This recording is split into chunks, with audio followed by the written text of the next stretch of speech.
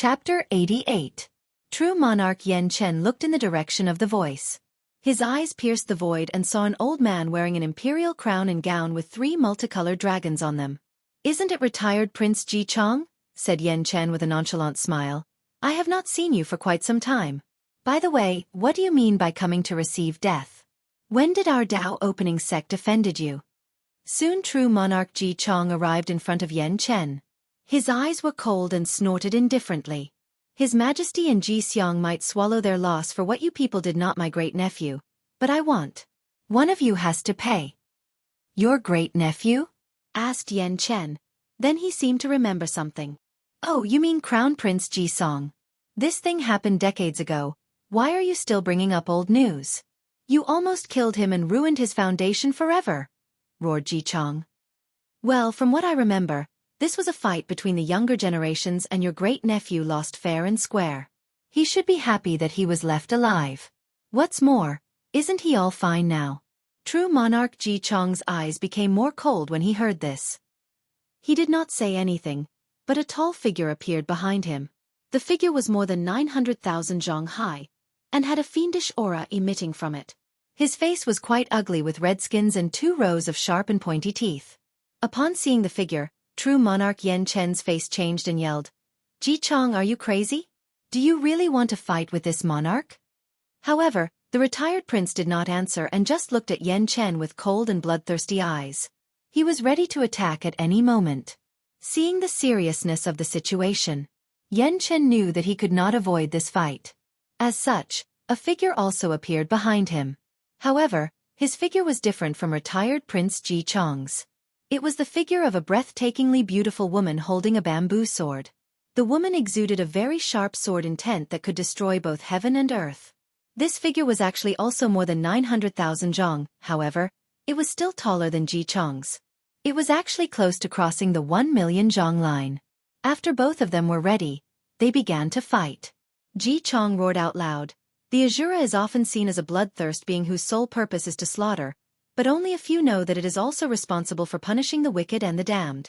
Now, bear its punishment and burn forever in the pits of hell. Asura Hellfire. After saying this, he pointed his hand towards Yan Chen and the Asura behind him did the same movement. Following which, a dark-colored mini-sun appeared in the palm of the Asura. The temperature of the sun was so high that it started burning the void the moment it appeared. The space around Ji Chong began to twist as the heat simply incinerated it. On top of that, countless screams and curses came out from it. It came from all the resentful souls that this fire had purged or punished. Soon afterward, the mini-sun rushed toward Yan Chen wishing to purge his sinful soul. Despite such a long distance separating them, Yan Chen could feel that his body started melting by the heat. Even worse, the space around him became unstable, preventing him from escaping. What's more is the fact that this hellfire was also directly affecting his souls. He felt various voices entering his mind and admonishing him for all the cruelty he has done in his life, begging him to repent his sins. Yan Chen felt a terrible headache as he felt his primordial spirit burning. Without waiting for a moment, he also attacked. Heaven and earth is made up of the 5 elements, which are always in balance while alternating between yin and yang. And gold represents everything that is strong and sharp, just like my sword. Golden rushed. The woman behind Yan Chen swung her sword once. Then, countless golden swords manifested in the void, glimmering and illuminating the empty voids. Some worlds or stars thousands of light years away could see a bright light in the sky when they looked up. The golden swords rushed to the mini-sun. An explosion appeared when they came into contact, followed by a supernova-like explosion that destroyed anything that blocked its path. Many of the golden swords were extinguished in the explosion, but a few of them did not stop and rushed towards Ji Chong. Without hesitation, he threw another punch with his Asura. Another explosion appeared as they clashed, thus further destroying the void around them. The remaining swords were then destroyed. However, a few scales on the Asura came off. Without paying attention to this minor injury, Ji Chong and his Asura turned into a golden light and rushed towards Yan Chen. His speed was faster than light itself.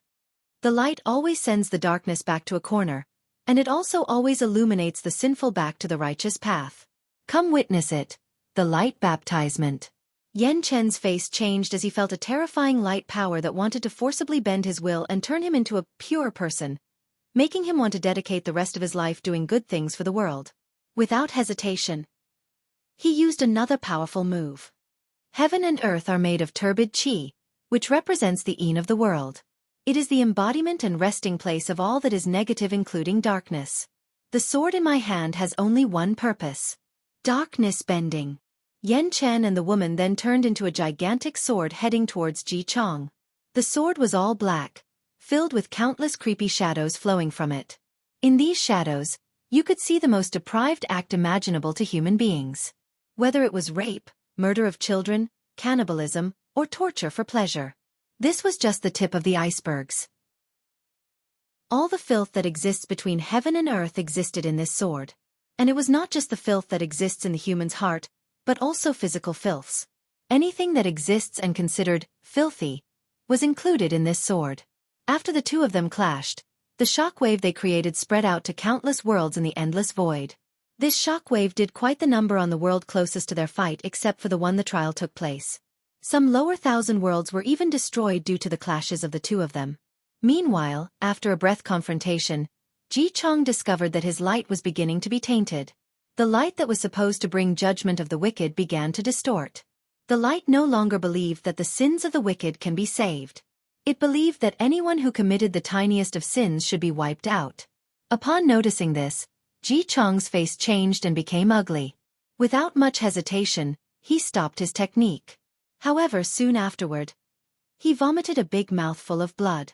He was backlashes for forcibly stopping his attack. Nevertheless, this was the least of his worries right now.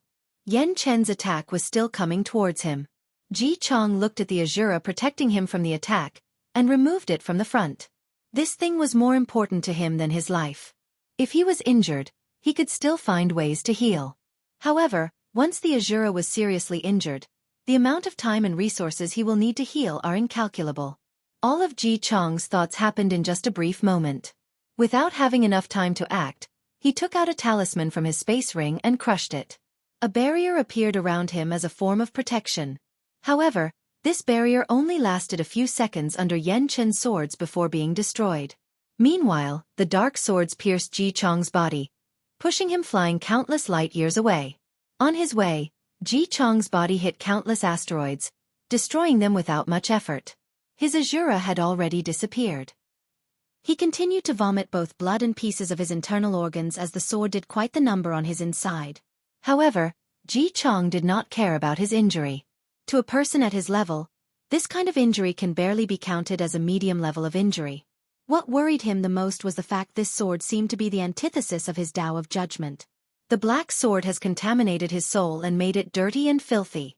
Ji Chong was fighting to prevent the filth in his soul from spreading, which means he did not pay attention to where he flew to. Soon, Ji Chong's body entered a world and crashed into the ocean like a meteor. The force in which his body hit the water created a massive tsunami that destroyed everything in its path. Both mortals and cultivators alike were shocked when they saw a 10,000-meter ocean wave enveloping them without any warning. Billions of mortals and cultivators died by drowning. Countless cities, sects, and dynasties were washed away by the sudden flood. Only a few powerful cultivators at the site of impact managed to survive. The entire world trembled for days following the impact. This world suffered such a catastrophe only because of one cultivator. Luckily for the people, this world was a greater thousand world, otherwise they would have faced the possibility of extinction. As for true monarch Yan Chen, he also threw a mouthful of blood after the last attack. The image behind him then disappeared. He took out a bunch of flags from his space ring and installed a powerful formation in the void. Countless circular patterns with weird drawings appeared around him. The patterns lit up and surrounded Yan Chen, protecting him.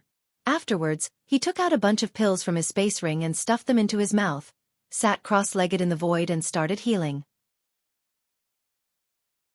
Chapter 89.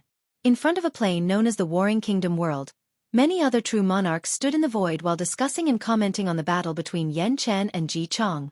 One of them complained, "Are these guys crazy? Don't they know that even the shockwave of their fight is enough to destroy the plane that our heaven-chosens are taking their trials in?" "Well, isn't the world fine?" commented another voice.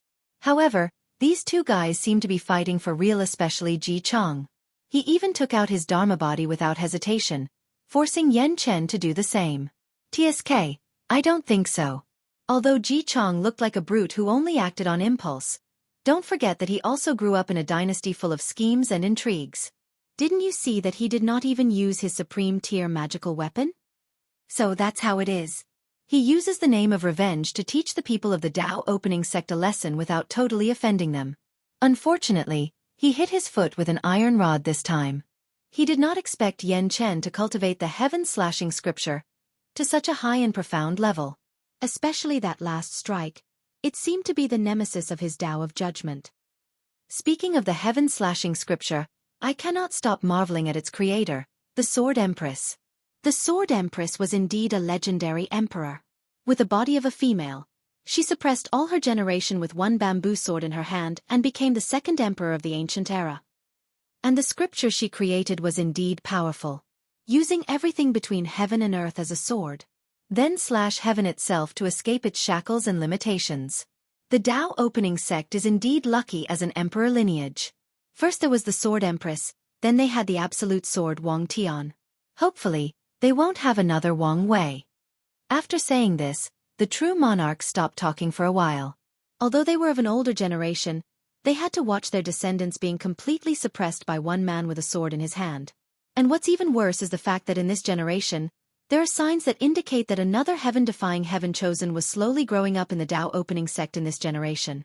After a few minutes of silence, another person said, "It seemed that Yan Chen took a different path in his cultivation of the heaven-slashing scripture. He seemed to focus more on the Tao of gold in the 5 elements." Well, it makes sense. As a supreme realm cultivator, it's normal to have his own path and focus. If he was totally bound by an emperor's scripture, he would never reach the realm he is currently at. Unfortunately, like us, he did not totally escape. If he did, he would be the one fighting for the heaven's will in that generation instead of Wang Chong. The Wang family's luck seemed to be endless. Each generation they always have a genius that can represent them on the world stage. Meanwhile, inside the Warring Kingdom world, Wang Wei and his groups were teleported inside. After a few minutes of dizziness, Wang Wei found himself in an open plain. After looking around, he frowned deeply. "How can the spiritual qi be so low?" complained Li Jun. This was the same feeling many of them had. "What do you expect from a lower thousand world?" responded Yan Liling. After looking around, the group headed in one direction, trying to find a town or city to gather basic information of where they were and how this world operated. Not long after leaving their landing spot, Wang Wei's group saw a cultivator using an earth escape technique to travel in one direction.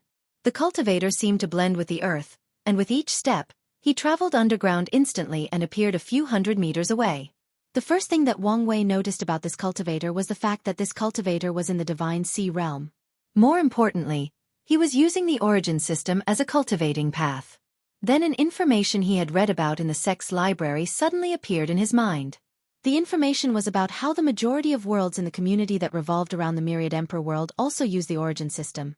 Then it dawned on Wang Wei. He realized that his ancestor, Emperor Qiyuan, was not a simple person. He did not just spread the origin path only to the Myriad Emperor world, but to the majority of worlds in the community. Heck, he might even spread it to the other world's community. "Young master, should we capture this cultivator and ask for direction?" suddenly asked Wang Ju. Wang Wei shook his head and said, "There is no need for that.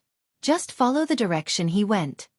The reason that Wang Wei decided not to capture this cultivator was due to the spell he used.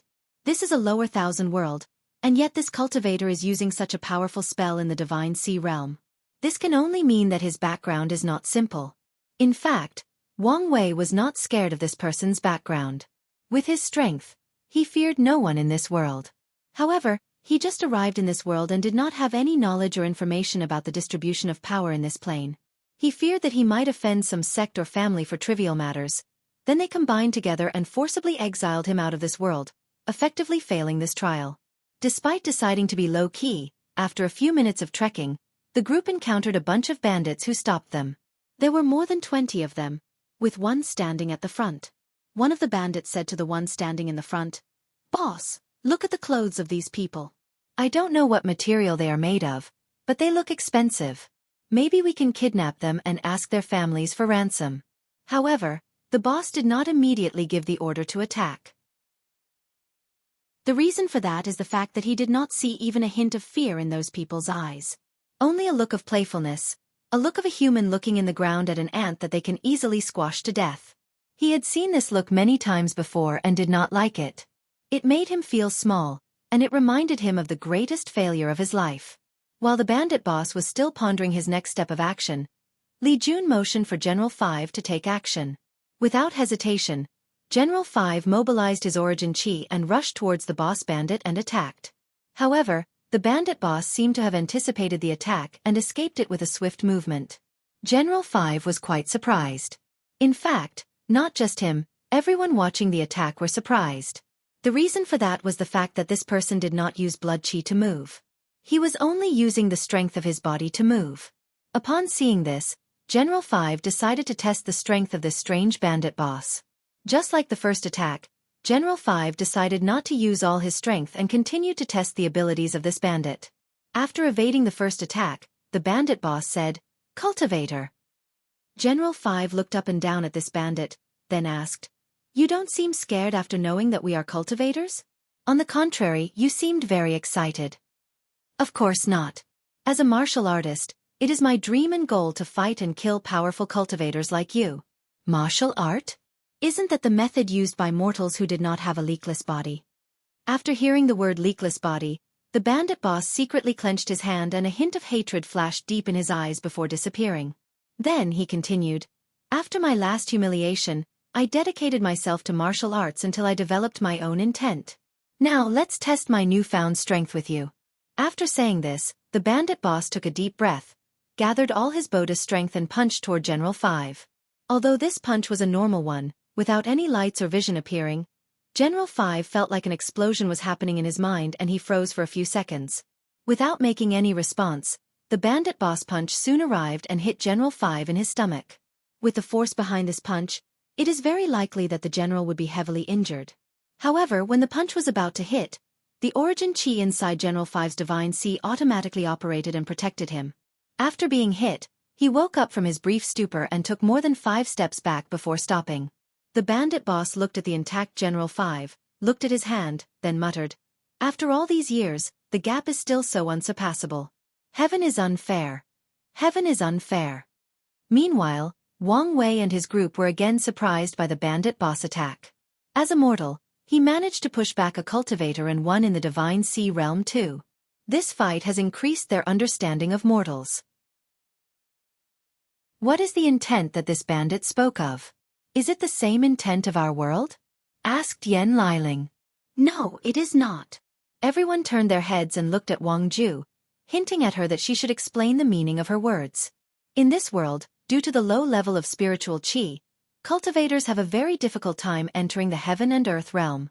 As such, they develop the concept of intent, fist intent, sword intent, as a way to slowly cultivate their spirits until it reached the standard to enter the heaven and earth realm.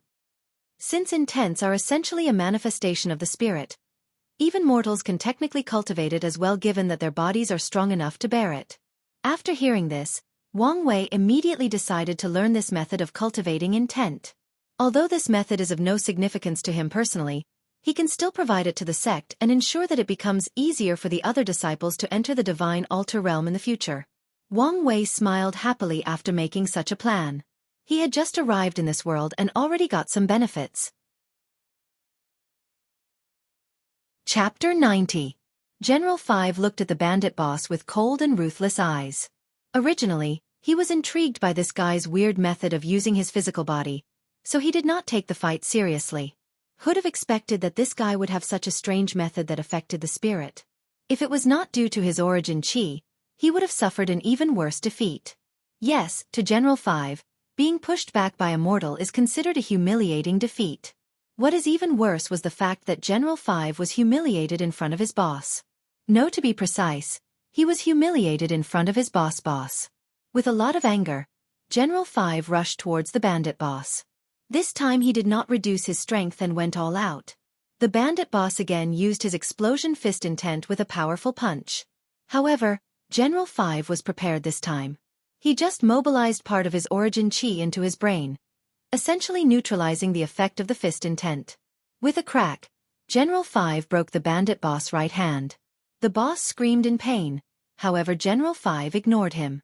Without much hesitation, he broke the other hand of the bandit and both his legs. Although General 5 was angry, he knew that his main purpose was to gather information from the bandit boss, so he just crippled him and did not immediately kill him. The boss bandit lied in the ground with all his limbs either broken or twisted into different directions, and the pain was unbearable. He could guess the reason that these people kept him alive. However, he refused to be humiliated a second time by cultivators. He looked at General 5 and Wang Wei's group with deep hatred in his eyes. Then without hesitation, he bit his tongue. Blood overflowed over his clothes. Then after a few minutes of constant bleeding, he died. However, somehow, despite his mutilated tongue, he still had a smile on his face. General 5 looked at the dead bandit boss with surprise and anger on his face. He walked over and bowed to the group. Young Master Wang Wei, Young Master Li Jun, I have failed my tasks. Please punish me. Wang Wei looked at the bandit boss on the floor. Then he patted General 5's shoulder. You do not need to worry about such trivial things. It is obvious that this bandit boss had a story.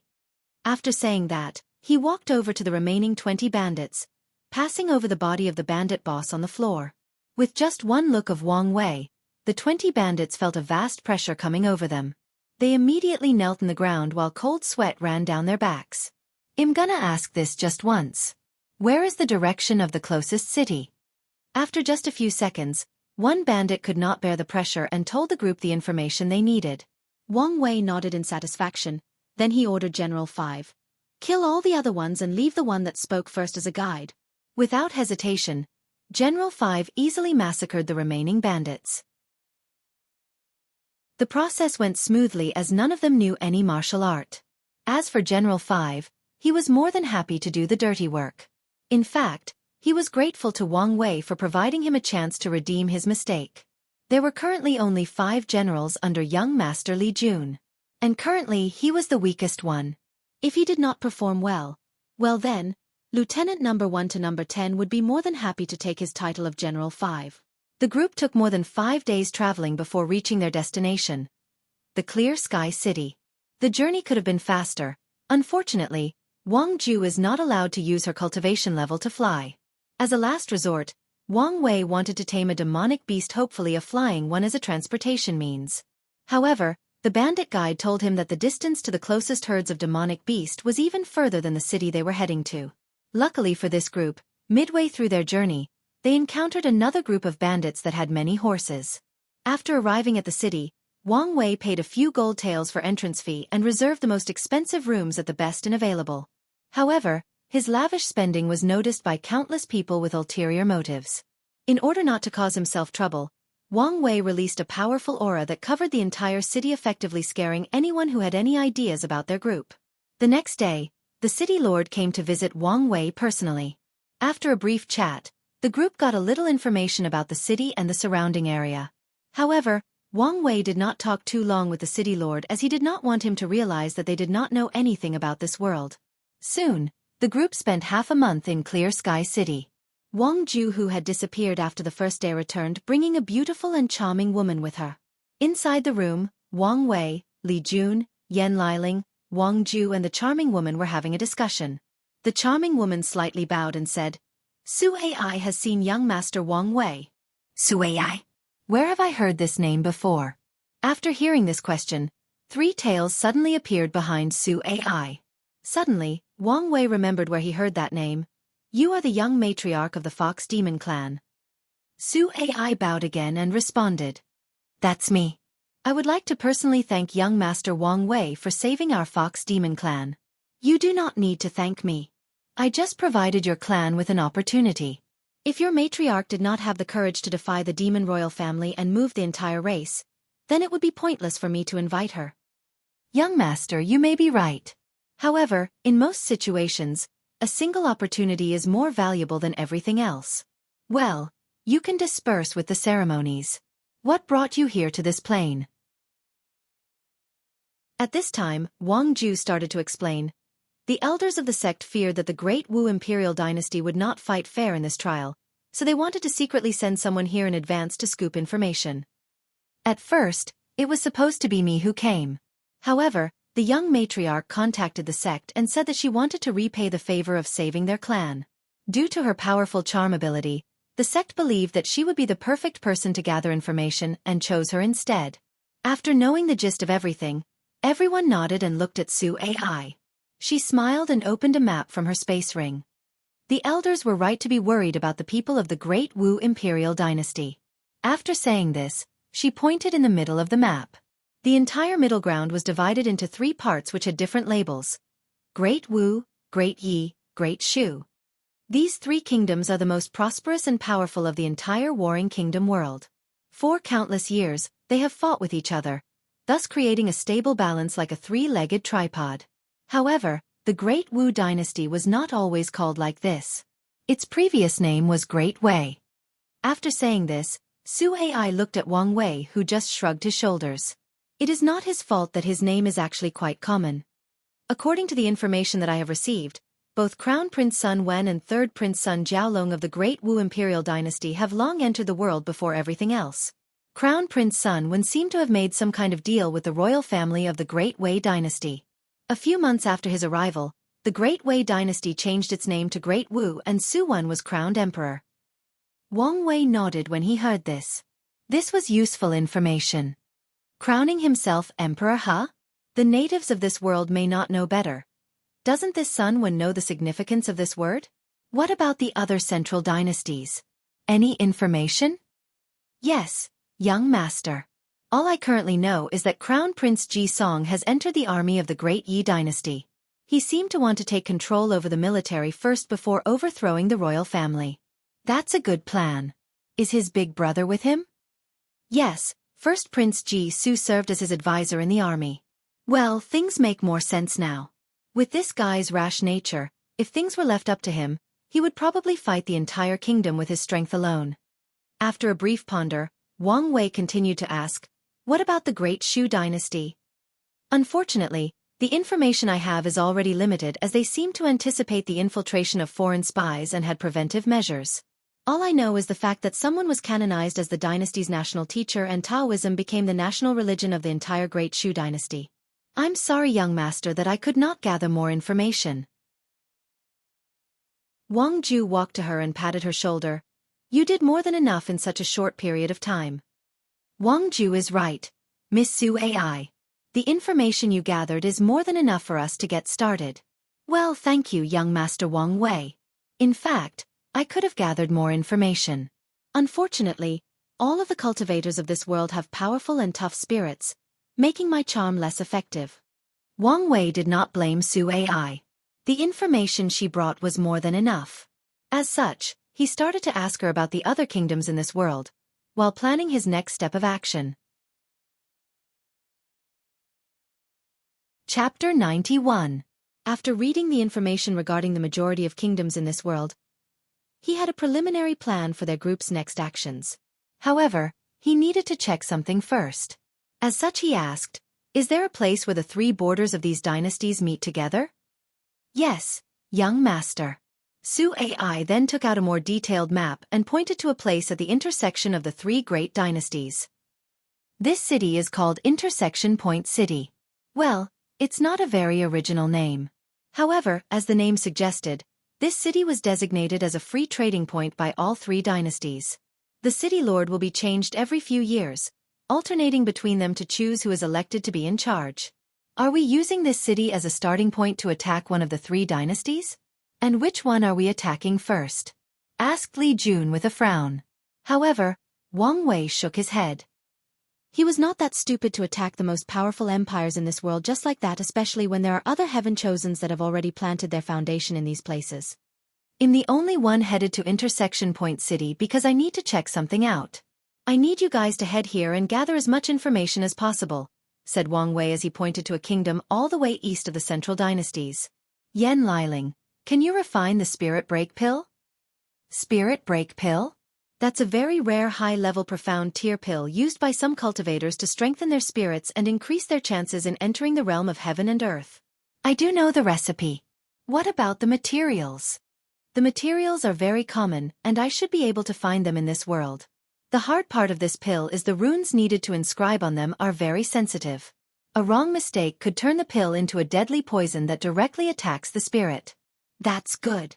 I need you to refine as many as possible to make sure that Su Ai entered the divine altar as soon as possible.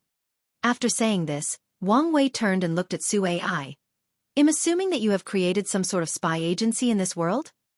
Yes, young master. In the past 5 years that I have been here, I created countless brothels and spread them all over the world.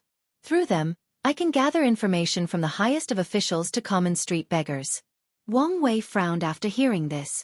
Su Ai upon noticing this thought of something and quickly explained, "No, you misunderstood, young master. I did not create such a kind of brothel where women sold their bodies. No, I adopted many beautiful orphans or women who have lost everything due to war and famine. I used my illusion to teach them all kinds of abilities. Whether it was art, paintings, go, calligraphy, and the zither. All they do is drink, chat, and perform with customers. In fact, I even taught some of them with talent how to cultivate. As for those without talents, I taught them the martial arts of this world." Wang Wei nodded in satisfaction. Although Wang Wei does not consider himself a good person as he could do almost everything for his goals, he also has a bottom line. And forcing women into prostitution's more than crossed that line. You did good, Miss Su Ai. All you need to focus on in the next few years is how to enter the divine altar realm and further increase your charming abilities. Wang Ju can take over your information agency. When you manage to break through, I can work together with you to revise the martial art cultivation of this method, so that all the women under your command can have some charming abilities, even the mortal ones. That way, the brothels will become increasingly more popular, and it would be much easier for them to gather information. Soon after the meeting, the whole group separated. The majority of them headed for the eastern shore, while Wang Wei headed for Intersection Point City. The journey there took him about a month. And it would have taken far longer if not for the flying demonic beast that Su Ai gave to him. During this voyage, Wang Wei realized that transportation was going to be one of the main problems that he would have to deal with in this world.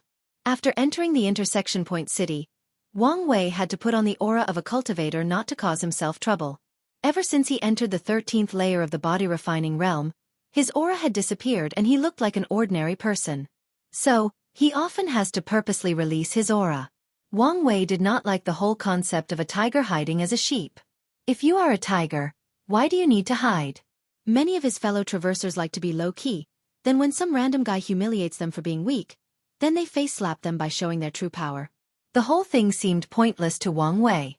All of this nonsense could be avoided just by showing a little bit of aura, so why waste so much time? Don't these traversers have anything better to do with their life? To him, the reason that they behaved in such a way is because they like having their massive ego stroked just like a woman massaging their balls. After entering the city, Wang Wei rested for a while. In fact, he was quite surprised. During his whole journey, he saw fighting everywhere he went. Different kingdoms are constantly fighting each other. Different sects or martial arts school are also in turmoil. Wang Wei finally understood why this plane was called Warring Kingdom World. However, the Intersection Point City was surprisingly very peaceful, well, at the very least, peaceful compared to the rest of the world.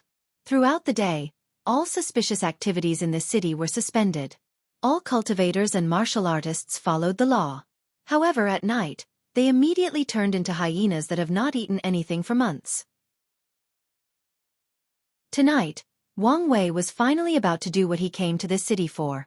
After easily killing a few cultivators who liked to throw away their lives, he mobilized the spiritual qi around him and floated 1,000 meters in the air. However, he almost felt countless times in the process. Damn this world and its low level of spiritual qi, muttered Wang Wei under his breath. When he reached a certain height and managed to steady himself in the air, he activated his vision and looked in the direction of the Great Wu Dynasty. There, he saw a giant golden dragon with 9 claws circling on top of the entire kingdom. Wang Wei knew that this was the manifestation of the entire dynasty's qi luck. Upon closer examination, Wang Wei found that this dragon was lying down with numerous scales that were destroyed. On top of the dragon, there was a snake that was slowly killing it by absorbing its power. However, the absorption process seemed slow, and the golden dragon also seemed to be still fighting back. After seeing this, Wang Wei knew that Crown Prince Su Wen's life was not easy in the dynasty. Whatever means he used to suddenly take over power has many drawbacks. Although he seemed to have found a way to remedy these drawbacks, the process will probably take a long time. In the meantime, the Great Wu dynasty is essentially crippled and does not have the ability to interfere in other countries' matters. This is good news for Wang Wei's future plans. The thing he worries the most about is that the three great dynasties band together to deal with him and the other heaven chosens. Afterward, Wang Wei looked in the direction of the Great Yi dynasty. There, he also saw a golden dragon. However, this dragon only had 6 paws, with the remaining 3 being cut off. With the paws of the dragon signifying its military strength, Wang Wei guesses that both Ji Song and Ji Su had already managed to infiltrate deeply into this dynasty's army and are slowly swallowing it. Giving them enough time, the Great Yi dynasty would eventually be captured in their hands. And the process might be even faster than the Great Wu dynasty. After pondering for a brief moment, Wang Wei then looked in the direction of the Great Shu dynasty. He paid more attention to this kingdom than the other ones. Wang Wei also saw a gigantic golden dragon. Upon closer, there seemed to be nothing with this dragon. It was healthy with no injuries or parasites on him. However, Wang Wei soon noticed a yin-yang symbol on top of this dragon's head. Then, part of the dragon's head began to turn white and black. What's even worse was the fact that this dragon noticed the symbol and its effect on it, but he did not care or take any action. On the contrary, upon closer inspection, Wang Wei noticed that the dragon was happy at the fact that it was slowly transforming and wished that the process would quickly accelerate. While Wang Wei was observing the qi luck of the Great Shu dynasty, suddenly, the dragon seemed to notice something and looked in Wang Wei's direction. Its eyes locked directly with Wang Wei's. Through its eyes, Wang Wei could feel that someone was watching him from a far distance through the dragon. Noticed? Thought Wang Wei with a slight surprise on his face. This was the first time someone had noticed it when he peeked at their luck. This should be the heaven chosen that was canonized as the dynasty's national teacher. After the dragon made a brief contact with Wang Wei, a fog suddenly appeared and covered the entire Great Shu dynasty. Immediately afterward, Wang Wei discovered that he could no longer observe the luck of this dynasty. Interesting, he muttered while smiling. Yin-yang symbol?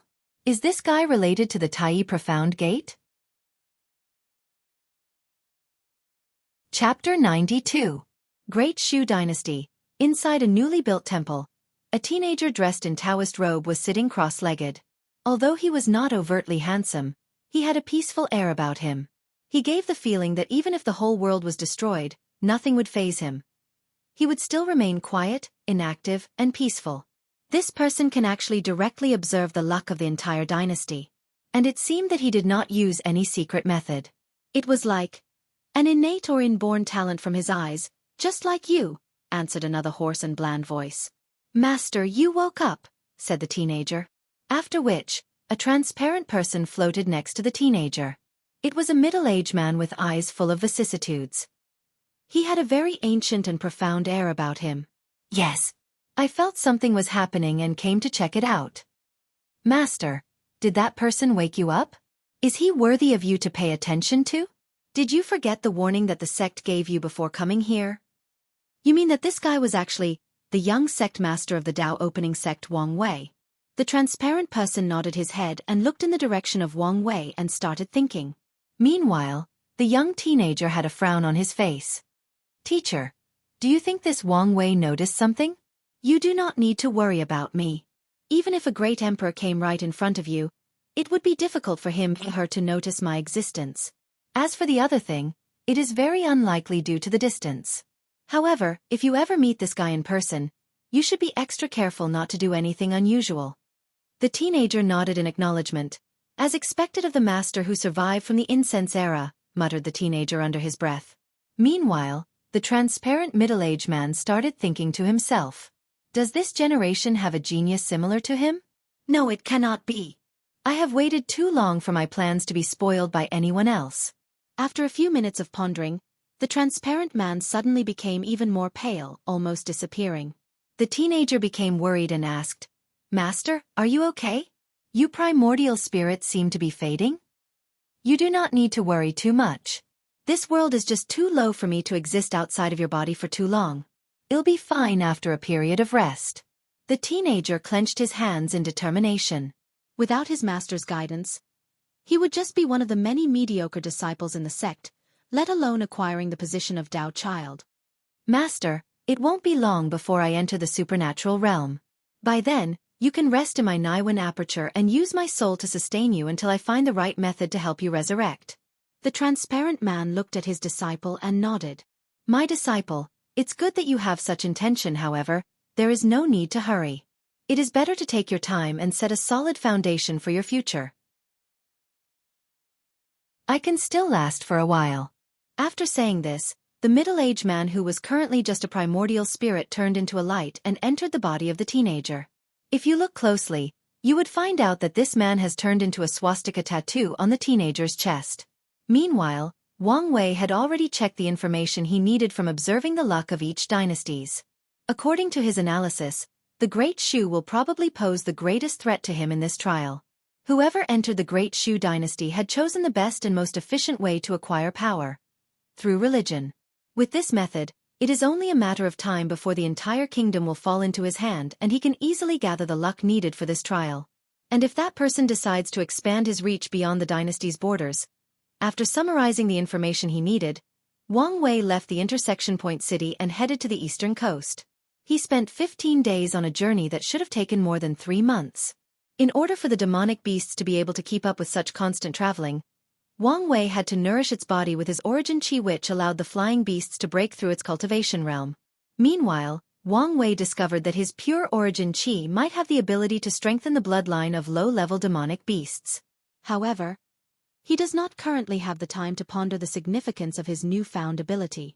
He was already slightly behind his other opponents in this trial. After arriving on the east coast, he headed straight to a kingdom known as Eastern Rain Kingdom. He did not immediately reunite with his group, but took time to travel throughout the entire kingdom. During his travels, he focused more on the life of ordinary people. And just like he expected, the life of ordinary people was worse than street dogs. Wang Wei saw how there were countless slum areas scattered in each prefecture and cities of this kingdom. The people had little to no food to eat. The majority of people wore old, cheap, and tattered clothes. Beggars could be seen everywhere. Once in a while, people will forever disappear from the streets, especially young girls. Murder and looting often occur in every part of the kingdom. As for the aristocrats of this kingdom, of course, they lived luxurious lifestyles at the expense of the poor. After checking the luck of this kingdom, Wang Wei saw a very intimidating yellow flood dragon who looked mighty and strong. He was not surprised by this. This kingdom was not as strong as the 3 central dynasties, so its luck would not be a true dragon. However, he was quite surprised by how powerful the kingdom's luck was given the state of its citizens. After careful thinking, he realized that it was probably due to the vast territory of the kingdom. After further investigation, Wang Wei noticed that the Qi dragon was breathing erratically and would sometimes cough a slight mouthful of blood. He knew that this indicated that despite the external strength of the Eastern Rain Kingdom, it was suffering from serious internal trouble. Without the proper measure, it is only a matter of time before the kingdom crumbled and destroyed itself. After spending a month visiting most places in the kingdom, Wang Wei reunited with his team and had another meeting. "Where is Miss Su Ai?" asked Wang Wei when he entered their secret room. To which Wang Ju responded, "After receiving the spirit break pills, she went into seclusion." After receiving a paper containing detailed information about the Eastern Rain Kingdom, Wang Wei looked at Yan Liling. "You did a good job in refining the pill so fast." However, she just smiled. Wang Wei sat cross-legged and took a few minutes to read and analyze all the information. "Big brother Wang Wei, you picked the perfect place for us to establish a dynasty. This Eastern Rain Kingdom has vast lands, a large population, fertile lands due to the constant rains, access to the sea for both transportation and fishing for food.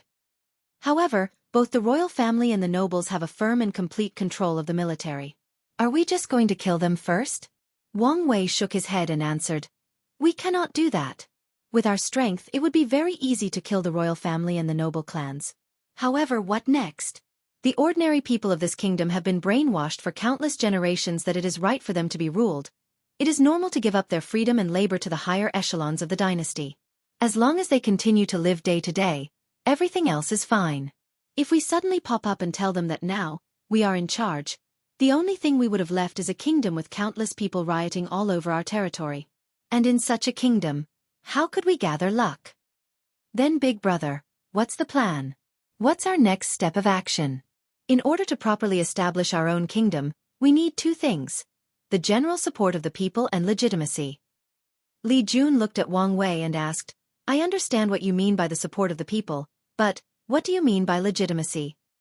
Legitimacy means that we have the proper authorization or right to openly govern the people of this land. We can use our powerful cultivation and proclaim that we were mandated by heaven to come save the people from the pain and suffering they endured from the royal family and the nobles. Or we can acquire our legitimacy from someone else that is willing to hand it over. Or to be precise, we need an ally that has sufficient power and status to provide us with proper legitimacy. And this ally has to have a kind heart that loves and cares for the common people. This method is better and more efficient as we do not need to put bondage to the people's mind through superstitions. But, Big Brother, where will we find such a person? The majority of people in power in this kingdom are rotten to the core. Of course there is. The 13th princess of the Eastern Rain Kingdom, Dong Lifen. She is the perfect person to fit this role. Chapter 93. Eastern Rain Kingdom, Forbidden City, Royal Palace. A group of armored guards were lined up in rows, waiting for the appearance of something or someone. If you look closely, you will discover that each of the guards had a deep pride in faces and a happy smile. After a few minutes, a girl dressed in ancient blue garments walked out the palace with a few maids behind her. She had many hairpins in her hair that formed the shape of a crown. She had a veil covering her mouth, hiding her physical appearance. However, a person could tell how beautiful she was just based on her upper face and her eyes. Her eyes were fascinating. Not in the sense that one was drawn by them due to lust or desire. No, they remind anyone of their happiest and sweetest dreams. The dreams that leave a lasting influence on you throughout your entire life. This beautiful girl was the 13th princess of the Eastern Rain Kingdom, Dong Lifen. After exiting the palace, Dong Lifen gave a smile to the guards, an act which elicited blushing smiles from the armored men before entering a carriage decorating with phoenix paintings. Driven by 4 Tier 1 demonic beasts, the carriage headed straight for the slums of the city, which was located more than a quarter of a mile southwest of the Forbidden City. When the guards and the carriage, the people there were not scared as usual when seeing the authority. On the contrary, they were all excited. Princess Dong Lifen stepped out of her carriage and started walking to an already placed stall. She did not mind the mud and dirty rainwater scattered everywhere. In front of the stall, Princess Dong Lifen saw 3 cleanly dressed young men standing over there waiting for her. A trace of disgust flashed across her eyes before returning to normal. She approached them with a smile and said, Young Marquis Lung Jianjun, young Viscount Chong Shun, and young Duke Jianghu, it is nice to see you again this time. Duke Jianghu took a step forward and bowed politely like an educated aristocrat. It is our utmost pleasure to serve the princess and the common people of the kingdom. Marquis Lang Jianjun also stepped forwards and said, Princess, this time, our Lang family has triple the amount of food from last time.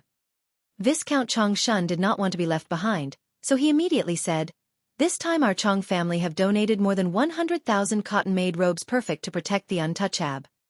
I mean common people from the harsh winter without any problem. Princess Dong Lifen ignored Chong Sun's slip of the tongue and looked directly at Duke Jianghu. The young duke smiled confidently and said, This time our Zheng family has decided to open school in all the slums of the kingdom to teach the common people how to read and fend for themselves.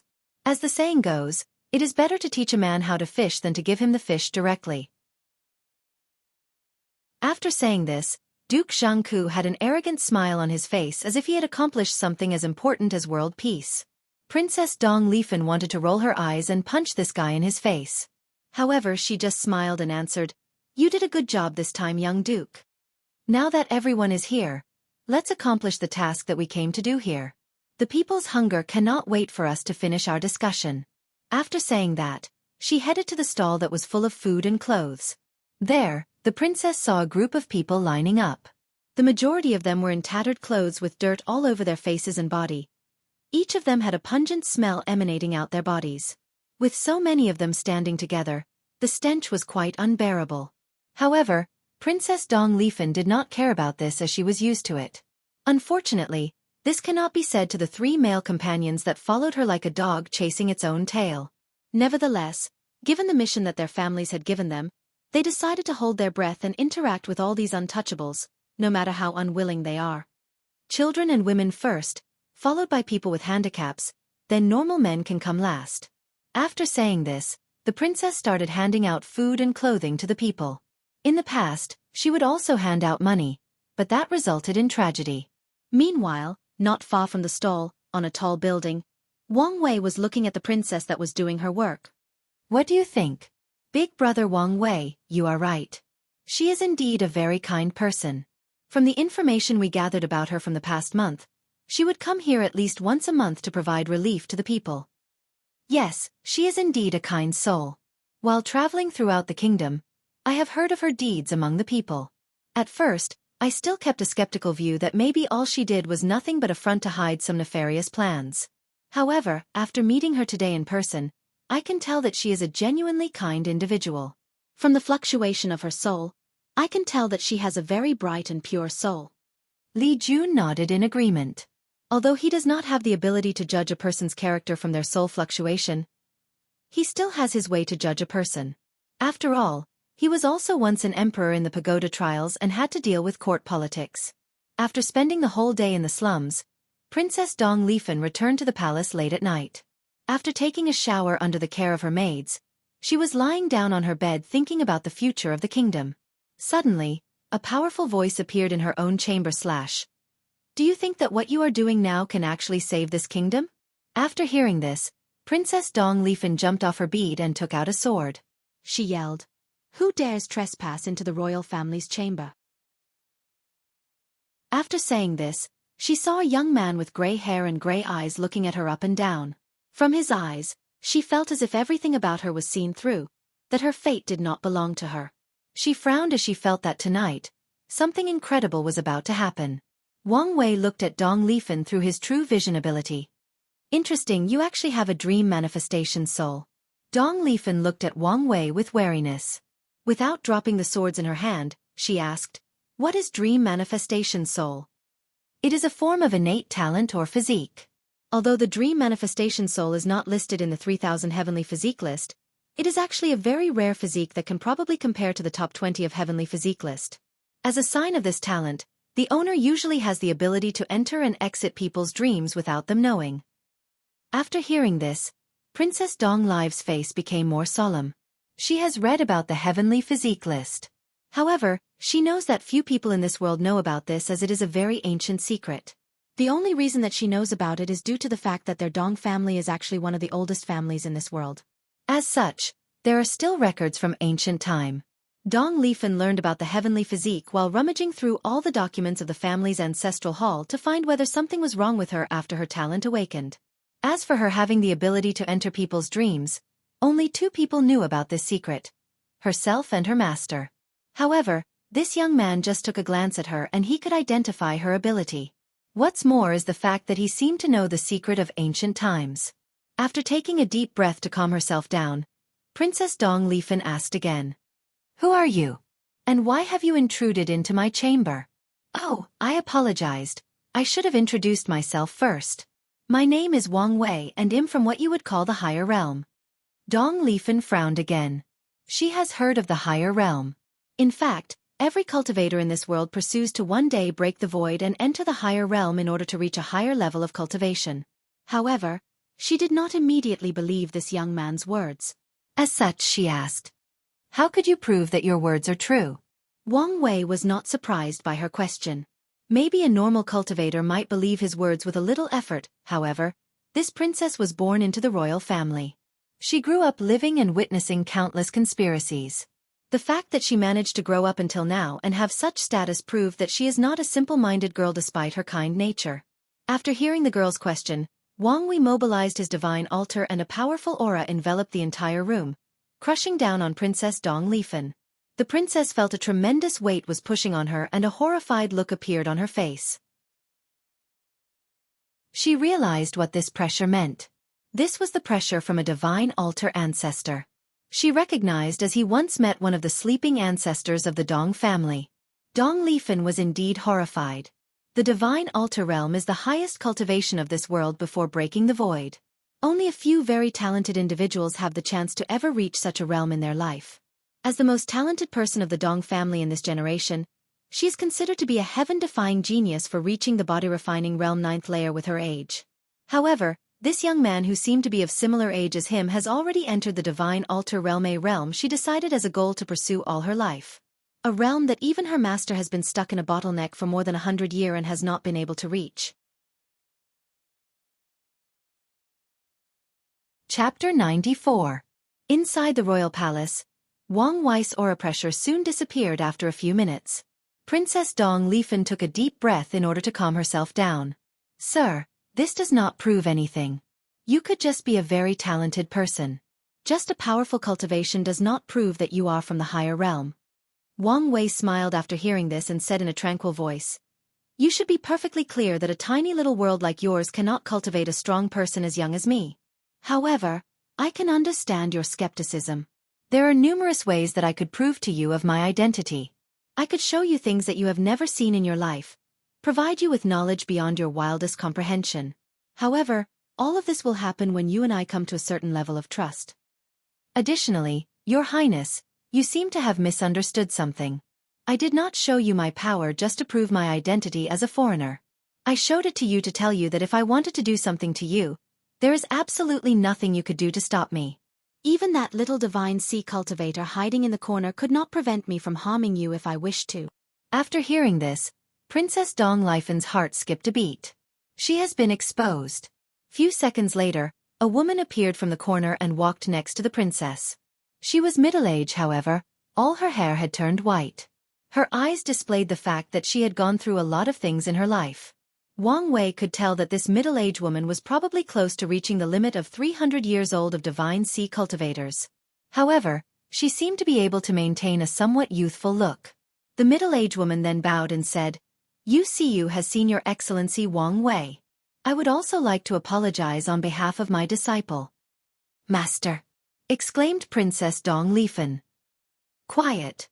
Fawner. Didn't you notice that despite all the commotions in here, the guards outside never reacted and barged inside? Then, it suddenly dawned on Dong Lifen. With all the things that happened here, with the loyalty of her guards, they would immediately come to rescue her if they noticed something was wrong. After reprimanding her disciples, UCU looked at Wang Wei and asked, Your Excellency, if you do not mind, why don't we chat over some freshly brewed tea? Wang Wei looked up and down at UCU, then nodded. It's true what the ancients said, wisdom comes through age. I will gladly accept your invitation, Miss UCU. UCU did not mind the fact that a young man who could be her grandson called her Miss. The cultivating world is quite hierarchical. Whoever has the higher strength is the elder. As such, she said, Your Excellency, you can just call me by name. No need for the formalities. Well then, it'll be presumptuous. And you guys can call me young master. After a few pleasantries, UCU had her disciples brew some tea for the three of them. She clenches her teeth and takes out her most beloved and precious tea, one she acquired long ago in a secret realm after going through countless life and death situations. Even Princess Dong Lifen was very surprised when she saw her master take out her favorite tea. However, she did not say anything in front of Wang Wei and served the tea for all of them. After tasting the tea, Wang Wei secretly gave it a medium to low-level evaluation. However, he did not say anything out loud. Upon seeing that Wang Wei did not react to her tea, UCU was somewhat discouraged. Could it be that even one of my most valuable things is nothing to this person? Or is there something wrong with the tea? Secretly thought UCU. However, after looking at the intoxicated look on her disciple's face, she sighed and did not continue to think about such things. Young Master Wang Wei, since you are from a higher realm, there must be a reason for you to appear in our world. Is it possible to explain to us? After finishing a sip of tea, Wang Wei answered, A group of capable young generations of our world were chosen to come to this world for a trial. Group? Suddenly asked Princess Dong Lifen. As in, there are more than one people like you? Yes, me and a few other people. Are you and them in a group? Not all, we are competitors. Of course not. Are they all as powerful as you? Wang Wei took another sip of his tea. Then he looked at Dong Lifen straight in the eyes. Suddenly, the princess felt a dread overcoming her every being, her every soul. She tried to use her dream ability to counter this feeling, but it was of no avail. She felt that her soul was about to be destroyed. When she was on the verge of breaking, Wang Wei removed his gaze from her and continued talking. If you are done interrupting me, I can tell you all the information necessary. Different factions in my world sent their promising younger generation to this world to compete with each other as a trial. The purpose of this trial is quite simple. Establish a dynasty and compete for the luck of this world. As for other participants, there are many of them. However, the most powerful are me and 3 other people. I'm sure you have heard of them. Didn't your Eastern Reign Kingdom receive the changes that happened in the 3 central dynasties? Wuxia then remembered a few years ago that her disciple received such information. At that time, the whole kingdom, not the whole world, was in uproar, especially when the Great Wei dynasty suddenly changed its name to Great Wu. Young master, you mean that the changes of these 3 dynasties is because of the people from the higher realm like you? That's correct. After hearing the positive answer, Wuxia started to frown. From this little information, she could tell that heaven was about to change with the arrival of these people from other worlds. She looked at her disciple, who was as quiet as a scared bunny, and sighed. Seeing the silent atmosphere of the room, Wang Wei realized that he might have gone too far with his previous warning. Without the princess participating in the conversation, things will not proceed smoothly. Your Highness Dong Lifen, I apologized for my previous indiscretion. In order to make up for my fault, I will treat you to a delicacy from my world. After saying that, Wang Wei took out his own tea and started brewing it. Using a standard tea ceremony, he began to serve all 3 of them. Wuxia looked at Wang Wei's actions and was quite surprised on the inside. She noticed that in just a few actions, he used his strength to place her disciples in her place and insert his dominance in the conversation. Then, with an apology and some tea, he brought her into his good grace again. Wuxia realized that this young master was not only powerful, but also a person with a great and calculating mind. Furthermore, from the standard tea ceremony he just did, he must have received a strict aristocratic education. After serving the tea, Wang Wei explained with a smile. This is my favorite tea named Longshuai. It is a very rare thing even in my world. Please enjoy. Both Princess Dong Lifen and her master tasted the tea with anticipation. And they were not disappointed. The tea seemed to be able to play with their taste buds like a grandmaster of the Qin. It catered to their very specific taste and desire. After a few minutes of drinking, a vast amount of blood qi overflowed from Dong Lifen's body. She was about to break through the divine sea realm. Just this single tea has made up for decades of practice for her. In fact, it was not just her who benefited from this tea. Wuxia also benefited a great deal. She has been stuck in the peak of the divine sea realm for hundreds of years. However, with this tea, she could tell that after seclusion, she would manage to succeed in breaking through the next realm after countless failures. When Dong Lifen was about to succeed, a powerful voice interrupted her. If I were you, I would not do this. After hearing this, the princess frowned deeply, then controlled her blood qi and stopped her breakthrough. If it was any other person who stopped her, she would fight him or her as if he or her was the killer of her parents. Upon seeing that Dong Lifen managed to withstand the temptation of increase in realm, Wang Wei's evaluation of her increased by a bit. As such, he continued to explain to her. Most people think that the body refining realm only has 9 layers, but they are wrong. The body refining realm has a total of 12 layers. The 10th layer is known as Saint Foundation, the 11th layer as the Supreme Foundation, and the last layer is known as Tao Foundation. After hearing this information, both Wuxia and Dong Lifen were shocked. This was the first time they have heard such a secret. No wonder cultivating in this world is so difficult. All of this time, all of us have weak foundations.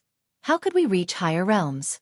Muttered Wuxia under her breath with a hint of madness. Do you guys know the cultivation realm after the divine altar? We only know that it is called the transcending mortality realm, answered Dong Lifen with a lowered voice. Yes, this realm is mainly called the supernatural realm. After that, there are the divine body realm, primordial spirit realm, void shattered saint supreme, and finally becoming a great emperor. Great emperor! Oh, you guys have heard of a great emperor. After taking a deep breath, the princess explained, in our world, rumors of great emperors have circulated for countless millennia. However, no cultivators actually knew what a great emperor was. Some believed it to be a cultivating realm, however, the majority believed it to be the ruler of a great and large dynasty. As such, in ancient times, Numerous people established states, kingdoms, and dynasties in order to one day become a great emperor. This situation has continued to this day. However, who would have thought that the great emperor was actually a cultivation realm? Wang Wei then nodded as he finally understood why this world was called Warring Kingdoms. After revealing this shocking information, the room fell silent for a good half-hour. After which, Princess Dong Lifan took a deep breath to calm herself down and asked, "Young Master Wang Wei, I assumed the reason you came to see me was because you have decided to start your own dynasty on the territory of Eastern Rain Kingdom. Why should I help you?" Chapter 95. Wang Wei smiled when he saw how quickly Princess Dong Lifan recovered from her shock and analyzed the situation. His evaluation of her increased quite a bit again. This goes back to the question I asked you when we first met. Do you think that your actions in the slum can save this kingdom? After heeding this, Dong Lifan remained silent. As such, Wang Wei continued. Although this country looked strong from the outside with its vast lands and powerful army, however, any observant person can see that this kingdom is slowly crumbling from the inside. Both the royal family and the noble clans are slowly draining the life of the common people like mindless zombies. As long as they can continue their lavish lifestyles, who cares if the common people are suffering every day? No, maybe I should also call them untouchables like they do. After hearing the word untouchables, Princess Dong Lifan secretly clenched her teeth. Meanwhile, Wang Wei continued his narration. Not to mention the secret infighting between the noble clans and the royal family. In such a battle, the ones who are most affected are the common people. As for you, Your Highness, how many people can your weekly donations save? A few 100,000s? However, compared to this kingdom's population of 1 billion people, a few hundred of thousands of people is nothing. Not to mention the fact that your actions are merely treating a few symptoms, but not the root of the problem. After hearing this, Dong Lifan was quite calm. After taking and savoring another sip of tea, she asked. You may be right, young Master Wang Wei, however, this is the best that I can do. I'm fully aware of this, Princess. I am not in any way diminishing your accomplishments. On the contrary, I'm lauding your actions given the circumstances you are in. Thank you for your praise, young master. Nevertheless, this does not change the fact that I'm still wary of you people from the higher realms. Just the fact that you people are willing to use an entire world as a trial does not show that you are very kind people. Not to mention the fact that your arrival will plunge the entire world into war and turmoil. So I asked again, why should I help you? Wang Wei took a sip of tea to moisturize his throat while secretly thinking that maybe he should have used a less expensive tea to entertain these people. After his meeting with Li Jun a few years back, his secret stash of tea is almost finished. After taking his sip, Wang Wei continued. The world of cultivation is a brutal place where the strong prey on the weak. You of all people should be aware of this. The truth of the matter is that your world is incredibly weak, so it can be toyed with by more powerful worlds. You are lucky enough that all we did was use this world as a trial to train disciples. Out there in the endless void, there are many worlds like this one that are totally slaughtered after being discovered by a more powerful plane. As for the war and chaos of this world, well, let's be honest, this world was already like this when we found it. Our arrival would only intensify the conflict. After taking another sip of tea, Wang Wei said, as for the reason you should be help us foreigners, the answer is actually very simple. Interest. As I said before, our purpose in coming into this world is to actually gather luck through the establishment of a fortune dynasty. In order to do so, all the trial participants will make it their mission to ensure that the luck of their dynasty flourished. And what is the best way to do so? Of course it is the common people. As long as a dynasty has a large population, the people can feed and clothe themselves, the people are educated and have wealth for the next generation, the luck of such a dynasty would be unimaginable. Both UCU and Dong Lifan started to imagine the world described by Wang Wei. They imagined how beautiful such a world would be. However, Princess Dong Lifan quickly woke up from her daydreaming and asked, Young Master Wang Wei, what you say is beautiful and all, but what about afterwards?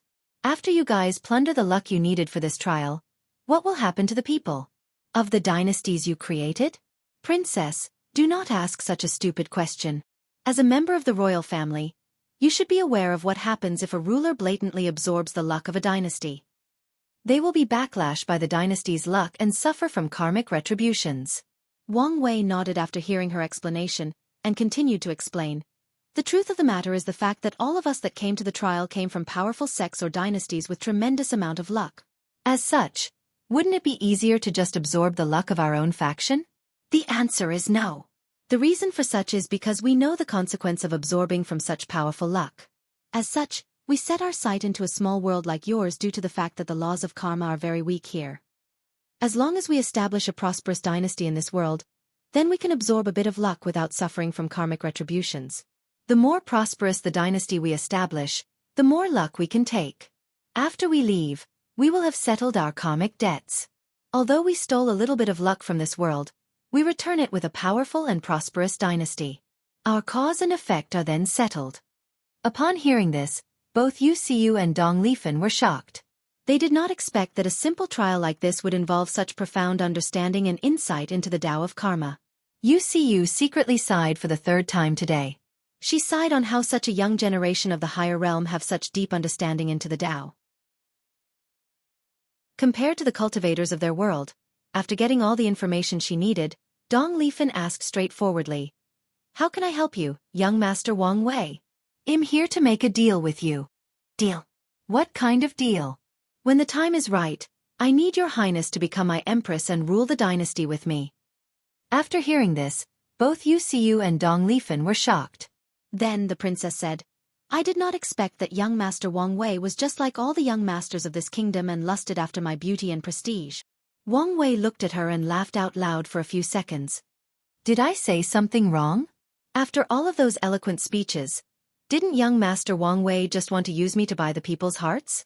Wang Wei took another sip of tea after finishing laughing, then he said, "The fact that you are insinuating that I'm the same kind of person as those scums is probably the greatest offense that I have ever received in my life so far.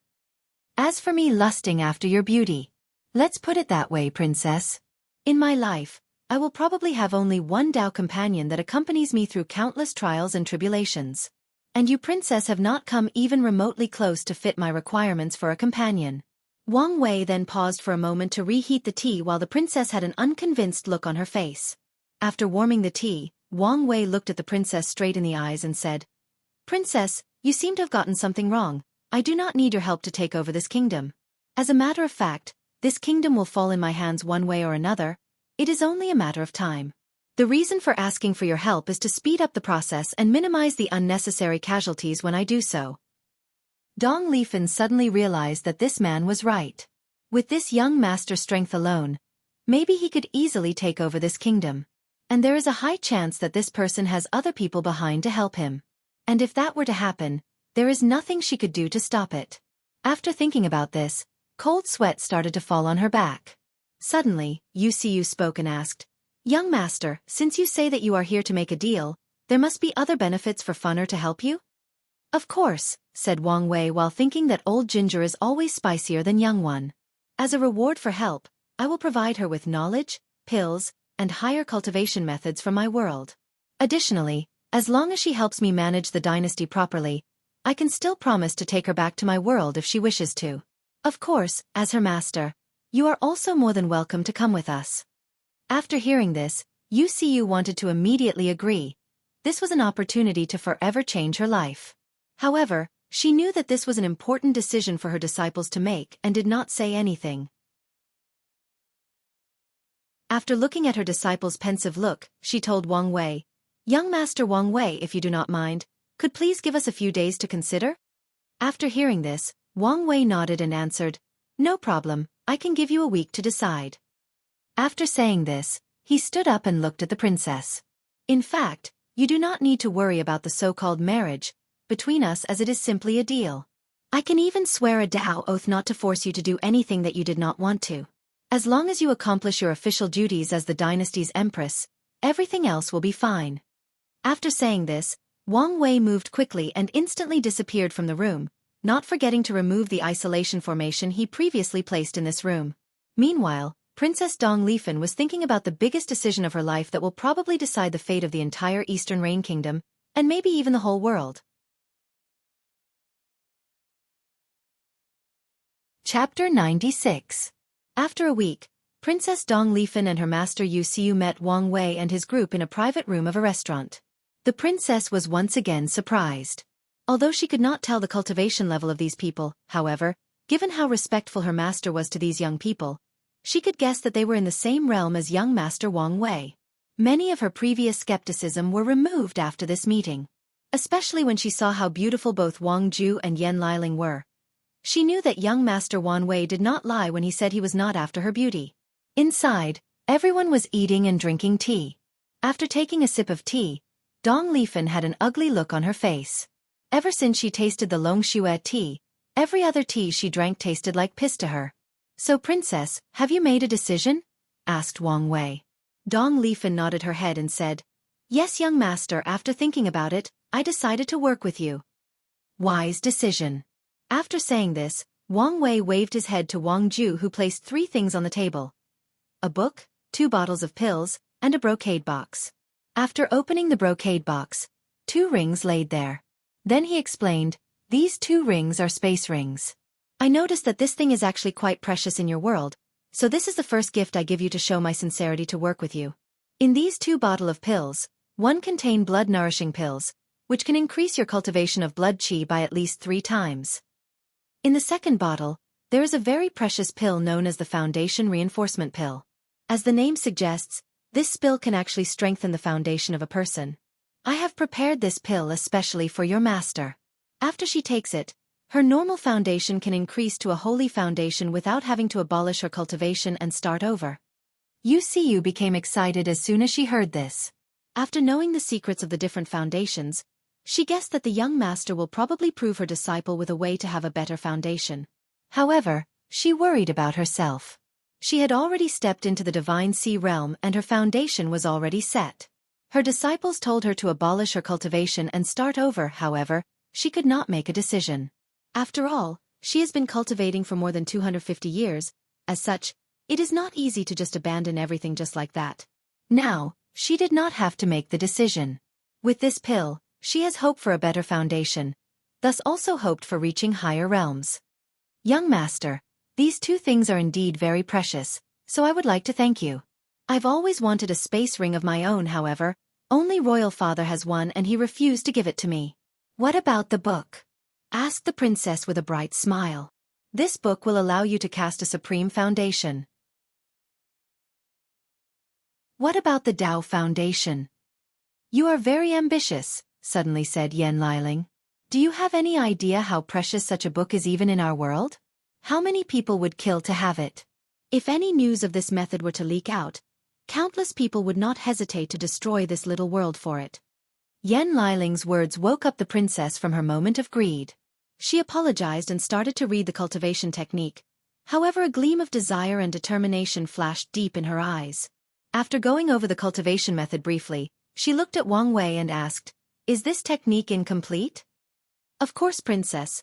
Although you and I entered an alliance, you have not made any accomplishment to our cause. How can I just hand you such a powerful cultivation method? Dong Lifen nodded, however, she was not happy about this. After noticing her mood, Wang Wei explained, You do not need to worry, as long as you accomplish the task given to you, the rest of the technique will also be given to you. Furthermore, I specially chose a cultivation that perfectly matches your dream manifestation soul. This technique came from a very powerful sect in our world called the Eternal Dream Sect, and they have trained more than one great emperor that cultivates the Tao of Dream. Although this technique is not their best, it can also be considered in the top 20. The only reason that Wang Wei had access to this technique was due to the fact that the Eternal Dream Sect was a very close ally of the Tao Opening Sect. At one point, the 2 sects even exchanged scriptures as a form of alliance. Although they did not exchange emperor scriptures, many supreme-level methods were exchanged. Wang Wei read about a few of them in the library and remembered them. Young master, what do I need to do? Asked the princess after calming down from both disappointment and excitement. After hearing her words, Wang Wei took a few talismans from his space ring and separated them. This talisman is called the Communication Talisman, which is used for us to communicate no matter the distance.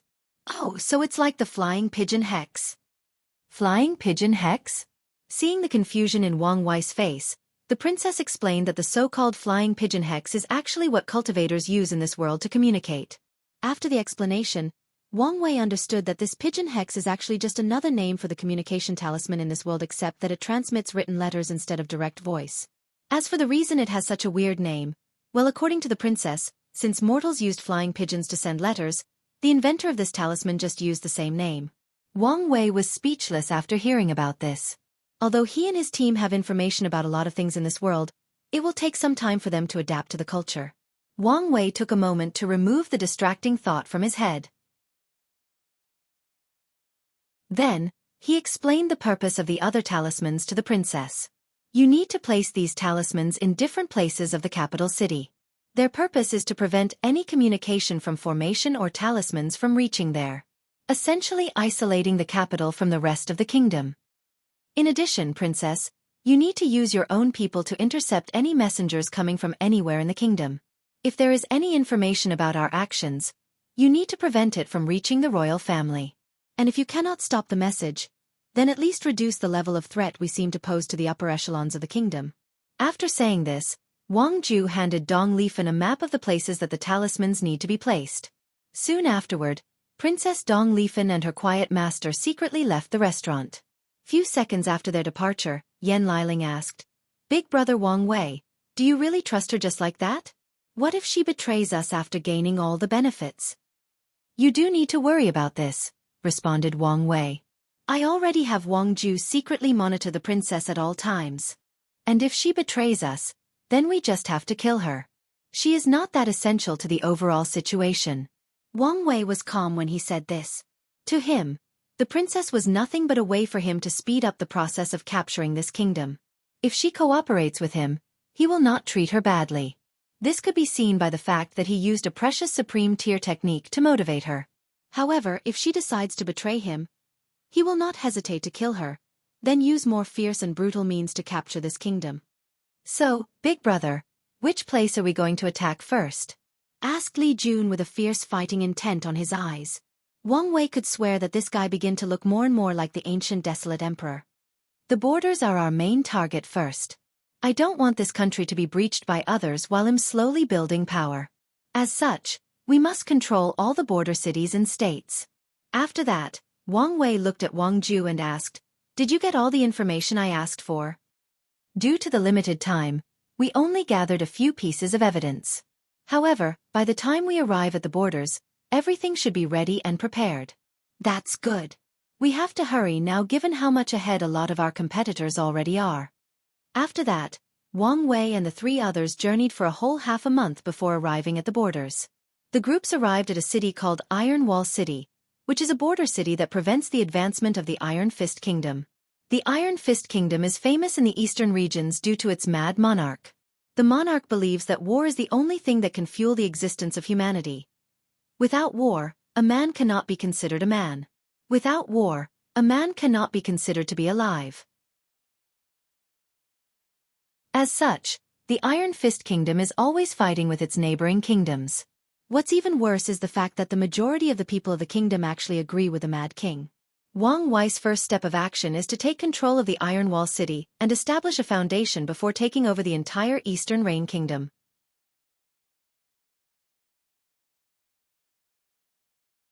Chapter 97. After arriving in Iron Wall City, Wang Wei was a little surprised. Just like the name implied, this city is surrounded by a massive wall that is at least 500 meters in height and more than 20 meters in width. The thickness of the wall was between 2 to 3 meters. Considering the backward technology of this world, Wang Wei was indeed a little surprised. It seemed that he underestimated the people of this world. After entering the city, Wang Wei's group met with generals 1 to 5, who had a head start from the group. There, Wang Wei received a map of the city and the general distribution of power.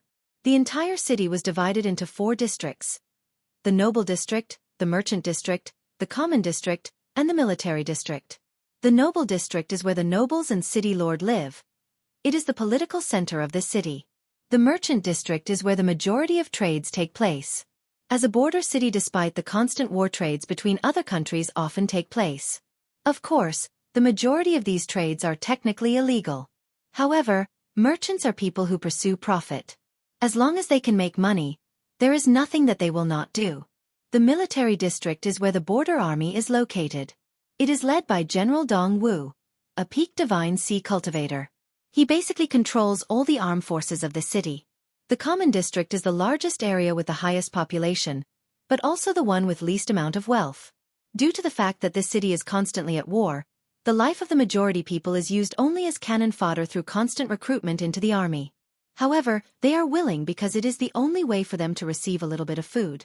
Furthermore, as long as the population decreased to a certain number, a large number of new blood will be brought over from the hinterland of the kingdom. Another source of population was the refugees from other kingdoms that have lost their homes during the many wars. After reviewing the information, Wang Wei started his plan into motion. Soon, a rumor of someone handing food and clothes 5 days later spread throughout the common district. Many people became excited at the prospect of finally having something to eat. On the day publicized by the rumors, Wang Wei stood in front of a stall with countless food. He hired a few people to hand out the food and a few people to pose as an army to make sure that the people did not fight over the food. This altruistic act of Wang Wei continued for half a year.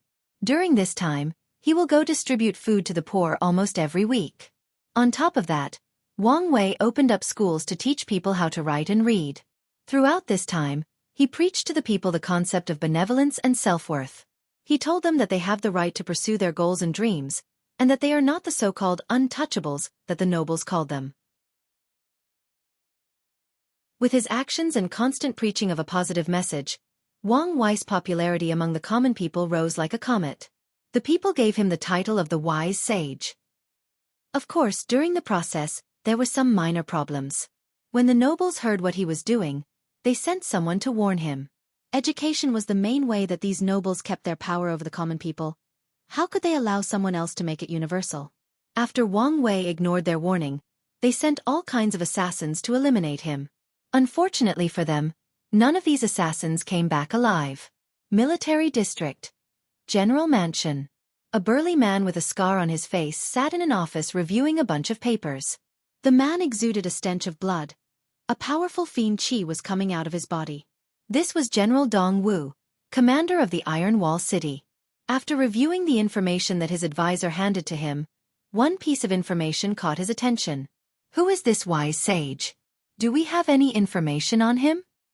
Sir, the only thing we know is the fact that this person is also a very powerful cultivator, but he has been doing good deeds in the common district, answered the advisor, who resembled a weak scholar. However, he had a shrewd look deep in his eyes. This person's prestige is too high, and it is very easy for him to incite a rebellion among the people. Why didn't I hear about this sooner? Sir, as soon as I noticed this person, I sent the information to you. However, you were busy fighting the Iron Fist Kingdom at the fortress, so I never received any news back. I did not dare to make any decision on my own. The people of the Iron Fist Kingdom were crazy again, so I was a little occupied. However, now that I know about this, it's time to put an end to this so-called wise sage. Send the Blood Wolf army to surround him and execute him in the spot. There is no need for that. I'm already here. Both General Dong Wu and his advisor were shocked by the sudden voice that intruded into the room without them even realizing it. Who dares to trespass in this general's resting place? Roared General Dong Wu with all his strength. Soon, he saw a handsome gray hair and gray eyes teenager slowly walking towards them. His heart suddenly skipped a beat as he had a feeling that something terrible was about to happen to him in this city. General Dong Wu trusted his instinct very well as it saved him from countless life and death situations during his expeditions. Wang Wei looked at the general and said, "You are quite flexible in your thinking. Using this roar to alert your subordinates that something has gone wrong. Unfortunately, it is of no use." After saying this, Wang Wei released a powerful aura that forced both General Dong Wu and his advisor to kneel. Then he sat in a chair waiting. After half an hour, he felt that someone had intruded in the isolation formation that he placed on this room. When he looked up, he saw Li Jun and 5 other people walking inside the room with blood all over their armors. "Is everything done?" asked Wang Wei. "Yes, big brother. With General 1 to 5 infiltrating the army, we were able to easily control more than 90% of the army.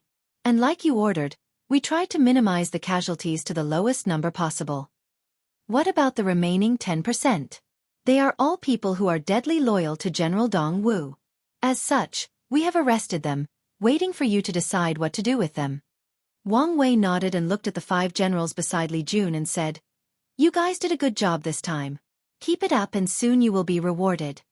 General 1 smiled and answered, "We are only doing our job, young master."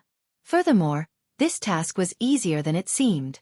With advanced military training methods and sufficient rewards, it was quite easy to have the majority of men be only loyal to us. Additionally, Advisor Zhao Feng made the process a lot more smooth.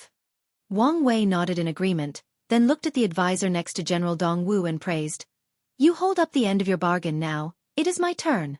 After saying this, he removed the pressure on Zhao Feng and took out a book and a space ring and handed it to him. Meanwhile, General Dong Wu was both shocked and furious. You betrayed me. After everything I've done for you and all the things we have gone together, you betrayed me for a book and a ring?" However, Zhao Feng just looked at Dong Wu and sneered at him. Then, he started to read the book like it was the most precious jade in existence. No, maybe even the purest of jades could not compare with this book. Meanwhile, Wang Wei completely ignored the brother betrayal drama that these two were putting on. He asked Li Jun, "Is there anything else that we need to take care of?" "Yes, big brother. Although we have taken control over the military of the city, there is still another army positioned at a fortress a few hundred meters from this city. They are the main force fighting against the Ironwool Kingdom, and we need to take control of them as soon as possible." After hearing this, Wang Wei nodded and looked at General Dong Wu. "Do you want to live or die a very miserable death?" The general answered with a very calm look on his face, "You can kill me if you want, but I will never succumb to anyone. You people just wait. The royal family will never tolerate rebellious officials."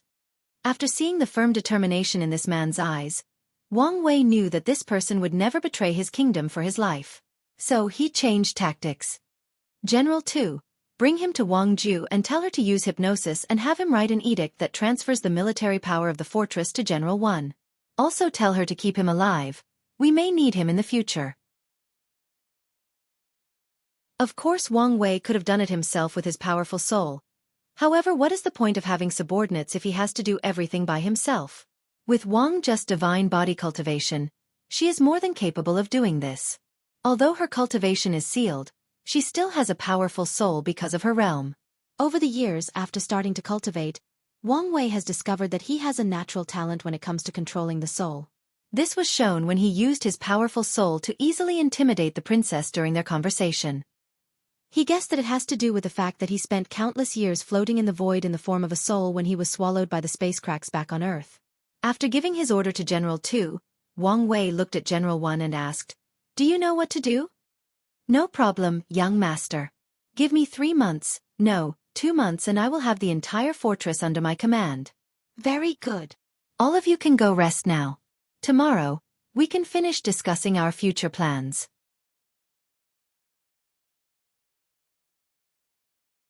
Chapter 98. In the next few days, Wang Wei's group slowly started to reorganize the military district and thoroughly control it.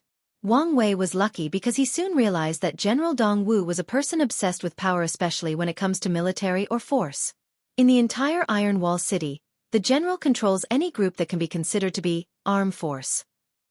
From the daily patrol of the city to the guards standing on the wall, from the martial art halls to the lawless gangs in the city. His hand reached in every aspect of these things. Even the escort service that merchants used to protect their goods had General Dong Wu's secret hand behind the scenes. Due to this, he essentially rendered all the nobles powerless. The only force that the nobles of Iron Wall City have are the guards that they secretly trained. Even then, the nobles were forced to control the number in order not to warn the general. However, as a compromise, General Dong Wu handed all the political and economical power of the city to the nobles, as long as they do not interfere with the military's livelihood. Inside the general's manor, Wang Wei was reviewing a lot of information about the city situation when 3 people walked into his room. Without raising his head, he asked, "Wang Ju, did you accomplish the task I gave you?" "Yes, young master." General Dong Wu was hypnotized and wrote the edict. General 1 already left for the fortress. However, despite many torture, the general refuses to acknowledge his allegiance. It's not just him that is stubborn. Many of the soldiers in the army are loyal only to him and also refuse to obey our orders. Added Li Jun. Wang Wei thought for a few seconds before ordering to just execute these disobeying soldiers. However, he still kept Dong Wu alive. Given the fact he has the same last name of this kingdom's royal family, he might be useful in the future. After that, Wang Wei asked Yan Liling if she had anything to report, and she answered, "Big brother Wang Wei, we are running out of money, food, and spiritual materials. With the good deeds we did in the past 6 months, most of our wealth is almost gone. With you asking me to crush a few nourishing pills and add it to the food we serve the people of the common district, a lot of spiritual ingredients were used in the process. Not to mention we had to secretly provide General 1 to 5 with special pills to bribe or woo the soldiers. Most of the gold, silver, and food we stole on our way from the capital is almost gone." "Why did we have to put nourishing pills in the food we distributed in the common district?" suddenly asked Li Jun. "Well, it is because we need to train a strong army as fast as possible. The majority of people in the common district are weak, thin, and malnourished. However, they are still the main place necessary to recruit troops in the future." With the nourishing pills, a lot of strong men were brought back to peak physical conditions in just a few months, and many young people had established a strong foundation. As such, when we recruit troops there, not only will the people easily accept being enlisted, it will be easier and faster to train them into a powerful and usable army. Everyone nodded after figuring out Wang Wei's process. As such, Li Jun added, "Back in the sect, I've trained an army of cultivators before, but I have never trained a mortal army before. This should be an exciting experience. With these healthy people, it will be much easier for them to train in the military's martial arts." Wang Wei agrees with Li Jun. This world's martial arts make it easier to properly train an army, especially resources-wise. Training a cultivating army takes countless time and resources. This is the reason that only the Blood Wolf army under General Dong Wu is made up of cultivators. After pondering for a while, Wang Wei said, "You do not need to worry about the problem of money and materials. My next step of action will solve our problems." After saying this, Wang Wei ordered Wang Ju to proceed to the next step of the plan. A few days later, Merchant District, in a public square, General 2 and 3 brought an elite group of soldiers. In front of them stood numerous merchants waiting. Then, General 5 started reading out loud an edict drafted by General Dong Wu. As soon as he finished, a commotion appeared among the merchants. "What? We have to hand 90% of our food and gold to the army. It hasn't been a year since the last food draft, and now, you are already asking for more. Last time we only had to offer 60% of our food, and now you are asking for 90%? On top of that, you guys are also asking for our gold. How can we make any profit with how things are being run in this city?" Countless people started arguing and denouncing General 2 and 3 for being ruthless. All the merchants were not happy. "So, you guys are not willing to hand over the food and gold? Can I see your actions as an act of rebellion against General Dong Wu's order?" said General 2 with a killing intent in his eyes. Following him, the soldiers behind him also released their killing intent. As elite soldiers that have experienced countless slaughter, their killing intents were not something that a bunch of rich and fat merchants could bear. So the majority of them lowered their heads and decided to hand over their stored food, gold, and spiritual materials. However, a few people refused to back down. To them, money was more important than their life.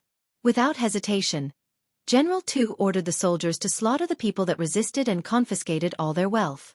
After seeing the massacres of their fellow merchants, the rest of them became obedient and did not hide anything. As for those who thought they were smart and decided to hide the amount of wealth they had, they were soon discovered under the investigation of General 2 and 3. These people suffered the same fate as the disobedient ones. These were all Wang Wei's orders.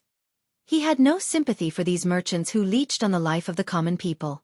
If it was not due to the fact that these merchants were a necessary part for him to build a prosperous dynasty, he would have taken all of their wealth instead of leaving 10% to them. However, the same cannot be said for the nobles of this city. If the merchants are just a chronic disease, then the nobles are malignant tumors. They all need to be destroyed. And that is exactly what Wang Wei did. After securing the logistics of his team, he sent all the troops available in his hands to encircle the noble district and arrested all the nobles there.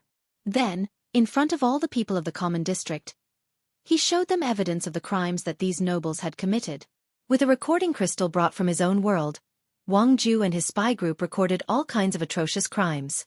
From raping, murder, selling children, and distributing drugs to the common people to get them addicted and prevent them from rising. Some nobles even had some sick habits like eating people and children. All these crimes were exposed to the people. With this evidence and Wang Wei's prestige as the wise sage, the people were incited to revolt against the royal family. Taking advantage of this moment of excitement, Wang Wei recruited many strong and healthy male into the army. Then, he spent another year and a half training a proper army. With General Wan taking over the Iron Fortress, Wang Wei used the battle between the Iron Fist Kingdom to quickly hone the fighting abilities of his new army. Through constant battles, in just a year and a half, these new soldiers turned into elite under the precise guidance of Li Jun. After that, Wang Wei officially launched his rebellion. In just 3 years, he had captured 12 of the 72 states of the Eastern Reign Kingdom. Wang Wei had to admit that the Princess Dong Lifen did a terrific job in keeping the royal family in the dark. She managed to buy him more than 5 years of time. However, the news was soon leaked and the royal family acted strongly and swiftly after that. One day, while in the army barracks and reviewing information about the progress of the army's marching, Wang Wei suddenly felt a powerful aura heading in his direction. He left his office and looked in the direction of the aura. There, he saw an old man quickly approaching them. He could tell that this old man was a divine altar realm cultivator. Well, the response was quite intense, muttered Wang Wei as he could tell that this man was most likely one of the ancestors of the royal family used as a powerful deterrent. Just the fact that they were willing to wake him up from his seal showed that the royal family took their rebellion very seriously, and ought to use the swiftest means to put it to an end.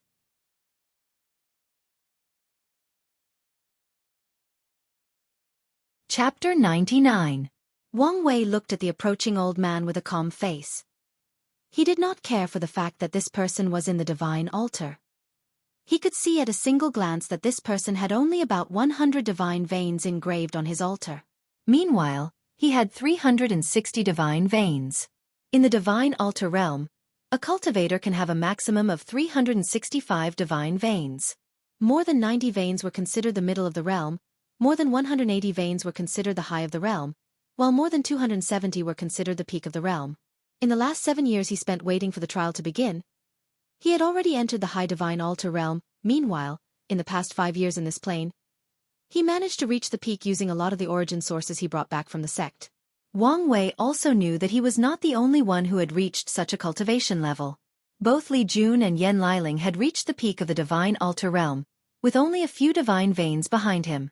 Thinking about this, Wang Wei realized that he has been cultivating for almost 50 years now, making him technically in his 60s. If you add the near 30 years from his past life, he is an old man in his 90s. At this age, he should have grandkids and maybe even great-grandkids. Yet, in the world of cultivation, he is still nothing but a toddler. While Wang Wei's mind was drifting faster than a whipped horse, the cultivator of the royal family soon arrived. It was an old man with a long face, squinty eyes and white beard. However, he was very skinny, almost to the point of his bones appearing under his black robe. Wang Wei knew that this was a result of him sealing himself to continue his almost finished lifespans. When Dong Si arrived, he saw a young and handsome boy with gray eyes and hair waiting for him. He frowned because he could not tell the cultivation level of this person. However, with the obvious physical features, he realized that this person was the wise sage that incited the rebellion and his target this time. However, things seemed to be more tricky than he previously imagined. And things got worse for Dong Si. Soon, he saw another young boy coming out to meet. This person had a terrible fighting intent deep in his eyes. What's worse was the fact he could feel the aura on this boy, and it was similar to him, the divine altar realm. To be specific, the aura was even more powerful than him. However, Dong Si did not back down despite the odds being against him. Wise sage Wang Wei, god of war, Li Jun, I assumed, said Dong Si with a hoarse and powerful voice. Are you one of the ancestors of the Dong royal family? Asked Wang Wei. That is correct. You can address me as Dong Si. Old man Dong Si. Can I call you that? I'll just call you that. Old man Dong Si, I can honestly see that it is quite difficult for a person like you to reach such a realm in a low plane like this one. Wouldn't it be a shame to just die like this, for no reason? How about this? I'll provide you with a pill that will extend your life for 5 to 10 years. Then you work for me. And if you do not wish to betray the royal family, that's fine too. I can still give you the pill, As long as you can convince the other ancestors and the king to stop resisting and peacefully hand over the kingdom, I can promise to provide the same pills to the dying ancestors, and I can promise to provide a place for the royal family in my new dynasty. Of course, that is if they follow the laws that I made. Otherwise, Old Man Dongxi was not surprised by the way Wang Wei talked about their world. Throughout the years, many kingdoms of this world have gotten the news of a bunch of extraterrestrial demons that have invaded their world. Each of them seemed very young and powerful. And they all have the same objectives: establishing their own dynasty. Many kingdoms have chosen to bow and swear their allegiances to these extraterrestrial demons, while others decided to fight them and capture them to extract information about their world from them. Unfortunately for Dongxi, the Eastern Rain Kingdom has decided to fight no matter the outcome. As such, despite the fact that he was tempted by the offer, he still refused. He was born and trained by the royal family. Even when his lifespan reached its end, it was the family that used the precious sealing array and bloodstones to allow him to enter deep sleep and prevent him from dying. As such, he will use his last remaining breath to do something meaningful for the kingdom before his death. Dongxi sighed and began to mobilize his origin qi. He then bit the tip of his tongue and forced out a drop of deep red blood. It was his blood essence or source blood. At the very least, the tiny last bit he had left. The next moment, his body became even more thin. His ribs could be easily seen and he looked like even the wind could easily break him. However, Dongxi did not care about this. When he came here, he was prepared not to return. After which, he took out the gourd that was hanging from his side and dropped the blood essence into the gourd, which immediately started to shine. The aura on the gourd increased from a top-tier profound-grade magical weapon to a low-tier earth-grade one. After seeing this, Wang Wei also sighed and waved his head to the side. Then, Li Jun also took an earth-grade weapon, but his was a spear. Li Jun then walked toward Dongxi and waited for him to finish preparing. He has this level of confidence in himself. After finishing his preparation, Dongxi waved his hand and the gourd spewed out a large amount of water heading straight to Li Jun. With hesitation, Li Jun mobilized his origin qi and coated his spear with it, which in turn lit up the color red. He stabbed the oncoming water. With a boom sound, both the attacks clashed, which resulted in powerful winds destroying the surrounding 100 meters. Meanwhile, Li Jun was quite surprised at this attack. He thought this was just normal water or elemental attack. After fighting in the army the past 3 years, he realized that the cultivators in this world focused heavily on spells or origin ability instead of martial arts. Although they cultivate the origin path like the cultivators in the Myriad Emperor world, they seem to have separated the spell and the martial arts of the origin system. When they fight, the cultivators of this world usually use all kinds of spells from a far distance and do not really fight head-on. To Li Jun, this approach is very stupid given how much origin qi is drained when using spells in the early stage of the origin system. Especially when most cultivators in this world are in the divine sea realm and cannot control the spiritual qi of heaven and earth. Without the ability to control spiritual qi in the environment, cultivators have to use their own origin qi to make spells more powerful, thus rapidly draining their qi. Adding the fact that most cultivators in the world only have a normal foundation when they break through the divine sea realm, the amount of origin qi in their body is already pitiful. Yet they still used it in such a wasteful way. Most of them cannot continue to fight after using a few dozen spells. This is also one of the reasons that mortal martial arts has such a high status in this world. As long as the martial artist's body is strong enough, he could kite a cultivator until their origin qi ran out and fight them head-on. Back to the fight. After Li Jun clashed head-on with the water, he realized that this particular water was actually heavy. The whole thing has a weight of a couple of 100,000 of kg. As such, after the initial clash, Li Jun was forced backward by Dongxi. However, he was not really affected.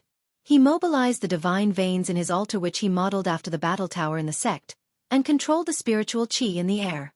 He stabbed his spear again. This time however, he exploded the spiritual qi at the tip of his spear, effectively scattering the water all over the air. Then he rushed towards Dongxi.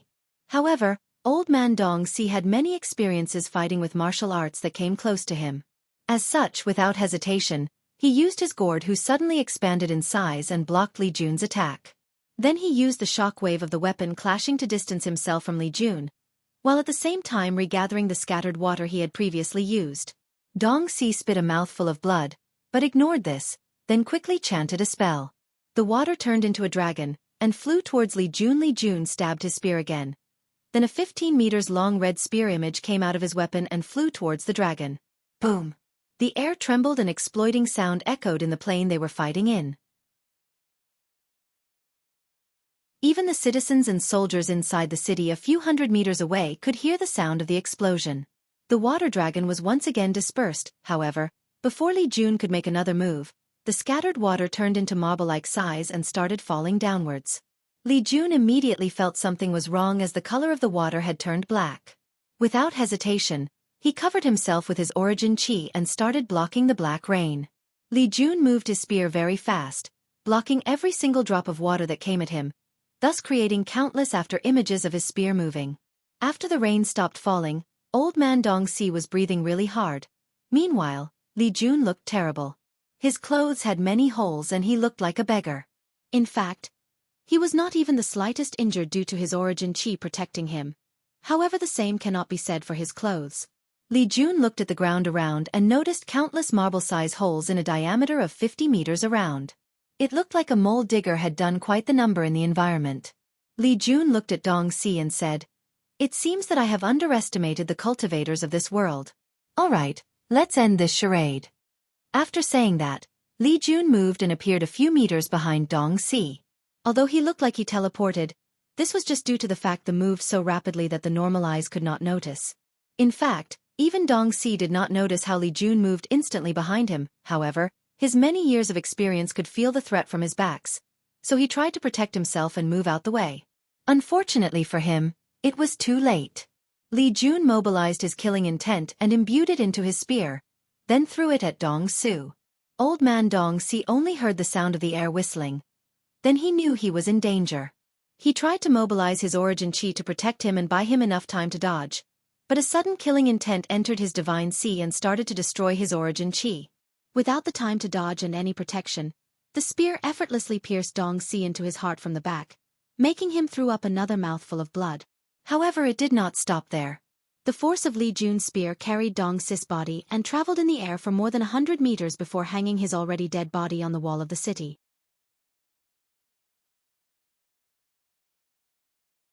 Chapter 100. Wang Wei watched the whole fight with satisfaction. Although Li Jun underestimated his opponent, it did not matter, as long as he learned from his mistake.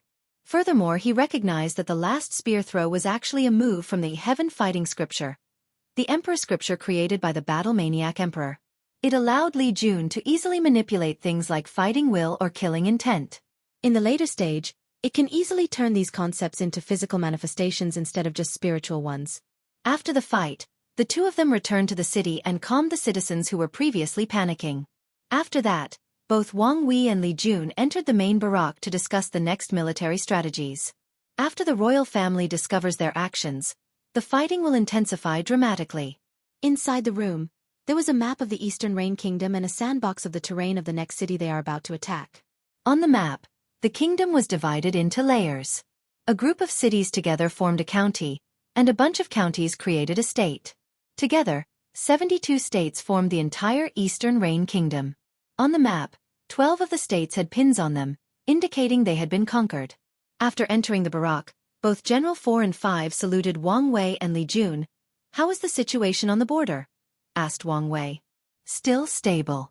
General 1 has prevented the Iron Fist Kingdom from breaching into our borders after they discovered the current state of the kingdom. General 2 has recently fought against the Barbarian Wolf Kingdom. They also seem to have the intention of intervening while we are still fighting with the royal family. As for the border of the territory of the Black Moon sect, General 3 has sent news that the sect seem to be very quiet. There is a chance that they might want to reunite with the other kingdoms and attack us from the rear." Wang Wei pondered for a moment. Due to the vast land of the Eastern Rain Kingdom, it has 3 borders in the western side: the Iron Fist Kingdom, the Barbarian Wolf Kingdom, and the Black Moon sect, who also controlled a vast amount of territory. After a brief moment, he ordered, "Tell General 3 to start attacking the territory of the Black Moon sect to distract them. He has to make sure that these 3 kingdoms do not form an alliance no matter the circumstances. As for the other 2, tell them to keep the defense as tight as possible until we manage to conquer the entire kingdom." After checking that he did not oversee anything, Wang Wei asked, "What about Wang Ju? Any news from her?" "Yes, young master," answered General 5 this time. Miss Wang Ju reported that she has taken control over all of the brothels under young lady Su Ai, and has managed to spread them throughout the rest of the world. According to her report, in just 2 to 3 years, she can cover all the kingdoms in this world. Wang Wei nodded with a smile on his face. Wang Ju always did her jobs properly and to the utmost satisfaction. A few seconds later, someone came to notify Wang Wei that someone was looking for him. With a puzzled look, he asked to bring the person in. Soon a beautiful woman with a charming smile walked inside the meeting room. As soon as she entered, both Generals 4 and 5 seemed to have lost their minds. Their eyes could not separate from her, and few drooling saliva fell from their mouths. If it was not Li Jun to slap them in the back of their head and wake them up, they probably would have further embarrassed themselves. "It seems that you have made your breakthrough, Miss Su Ai," said Wang Wei with a happy smile on his face. "Even so, my charm has no effect on you, young Master Wang Wei," answered Su Ai with a coquettish smile on her face. Seeing the nonchalant smile on Wang Wei's face, Su Ai was a little discouraged, but she did not show it. "I would like to thank you, young master, for providing me with all these resources. Without you, I will not be able to enter the divine altar realm so soon." "There is no need to thank me. Without you, we would not be able to have such a solid foundation in this world. As long as you work hard, you will be rewarded. Who knows, maybe one day you could awaken your bloodline just like the Ten Tails Great Emperor and be able to compete with me." After hearing this, Su Ai sighed with sadness and regret. The demon race is a race that places heavy emphasis on bloodline. And among the many bloodlines of the demon race, the bloodline of the nine-tail fox race can only be considered medium. Although they are way much better than these demonic beasts that have to reach the supernatural realm, tier 4, to even turn into human form, they are not even close to being the top in the demon hierarchy. What's even worse was the fact that all the women of the Nine-Tails Fox clan are very beautiful women. As such, they are always in demand by other demon clans with royal bloodlines, which are demons clans who inherited their bloodlines from great emperors. The Fox clan has survived countless years by offering their most beautiful woman to other demon clans. However, they always hope to one day become a member of the royal family themselves. And they had a great chance too. One time, a genius woman was born in the Nine-Tail Fox clan. Her name was Su Weiwei. After her birth, the clans tested her bloodline and discovered that it had mutated into 10 tails instead of 9. The entire clan celebrated and believed that she was the key for them to become a royal bloodline. As long as she manages to win the Heaven Will, then their Fox clan would rise and no longer be forced to serve the other demon clans. As such, they decided to hide Su Weiwei's talent. Unfortunately, she was eventually discovered. Many demon royal families then placed pressure on the Fox clan to hand her over or face extinction. After much discussion, the majority of the Fox clan decided to hand over Su Weiwei. At this point in time, the Fox clan was so used to bowing their heads in front of the other clans that they were not willing to fight for the opportunity given to them, to fight for their clan's future. And they paid dearly for their decisions. Su Weiwei was not like the other Fox clans. She refused to spend the rest of her life being the plaything for some other demons. As such, after receiving the news that the clan had abandoned her, she escaped without hesitation.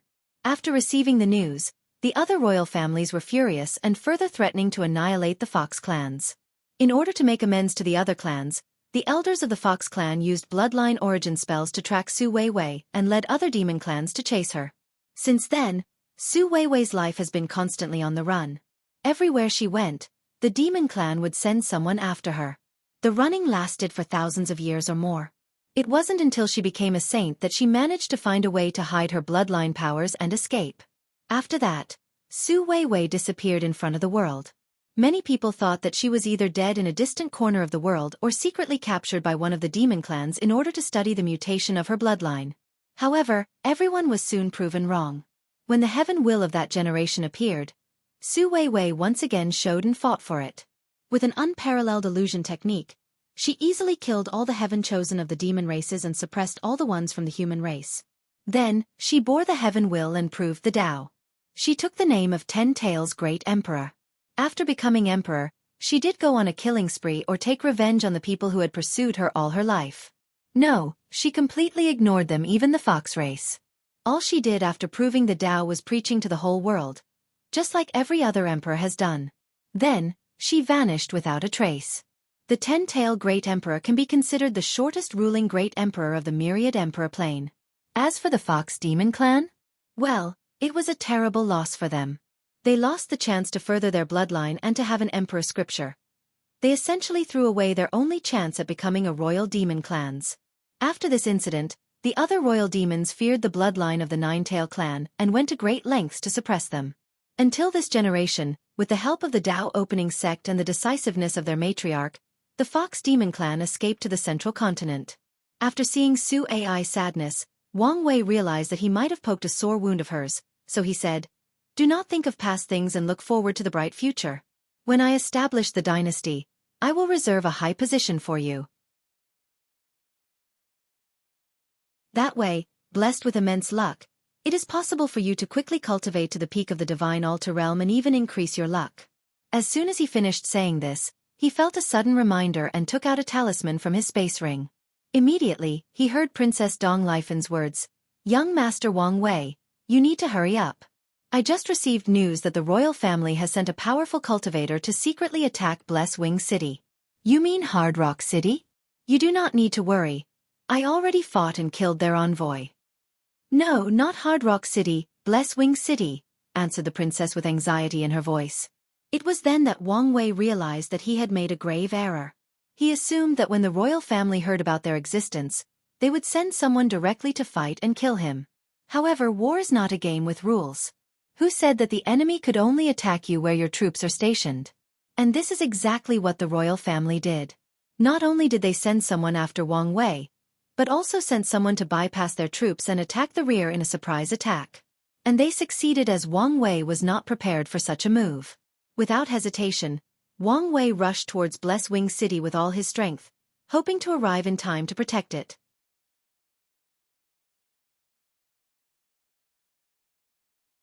Chapter 101. Wang Wei ran with all his strength towards Bless Wing City. He used his powerful fleshly body and mobilized all his millions of kilograms of force to propel him forward. Boom! Like a cannonball, Wang Wei kept moving forwards. Everywhere he ran, powerful winds followed him by. When he passed by a forest, he did not stop nor evade the countless trees. On the contrary, his body just destroyed all the trees on his way. The wind that Wang Wei generated due to his fast movement blew away hundreds of trees in the forest. It was like a hurricane had just done a number on the places he passed by. However, Wang Wei was not happy with this speed. As such, he used his origin chi to further strengthen his legs. His speed then dramatically increased. All the people and animals in his way could not see his face, just a blurred figure followed by immense winds that could throw them away. Boom! With a loud explosion, Wang Wei broke the sound barrier. A cloud-looking vapor appeared behind him. Then he accelerated again. Right now, he was currently running at Mach 1, but Wang Wei still felt that he was not fast enough. He wished that he was in the supernatural realm right now and could fly. The weakest of supernatural realm cultivators in the Myriad Emperor Plane could easily fly at Mach speed in the air, while he has to go through so much to reach such a speed.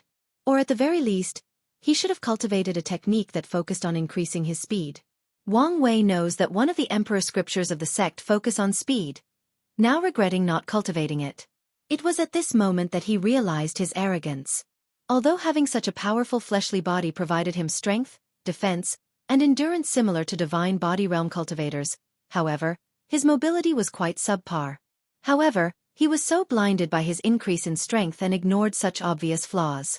After sighing for a while, Wang Wei continued his rapid journey towards Bless Wing City. Meanwhile, Li Jun was following behind. He did not have the speed of Wang Wei, however, he could follow him due to the trace left behind. Li Jun could see straight tracks heading one direction and he followed it. Everywhere he followed, the ground was cut in the middle, leaving a visible trail. When he reached the forest, he saw the forest was completely destroyed. There were countless trees scattered everywhere. The majority of them seemed to be forcibly uprooted from the ground by a powerful force. Some of them were broken into countless pieces as if they were hit really hard with a very dense and strong object. There were numerous blood and organs of animals scattered in the forest. Li Jun could guess that these animals appeared to be in the path of his big brother, and were killed by the force generated when they hit his body.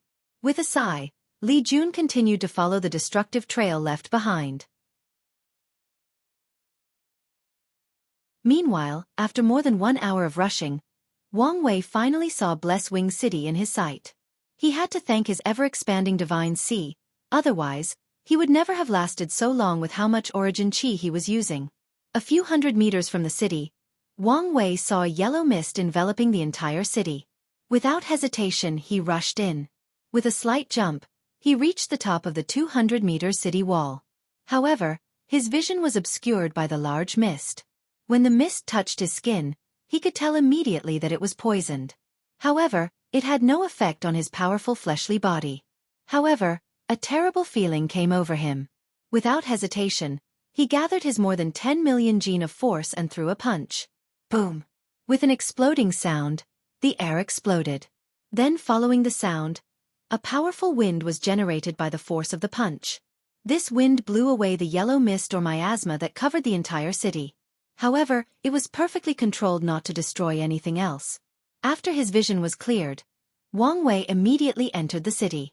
However, soon afterwards, his hand trembled a little before going back to normal. In front of him was a street with countless bodies laying down the floor. Upon closer observation, he saw a body with blood coming out of its mouth, nose, and ears. However, that was not the worst part. There were countless blisters on the skin of the body. No part was spare, whether it was the face, arms, and legs. The blisters had smelly brown pus coming out the blisters. After checking the body, Wang Wei realized that it was a woman, and something was under it. After slightly moving the body, he saw a baby underneath her. The baby had suffered the same fate as her with blood and blisters all over his body. However, unlike the mother, its eyes were still opened. Wang Wei then continued to check. And every single citizen in this city faced the same similar death. Every single of the 12.6 million of them. All of them had a look of pain, agony, and unwillingness in their eyes. Wang Wei sighed after not noticing a single breath of life in the entire city. He blames a lot of these deaths on himself. As a future king, he promised his citizens to bring them a better life, to protect them from harm. However, he failed miserably. He always treated this war like a trial, like a game with rules and prohibitions that he needed to play.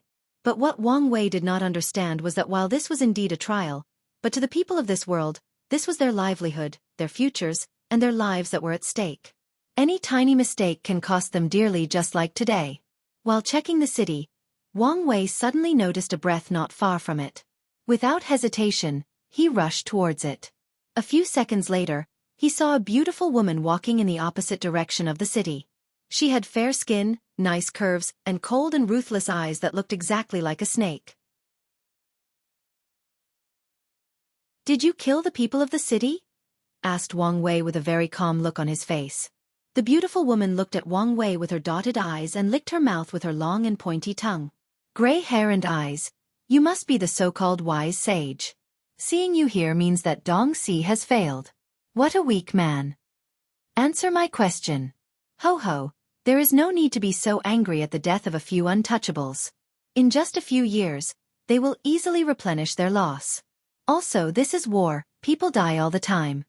After hearing this, Wang Wei did not hesitate anymore and rushed towards this snake-like woman. However, she seemed to be prepared and a red mist enveloped the approaching Wang Wei. However, he completely ignored it and ran to the woman and held her by the neck while she was trying to recite another spell. Without a moment of pause, he ripped her head out of her body along with her spine attached to it. Meanwhile, the snake woman's headless body started to gush out green and corrosive blood before falling in the ground. Wang Wei looked at her head that seemed to be still alive and wanted to say something. Then he squished it with both hands until it exploded blood all over him. Then he scattered her bones that had turned into sand particles into the wind. Without looking back, he returned to the city wall of Blessed Wing City, waiting and contemplating his next step of actions. Wang Wei spent the whole day standing on the wall without moving. The next morning, he saw Li Jun rushing towards the city on top of a flying demonic beast. Li Jun was solemn because he has never seen his big brother so somber. After checking the city, he was shocked and could not believe what happened.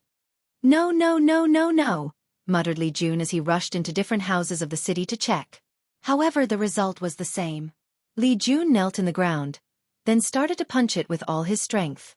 However, due to the fact that he did not use his origin qi, his hand and bones were damaged. Li Jun could not accept this. He was personally in charge of taking down this city. He remembered the happy look on the citizens when he distributed food and clothing in the city after taking it over. Many people thanked him and sent his family a blessing. Many children said they wanted to grow as strong as him in the future. Many bold women asked him if he wanted a concubine or maid. Many mothers entrusted their children to him when he enlisted the healthy man into the army reserves and city guards. He promised to bring them back intact. Or at the very least, he promised them respect and glory. However, now they were all gone, they were all dead. And they died so miserably too. And where could he find glory from this way of death? After a few moments, Li Jun lay down on the floor without a care about the dirt, with a few tears falling down his eyes. Nevertheless, besides tears, a deep-seated hatred appeared in his eyes.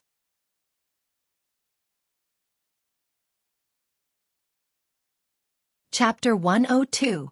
5 days later, Wang Ju arrived in Blesswing City. A few days ago, she received an urgent message from the young master to hurry over to see him as soon as possible. After arriving in front of the city, the demonic beast she was riding fell to the ground, losing its breath forever. She looked at it and sighed. This was probably the 50th demonic beast that died due to exhaustion during her return journey. In order to rush here from the central regions, she kept changing beasts and rushed over without rest. If it was not due to her powerful cultivation, she herself might also die from exhaustion. Soon, someone greeted her and led to a meeting that was taking place. Inside, she saw Wang Wei sitting on a chair with a calm look on his face. Suddenly, Wang Zhe's heart skipped a beat. As a powerful cultivator, she was extremely sensitive. She suddenly felt a terrifying fury emanating from her young master. A fury strong enough to destroy everything between heaven and earth. She wondered who was the unfortunate fool to make the young master like this. Whoever it was, he or she was bound to pay a terrible price. As one of the people closest to him and knew him the best, she has only seen the young master this furious once. It was when he was young and caught one of the Wang clan branch members killing a maid for no reason. After that incident, she knew that person, and all his family members immediately lost the Wang family surname and all became mortals for the rest of their life. After seeing Wang Ju, Wang Wei began the meeting. First thing he did was to mention to Wang Ju what happened here. After receiving the news, Wang Ju was not that surprised. Despite her youthful appearance, she has lived quite a long time relative to mortals. In all her years, she has experienced quite a few things. Especially when she was competing for the jobs of head maid. The amount of physical and spiritual torture she experienced in order to become a qualified maid and information gatherer is known only to her. As such, she knows the horrors of war. In fact, she was aware of the mistake of the young master. As the person in charge of information, she is somewhat aware of the military plan and actions of the group despite being far away from them. She often attended military discussions through communication talismans. However, she did not mention it because she was warned by the elders not to interfere with the trial and just execute orders that were given. This trial is not only for the young master to gather luck, but a way to experience life and temper him through hardship. And what better way to learn and grow than making mistakes? As such, despite noticing the errors in their military deployment, Wang Ju did not say anything. After filling Wang Ju in the loop, Wang Wei began his next plan. He looked at Li Jun and Yan Liling, who still had puffy eyes, and said, "No more playing around. This war needs to end, and it needs to end quickly. When you guys attack from now on, there is no need to let the army fight each other to decide the outcome. Use your powerful cultivation to directly kill the commanders of the army, open the city gates, and subjugate the enemy's army. And if they resist, you can use force to subdue them." Although Wang Wei knew that the majority of the people in the armies are ordinary commoners and are mostly forced, he decided to use fast and brutal means to end this war. And if a few more casualties are necessary to achieve this, then so be it. After that, Wang Wei looked at Wang Ju and ordered, "I need you to go to the capital and monitor the whole royal family at all times. Make sure that not a single one manages to leave or escape. Do not hesitate to break the seal in your cultivation if needed." Wang Wei had a fierce killing intent in his eyes when he said this. He did not plan to let any of them leave alive when he got to them. After the meeting, Wang Wei and the group left for a monument in the middle of the city. It was made of 9 huge rocks that were cut smoothly. Many names were engraved on them. 12. 6 million names to be exact. Due to the large number of people dead, Wang Wei could not bury them all, so he burned the bodies and set up this monument as a memorial. After lighting 3 sticks of incense, Wang Wei bowed and said, "All of you can go in peace as I swear to avenge you. I hope that when all of you reincarnate from samsara, you can all be born into the prosperous dynasty that I'm going to establish. And if not, then may all of you be blessed with health and fortune in your next journey." After the funeral, all the people of the group set out with their own army. Whether it was Wang Wei, Li Jun, Yan Liling, or General 4 and 5. Meanwhile, Wang Ju headed straight into the imperial capital. After a few days of marching, Wang Wei arrived in front of another city. There, he saw a legion fully armed with spears and shields waiting for him. A brief scan showed that there were more than 250,000 soldiers. Meanwhile, the commander was a man that looked like he was in his late 30s with a bearded face waiting for him. He donned a golden armor with a magical halberd by his side. The commander looked at the tired army behind. Wang Wei sneered at this so-called wise sage for making such a big mistake as marching his army without proper rest. He does not know why the royal family values these rebels so much. Wang Wei looked at the well-trained and well-equipped army. Then he said to the commander, "I do not know who you are, but as long as you surrender, I can still spare your life." Despite the fact that he did not yell or roar, his voice echoed throughout the entire plain, reaching every single member of the enemy's army and his own. The commander frowned as he could tell that this person was actually a powerful cultivator. Even with his peak river origin cultivation level, he could not do such a thing, nevertheless doing it so effortlessly. However, he did not care. It was not the first time that he has used number tactics to kill powerful cultivators. Upon seeing that the commander did not take his warning, he addressed the army directly instead. "The same goes to all you soldiers. There is no need to die in vain for these nobles who treat all of you like objects that can be thrown away any time. All of you have mothers, wives, or children waiting for you back home. I give you my words that as long as you put down your weapons, I will spare your lives and allow you to return home. You should have heard my reputation as the wise sage. I always keep my words." After hearing this gentle and powerful voice in their ears, many soldiers hesitated and wondered whether to just surrender in order to save their lives. After all, they had no real stake in this war. However, the commander was an experienced veteran and immediately screamed, "Whoever becomes a deserter will suffer from military law, and even your families will not be spared." The soldiers then immediately removed the dangerous thought in their heads. The life of their families was now at stake. After seeing this, Wang Wei did not immediately give up and released a powerful aura to force the soldiers to submit and surrender. However, as previously stated, the commander was a veteran in war. Without hesitation, he gave an order and a bunch of drums started to beat out loud in the battlefield.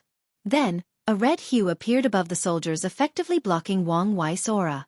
This hue was the manifestation of the soldier slaughter aura or qi. The kingdom has developed ways to use the aura of slaughter of ordinary soldiers to defend against powerful cultivators. After seeing this, Wang Wei sighed and did not say anything again. Without hesitation, he rushed towards the army. His speed was so fast that he left countless after images on his trail. Then, countless arrows headed straight towards him. There were so many of them that they covered sunlight from the clouds for a brief moment. However, Wang Wei did not care. He mobilized his divine veins and controlled the spiritual qi of heaven and earth and covered himself with a shield. All the arrows just bounced off Wang Wei's shield made of spiritual qi. After seeing this, the commander ordered the archers to all shoot at once instead of using the volley fire tactic. However, it was of no use. None of the attacks can breach the shield. Meanwhile, Wang Wei did not stop rushing when he confronted the shield formation of the Eastern Kingdom's army. He crashed head-on with them and ultimately, he was the winner. All the shield and armor made of steel-like metal were crushed when hit with his fleshly body. As for the soldiers, they shared the same fate as their weapons. Many of them exploded into flesh and bones after the initial impact, while others were thrown away by the wind generated by Wang Wei's rapid movement. Leaving a trail of flesh and blood in his wake, Wang Wei headed straight for the commander without stopping. When Wang Wei reached less than 1,000 meters from him, the commander panicked and ordered a special army that was very close to him to attack with all their strength. Following which, Wang Wei found countless origin abilities were launched at him. There was fire, water, vines, lightning, and ice that covered the sky like the end of the world in an apocalypse movie. Upon seeing this, He guessed that this was an army made of cultivators. However, Wang Wei did not care. These attacks did not even break through his spiritual qi shield, let alone his fleshly body. Countless explosions happened when these attacks hit Wang Wei. Many of the soldiers became casualties due to friendly fire. However, none of the attacks had any effect. Whether it was the high temperature of the fire, the freezing effects of the ice, the numbing and paralyzing effects of the lightning, or the entanglements of the vines, none of them could stop Wang Wei. As such, he continued to rush towards the commander. Less than 100 meters away from his destination, countless walls rose up from the ground and surrounded the commander to protect him. Nonetheless, the result was still the same. Wang Wei's fleshly body pierced the more than 10 meters thick wall and headed straight for the commander. Meanwhile, in the brief period of time that these walls bought him, the commander calmed himself down and prepared his weapon to fight back. When he saw the wise sage coming out the walls without his shield, a glimpse of happiness appeared on his face and attacked with all his strength with the halberd in his hand. However, to the shock and horror of the commander, Wang Wei just blocked his attack with his bare hand. This was truly a horrifying experience for the commander. This weapon was his hidden card as it was a low-level Earth-grade weapon that he got by chance. This weapon was so precious that he almost could not keep it. Many of the elders in his family wanted him to hand it over to the clan. If his father did not intervene and use the fact that this weapon was bound to his soul, he might not be able to keep it to this day.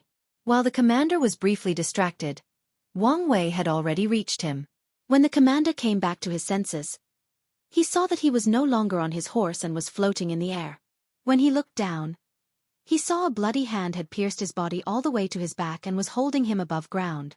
When his gaze followed the hand to its owner, he saw a pair of gray eyes looking at him with coldness and indifference. Deep in those eyes, the commander saw a gray-white string attached to his body was cut off. Then everything went black.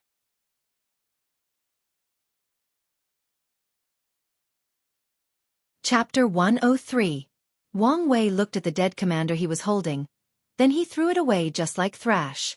Then his gaze turned to the cultivating army. Despite the fact that the army commander was dead, they did not seem to want to stop. This was a sharp contrast to the ordinary soldiers who already threw away their weapon and knelt in the ground. Wang Wei guessed that these people were personally trained by the royal family, and the concept of loyalty has been ingrained deep into their bones and soul. However, Wang Wei did not want to waste time with these weaklings. With a thought, he mobilized the power of his 13th layer of body refining and his infinite expanding divine Qi and merged them together into his true will. A strange and mysterious power gathered from Wang Wei and enveloped all the cultivators in the kingdom's army. All of them spewed out a mouthful of blood and fell down on the floor. Then, to their horror, they found that the blood qi in their bodies were scattered, and those who had opened up their divine Qi realized that it was completely destroyed. They all had turned into mortals. All 250 of them. Without looking at those cultivators, Wang Wei rushed to the massive 200 meters gate of the city.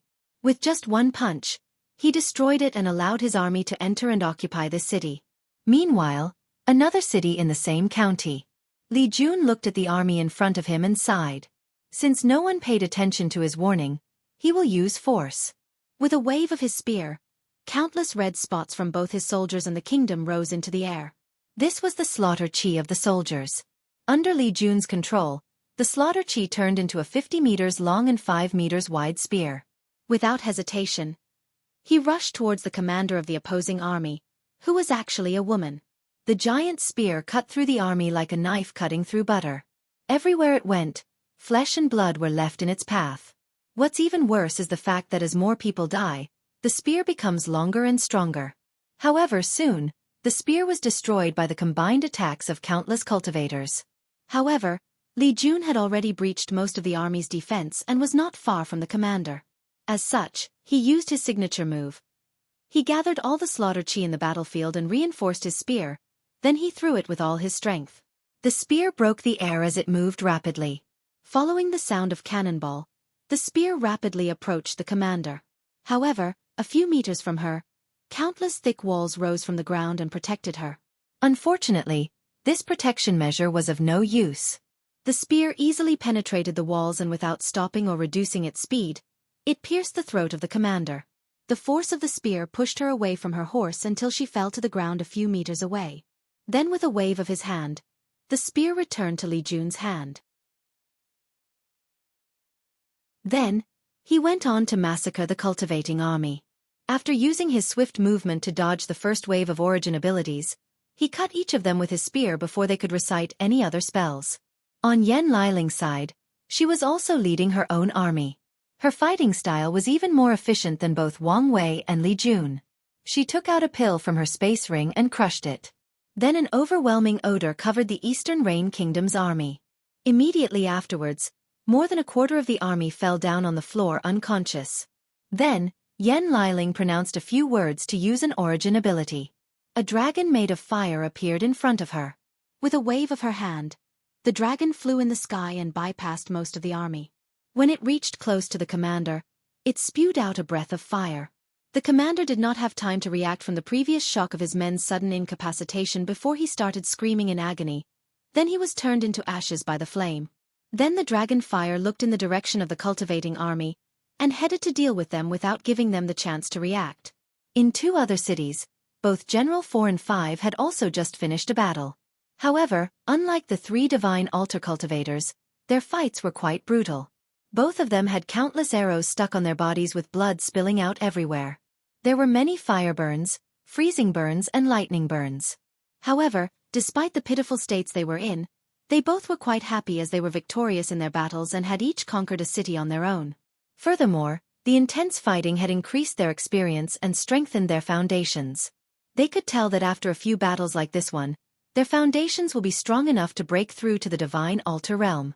After taking a few healing pills, General 4 and 5 entered their respective cities to take control over. Late at night, after settling the surrendered soldiers and reassuring the citizens, Wang Wei was sitting in the city lord mansion reading a cultivation technique. During the battle today, he discovered that the majority of cultivators in the army were in the body refining realm, yet they could still use spells. This was a little shock to Wang Wei as he knew that only cultivators in the Divine Sea could do that. So as soon as he had a moment of break, he checked the city lord mansion to find the answer. It turns out that the people of this world are so enamored about spells or origin abilities that they have invented a way for body refining realm cultivators to combine their blood chi together in order to use them. After reading this, Wang Wei had to sigh at the wisdom of people. The people of this world might be from a weak plane, but they made the best of the circumstances they are given. Wang Wei has never heard of a method that uses blood chi to make spells from his world. It's not that the people from the Myriad Emperor are not as inventive as the people of this world. It's just that they do not care about such a thing. To the people of higher planes, so what if body refining realm cultivators can use spells? They are still as weak as ants. Even if such an ingenious method was brought to the Myriad Emperor world, most cultivators would just shrug it off and sneer at such low-level methods. However, Wang Wei did not think so. This method made him realize that every world or plane out there in the endless void has developed different cultures, ideas, and knowledge that are completely unique to their environment. Instead of ignoring them or looking down on their methods, the cultivators of the Myriad Emperor world should absorb such knowledge as their own and further strengthen their own civilization. With this idea in mind, Wang Wei made further plans for what to do when he becomes a great emperor. After resting for a few days, Wang Wei continued his rapid expeditions to conquer the Eastern Rain Kingdom. Throughout his journey, he and the others encountered countless battles, countless sneak attacks from different terrains. One time Wang Wei's army was attacked by a group of cultivators who hid at the bottom of a river by holding their breath. Nevertheless, despite the many trials and tribulations, all 3 of Wang Wei, Li Jun, and Yan Liling used absolute force to break through every obstacle in their paths. Just like that, 3 years had passed. Wang Wei and his group had already conquered all the 72 states of the Eastern Rain Kingdom. The only place left standing was the imperial capital. And the main reason for that was the fact that Wang Wei bypassed the capital located at the center of the kingdom and conquered the states eastward so that his territory could quickly occupy the seashore. After conquering the states near the ocean, Wang Wei returned to the capital at last to end this war. Wang Wei was sitting in a military barrack not far from the capital. Hey, it is really hard to move around in this large world without teleportation formations, thought Wang Wei to himself. If this world had a thing such as teleportation, he could have conquered this kingdom in just a few months. However, he needed to use many demonic beasts to transport troops everywhere he goes. And the process was extremely slow, at least to Wang Wei and the others. After gathering his scattered thoughts, Wang Wei asked the people in the room, "Did anyone find a method to quickly destroy the powerful array that covered the entire capital?" However, No one answered him, and most of the people lowered their heads and dared not look him in the eyes. Wang Wei did not blame these people for not having a good idea, as even he was stuck. According to his calculation, even if he, Li Jun, and Yan Liling attach this formation together, it will take at least 3 months of constant bombardment to break it. In fact, the formation itself was not actually powerful, especially for an expert in runes like Wang Wei. What made this array so strong was the fact the king used the remaining luck of the kingdom and blessed it on the formation. As such, the defensive power was raised to an unimaginable level. While thinking about ways to deal with the situation, Wang Wei asked, "Is there a way for Wang Ju to disarm it from the inside?" According to the last communication we received from her more than a month ago, she said that her strength was completely suppressed by the luck dragon of the kingdom and she was now in hiding, responded one of the new advisors that Wang Wei had conquered in the past 3 years. While Wang Wei was contemplating his next step of action, advisor Zhao Feng entered the room with urgent news. Over the years, Wang Wei had brought this treacherous guy under his banner. He did not care that this guy was a snake that could bite even his owner. He knew how to properly control these kinds of people. Furthermore, as long as he suspects this guy to go out of line, he will kill him immediately. Advisor Zhao Feng bowed to Wang Wei and said, "Wise sage, one of the noble clans of the capital has sent someone to talk to you." "Talk to me? Talk about what?" "They want to make a deal. A deal that will allow you to easily break through the capital's formation." After hearing this, Wang Wei frowned and looked up and down at Zhao Feng. He could guess that this deal had something to do with him, however, he did not care. As long as Zhao Feng could help him deal with his current dilemma, everything else was fine. He would probably even reward him. As such, he said, "Let him in."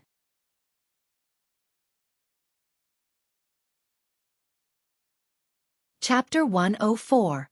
Wang Wei sat on the throne-looking chair and waited for the envoy of these nobles to see what deal they wanted to make with him.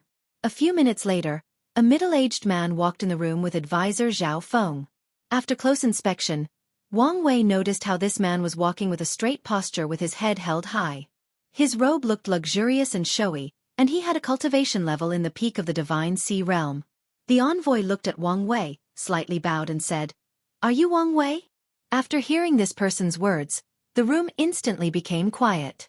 Advisor glanced at the envoy and secretly shook his head. Wang Wei did not answer this guy's question. Instead, he released a powerful aura from his body and forced the envoy on his knees and asked, "Who are you? Who sent you and for what purpose? I do not have time to waste with you idiots." The envoy felt a hugged pressure holding in the ground and preventing him from getting up. The pressure was so heavy that he heard some of his bones cracking.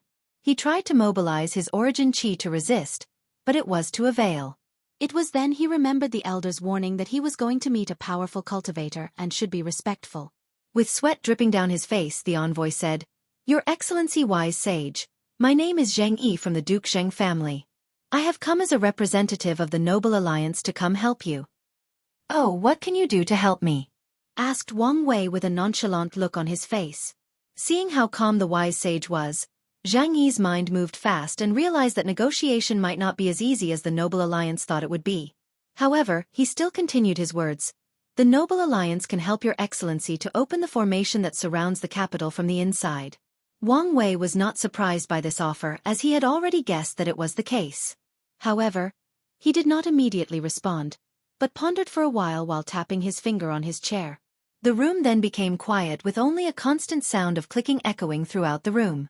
As time passed by, the envoy became more anxious and started to sweat profusely. This was remarkable given the fact that he is a powerful cultivator. After a few minutes, Wang Wei then asked, "What do you people want in return? Be direct and straightforward with your demands." Zhang Yi secretly left out the breath he was holding. As long as the wise sage asked for their demands, it means that there are rooms for negotiations. What he feared most was that he was completely rejected, or even worse, killed directly. After all, it is common knowledge that this wise sage did not like the nobility of this kingdom. Wherever his army conquered, the fate of most of the nobility was quite cruel and unjust. The Noble Alliance asked that the wise sage signed a soul contract which states that after entering the capital, you or your subordinates will not kill any of the noble families, you will not seize their properties, and you will provide them with the same nobility title they currently have in the new kingdom you will establish. Wang Wei looked at this envoy as if he had heard the funniest thing in his life. You people thought too much of your worth. All of you should be happy that I did not kill every single one of you. But now, you want to retain the wealth that you sucked dry from the people for countless generations? On top of that, you want the same privileges that you had from the previous Decay Kingdom and bring it out to my dynasty? Zhang Yi's heart skipped a beat after hearing about this, but he gritted his teeth and said, Your Excellency, you should be aware that without our help, it will be impossible for you to open that array. Distorting the truth will have no benefits for your so-called noble alliance. We all know that it is only a matter of time before we manage to break through the array by ourselves. That may be true, retorted Zhang Yi. But the alliance is also aware that your Excellency is competing with countless other people from your own world. The more time you spend wasting here, the less advantage you will have in future confrontations with your peers. Time, huh? The same idea can apply to you people. I am fully aware of the fact that the remaining luck of this kingdom will not last long. This formation will destroy itself in 1 to 2 years. I can still wait for such a time. After hearing this, Zhang Yi's heart became anxious. This was actually one of the main worries of the nobles. In fact, many of the truly powerful nobles still have hidden cards that they have not used. However, one thing that they know for a fact is that no matter the final outcome of this war, the Eastern Reign Kingdom was finished for good. So, they wanted an exit strategy or route after everything was over. As for betraying the royal family, the nobles who placed the well-being of their families above everything else couldn't care less about their fates. After pondering for a while, Zhang Yi asked, Your Excellency then, what do you propose? Simple, you guys opened the array for me and in return, I will not kill all of you however. You yourself need to choose a few noteworthy families as scapegoats to be publicly executed to soothe the anger of the common people. Remember, do not just choose some random weak family. Secondly, all the noble families have to hand over at least 80% of their family wealth. Nothing more, nothing less. Lastly, if you people want to stay in my new dynasty, then you need to follow the law. And I mean every single one of them. If I ever catch even a single one of you breaking the rules, then you will be judged by the severity of your mistakes. Under my rule, the law will be absolute. After hearing these terms, Zhang Yi's face became ugly. When has their noble alliance been treated like this? However, he did not burst out in anger as he knew that they were in the lower position during the negotiation. After taking a deep breath to calm down, he said, I will tell all your terms to the noble alliance and let them decide what to do next. Wang Wei nodded and removed the aura pressing Zhang Yi in the ground. Suddenly feeling a weight lifted off his shoulders, Zhang Yi slowly got up, did an almost 90-degree bow and left the hall. Wang Wei waved his head and someone also secretly left the wall to follow the envoy. However, less than half an hour later, the person came back and told him how Zhang Yi only traveled a few hundred meters from the barack and was communicating to someone through unknown means. Wang Wei nodded and realized how cautious the nobles were. And they seemed to have a way to communicate across the formation. After another half hour, Zhang Yi came back into the hall and said, Your Excellency, the Noble Alliance has accepted your terms. Oh, so fast, answered Wang Wei. Do you need to sign the soul contract now? There is no need for that. The Alliance believes that the wise sage is a person who keeps his words. Wang Wei smiled and nodded. However, he did not believe a word of this. In such a situation, the Noble Alliance should be anxious to have written proof of their agreements. You should know that the soul contract is a powerful contract that has magical binding abilities. If anyone were to break the agreement signed on it, their souls would receive backlash that could lead to severe injury and even death. However, based on Zhang Yi's words and actions, Wang Wei could feel that the nobles were not in a hurry to sign the contract. That can only mean one thing. There is some secret plan or scheme behind all of this. However, he did not really care and just took note of the current situation and remained vigilant to be able to respond to any kind of situation. 3 days later, Wang Wei and his army stood not far from the gate of the capital. The wall surrounding this city was at least 1,000 meters. On top of the city, countless runes formed an array that covered the entire city like a protecting dome. Under Wang Wei's true vision, he could see a flood dragon coiling its body around the city. However, the dragon was quite weak and appeared to be slowly fading. After a few minutes, the array surrounding the city flickered on and on for a while before disappearing. Then, the city gate was opened. Wang Wei took all of his men and marched straight towards the royal palace. Meanwhile, in an inn, a few people were looking at the marching army while talking. all of them dressed elegantly while drinking wine or tea. One person said, "Do you think that the wise sage will survive?" "I don't think so," responded another voice.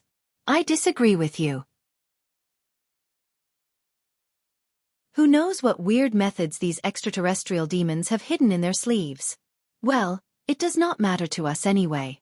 Whether he survives or not, we have already made plans for both outcomes. In the end, we will still be the last winners. That's true. Our noble families will always continue to exist.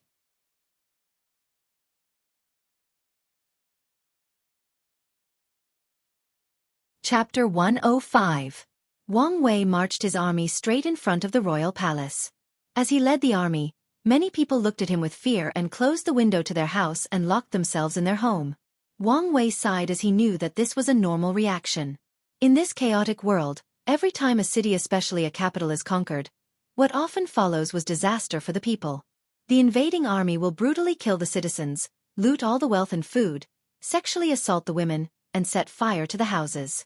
However, Wang Wei would never allow his men to behave in such a way. He has written strict military codes for the entire army, and anyone who disobeys it will be punished severely. This is one of the reasons that Wang Wei's rebellion was so smooth and successful the past few years. He did not kill or plunder when he conquered a city. On the contrary, he will take time to calm all the citizens and assure them that everything will in fact be better in the future. After the army surrounded the palace, Wang Wei waited for a while before going in. Somehow, he discovered that the whole palace was too quiet. There was no noise of people running around trying to escape, no plunder of the royal family's wealth. It was too calm. Thinking about the weird behavior of the Noble Alliance, Wang Wei became more alert in order to be able to react in case of emergency. Unfortunately, he was too late. Suddenly, something hit Wang Wei with tremendous force. Boom! The sound of a cannibal echoed around the palace and Wang Wei flew away into the air. His body crashed into countless houses. Bang! Bang! Bang! Each time his body crashed into a house, it would immediately crumble down. The infrastructure of these houses would be destroyed. Then the whole house would fall down on their habitants. This was terribly destructive as some of these houses even had more than 3 floors and countless people living inside them. Clouds of dust scattered all over the city wherever these houses fell down. Meanwhile, Wang Wei was already blown away to the next house, not affected by the consequences. In fact, not just houses. Many unfortunate bystanders who happened to be on the way suffered similar fate as these houses. Many people died because they were hit by the fast-moving body of Wang Wei. After traveling for more than 600 meters, Wang Wei plunged into an artificial mountain located near the palace. With an exploding sound, his entire body was stuck deep into the mountain. Soon afterward, a middle-aged man appeared in the air near the mountain with a deep frown on his face. A few seconds after being stuck, Wang Wei exited the mountain. His body was covered in blood and many chunks of internal organs and bone pieces. These were not his own. With a single thought, he activated the cleaning formation on his robe and the blood and filth were instantly removed, even the ones on his face. After cleaning himself up, Wang Wei checked his body and there was not even a single scratch on him. He nodded in satisfaction as his fleshly body. He then raised his head and looked at the man floating in the air and said with a smile, "Interesting. I did not expect the final card of the royal family to be a cultivator in the supernatural realm. Shouldn't you have gone through heavenly tribulation and go to a higher world already?" The flying man looked at Wang Wei with a solemn face and said, "What a powerful extraterrestrial demon. You took my attack like it was nothing. I cannot even find a single scratch on your skin. You know, old man, it is very rude to use your divine sense to scan a person without authorization." After saying this, Wang Wei controlled his skin and muscles and vibrated them rapidly. Suddenly, the supernatural realm cultivator whose name was Dong Hao found out that his divine sense could not scan Wang Wei's body. The solemnness on his face thus further increased. "You did not answer my question. Why did you not go to a higher world?" "Not everyone has the heart to go through such powerful heavenly tribulation unless really necessary," responded Dong Hao with a look of fear deep in his eyes. Wang Wei could guess what he meant. In small world like this, although the highest level of strength allowed ID the divine altar realm, there are still many genius cultivators who have managed to enter higher realms. When that happens, these cultivators will have to go through 2 heavenly tribulations. one to break through the realm, and the other in order to go to a higher world. However, the second tribulation is extremely powerful. Due to the fact that supernatural realm cultivators cannot survive in the endless void for long, the world that they are from are responsible to open a space passage to a higher world. For example, the Warring Kingdom word is a lower thousand world. After the tribulation, Heavenly Tao has to open a space passage to a middle thousand world for the supernatural realm cultivators.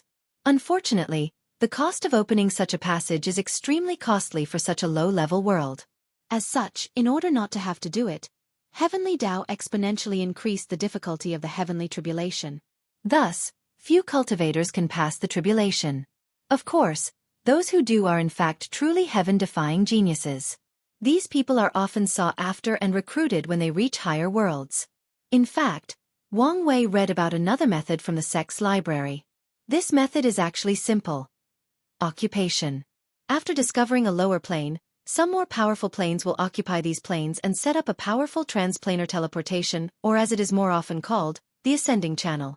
When cultivators of the lower plane reach the standard realm, they can go through the established passage to reach higher worlds. The downside to this method is the fact that these ascending cultivators are usually under strict control. If their native worlds are conquered by a more benevolent one, then they usually have to choose a sect to be part of after their ascension. However, if their worlds are conquered by other brutal worlds, then the fate of these ascending cultivators are nothing but to be either cannon fodder in wars or becoming slaves to be auctioned and sold off. One thing I'm still curious about. How can you be able to move so freely in this world? It's one thing not to ascend to higher planes, but the heavenly Tao of this world would never allow cultivators of your level to move freely about with the destructive power you all have. Asked Wang Wei. Dong Hao smiled and responded, I have to thank you extraterrestrial demons for this. I do not know what you guys did, however, ever since your arrival, the suppression of us transcending mortality realm cultivators have been slowly reducing until it was completely lifted. After hearing this, Wang Wei immediately understood the reason. Before the trial, the Supreme Realm True Monarchs have refined this world to elevate the power scale in order to allow all the Heaven Chosen to compete freely. This must be the reason that the native supernatural realm of this world can move and fight freely. Wang Wei also realized why the Noble Alliance was not so keen on immediately signing the soul contract. It seems that they were already aware of the royal family's hidden cards. They wanted to stand and watch how he and the royal family fought to the death. In the end, whoever is the winner, they would still be the one who benefited the most. Wang Wei sneered at this. No matter what plans these people had, he had more than 100 ways to deal with them. If they think that a weak supernatural cultivator could defeat him, they are gravely mistaken. After getting the answer he wanted, Wang Wei cracked his neck and hand preparing for the next battle. He felt excited as his blood boiled. He hoped this old man could give him a proper challenge. Without hesitation, Wang Wei threw a powerful punch in the air. The powerful shock wave generated by the punch created an air bullet that flew towards the old man in the sky. Dong Hao, who was also ready for battle, suddenly felt a very condensed air pressure flying towards him. Without hesitation, he manifested a barrier to protect him. However, to his horror, the air bullet actually pushed him more than 10 meters after clashing with his barrier. What's worse is that immediately afterward, countless more air bullets hit his shield, thus adding cracks to it. Dong Hao was shocked at how powerful these punches were. He knew that he might lose if he fought head-on with Wang Wei. This was considered a great shame to him, being weaker than a mere divine altar realm cultivator. However, given the prominent background of his opponent, he decided not to think too much about it. Nevertheless, Dong Hao's situation was not looking too good after being bombarded by all these air bullets. So, he decided to use the one advantage that his realm had compared to Wang Wei, the ability to fly in the air.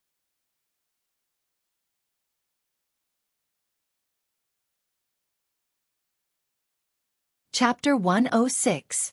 Dong Hao flew to the side and evaded the air bullets that attacked him. Then, countless tattoos appeared all over his body, arm, legs, and even face. Afterwards, his power increased dramatically.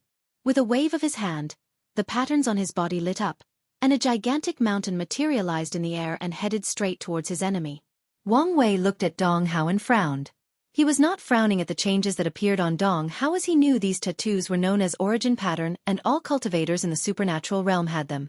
The reason that he frowned was that he realized that if he continued to fight here in the capital, countless ordinary people would die in the aftermath of their battles. Normally, Wang Wei would not care about such things. Although that sounded ruthless, unfortunately, that is the fate of mortals that cannot control their destiny. One day they might suddenly die due to the aftermath of Cultivator's battle. However, currently, Wang Wei's role was a future monarch of a dynasty. As such, he has to take into consideration the lives of his citizens. When the mountain approached near him, Wang Wei noticed a certain metal quality of it as it shined with a golden luster under the sun. He guesses that this was not a regular mountain, but one reinforced by gold element. Without hesitation, Wang Wei threw a powerful punch and a terrifying force traveled in the air and hit the mountain. Boom! The 2,000 meters tall mountain trembled and cracks appeared on its metal surface. However, it was not destroyed. Boom! Boom! Boom! Wang Wei continued to punch in the air and more cracks appeared in the mountain until it exploded into countless pieces. Then, he threw another powerful punch. This time, however, he did not just use the raw strength of his fleshly body.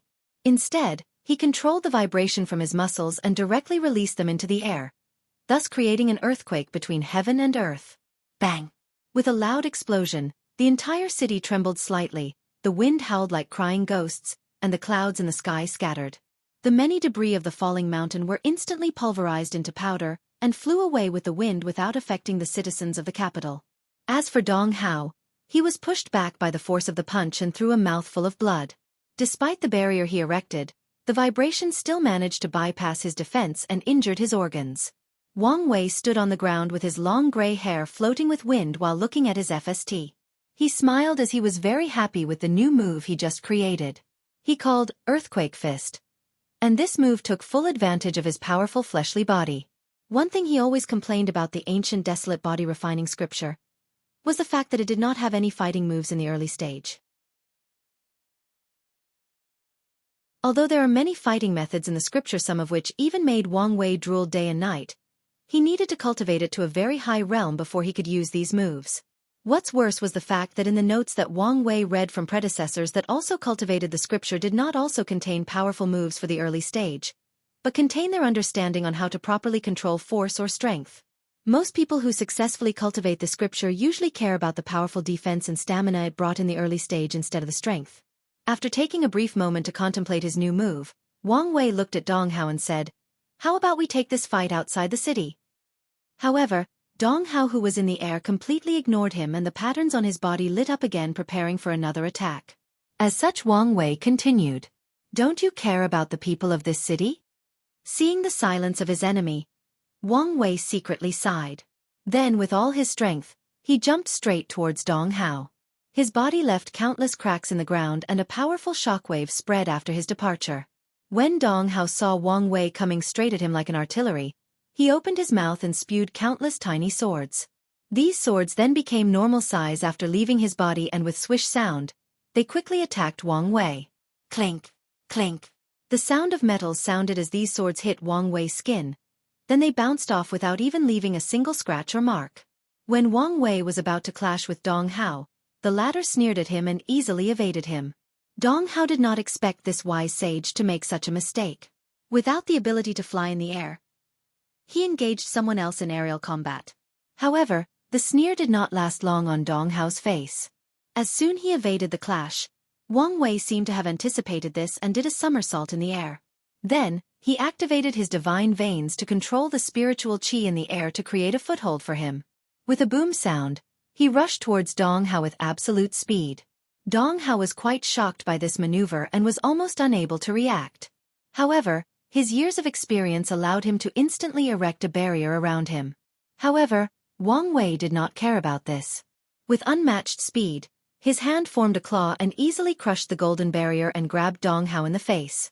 While stepping in the air, he rushed outside the city while holding Dong Hao like an adult carrying a chicken. Boom! Wang Wei broke the sound barrier while stepping in the air with. All the citizens of the city heard an exploding sound, then saw a circular vapor in the air, followed by a streak of light rushing outside the city. After traveling a few hundred meters, Wang Wei then threw Hong Dao outside of the city. The supernatural cultivator clashed into the ground, forming many cracks. He threw a mouthful of blood and then started coughing. The shockwave created by his crash created a cloud of dirt, and some of it had entered his lungs. He then mobilized his origin essence to heal the cracked bones on his back and protect his spine. He then looked at the flying Wang Wei with shock. No, he should say stepping in the air. Everyone knows that divine altar realm cannot fly in the air. However, this wise sage has found a way around this problem. In fact, it is not that some people did not think of this method. However, in order to do such a thing, a terrifying control of spiritual qi is needed to do so, which is something that Dong Hao had previously thought to be impossible, especially given the low level of spiritual qi in this world. Not to mention the stamina that the body would need to keep standing in the air, and the terrible amount of origin qi needed to keep the divine veins activated made this method of flying virtually impossible for the cultivator of this world. Compared with flying in the air in the supernatural realm, which is as easy as moving one of your limbs, this method of flying seemed too complex and nuanced for anybody to manage. After spitting out another mouthful of blood, Dong Hao stood up from the ground. His clothes were all tattered and his hair disheveled. However, he did not care about this. Suddenly, Dong Hao's body was encased by a golden armor that covered even his face and eyes. After seeing this, Wang Wei suddenly frowned as he did not feel the fluctuation of origin essence, which means that this was not an origin ability or method. All of a sudden, he thought of something. Innate talent. Only innate talents do not require much or any energy source, as they are fundamentally a part of the cultivators. Wang Wei was then quite surprised, as he knew that not all cultivators in the supernatural realm had their own innate talent. This thing requires both talent and luck. If you are not talented but full of luck, then you will not receive a talent when entering the supernatural realm. If you have talent but low luck, then the talent you receive will be quite shitty. After making his preparations, Dong Hao flew straight to Wang Wei. Since he could not use his flying ability to easily win this battle, he will fight head-on to decide the winner. Meanwhile, after seeing Dong Hao coming towards him, Wang Wei was quite excited, as he knew that he was bound for an exciting battle. As such, he stepped in the air and rushed towards him and threw a punch. He used Earthquake Fist. Without hesitation, Wang Wei's fist clashed with the golden Dong Hao. Boom! The air trembled and visible ripples could be seen manifesting after their crash. Dong Hao's golden armor cracked all over. Meanwhile, he threw out some blood inside. However, after a few breaths, the cracks healed and Dong Hao continued to clash head-on with Wang Wei. In the capital, the royal family and many nobles from the alliance were watching this battle through different means. All of them were concerned, as this was a fight that determined the fate of the Eastern Rain Kingdom.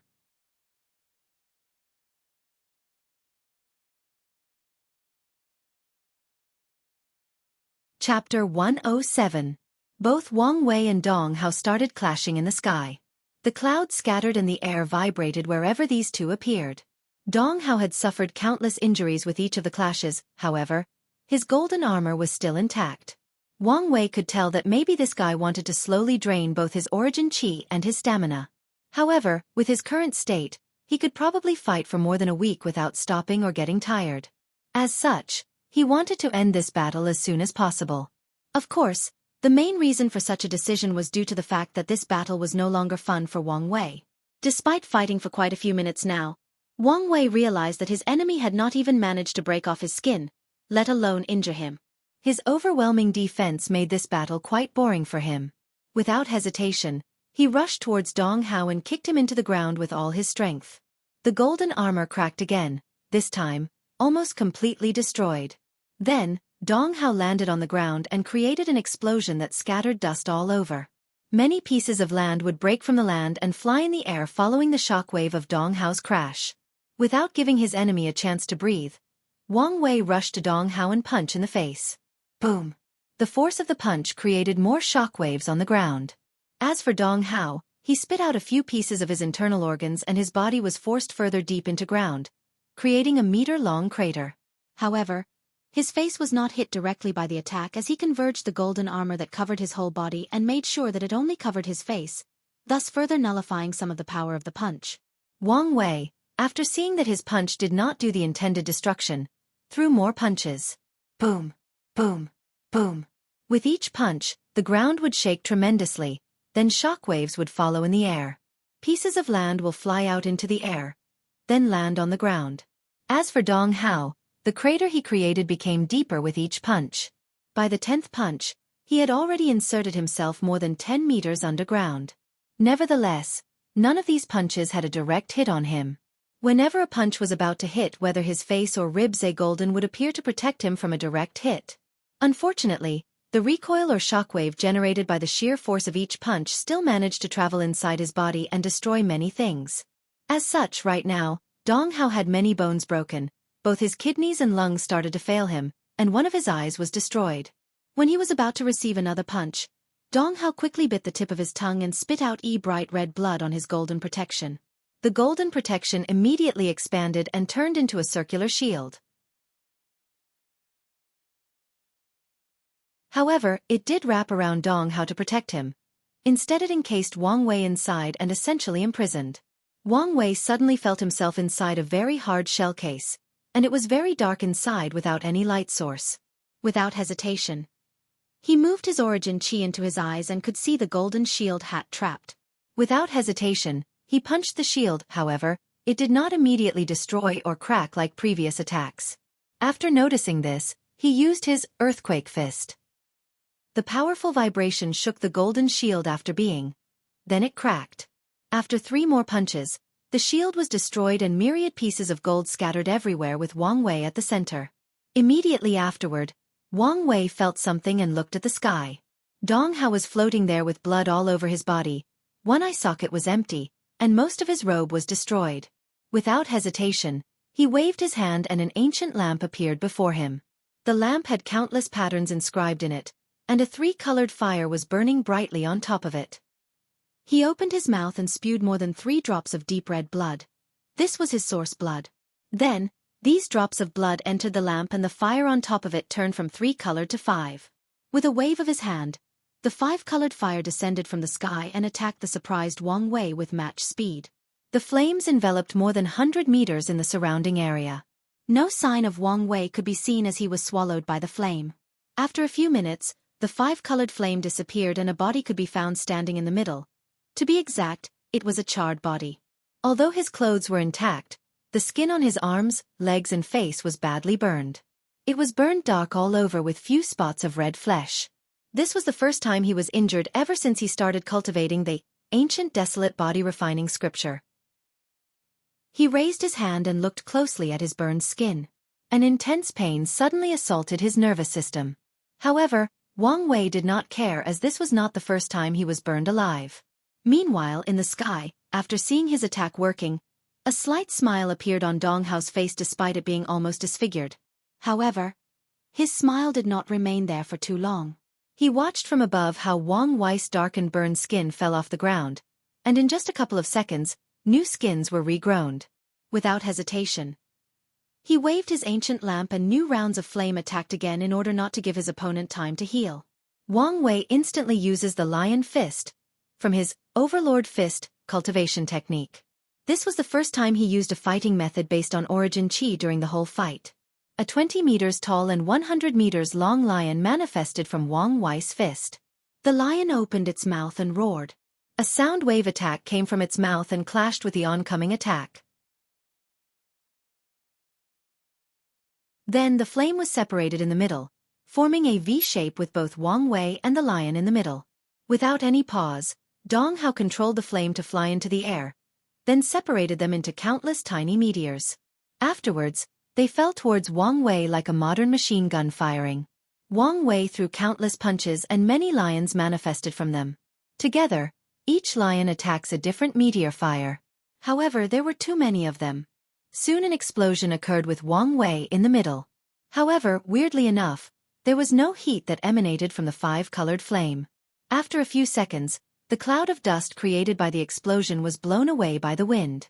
Wang Wei's charred body was again seen in the middle of the explosion. However, his state was even worse than previous.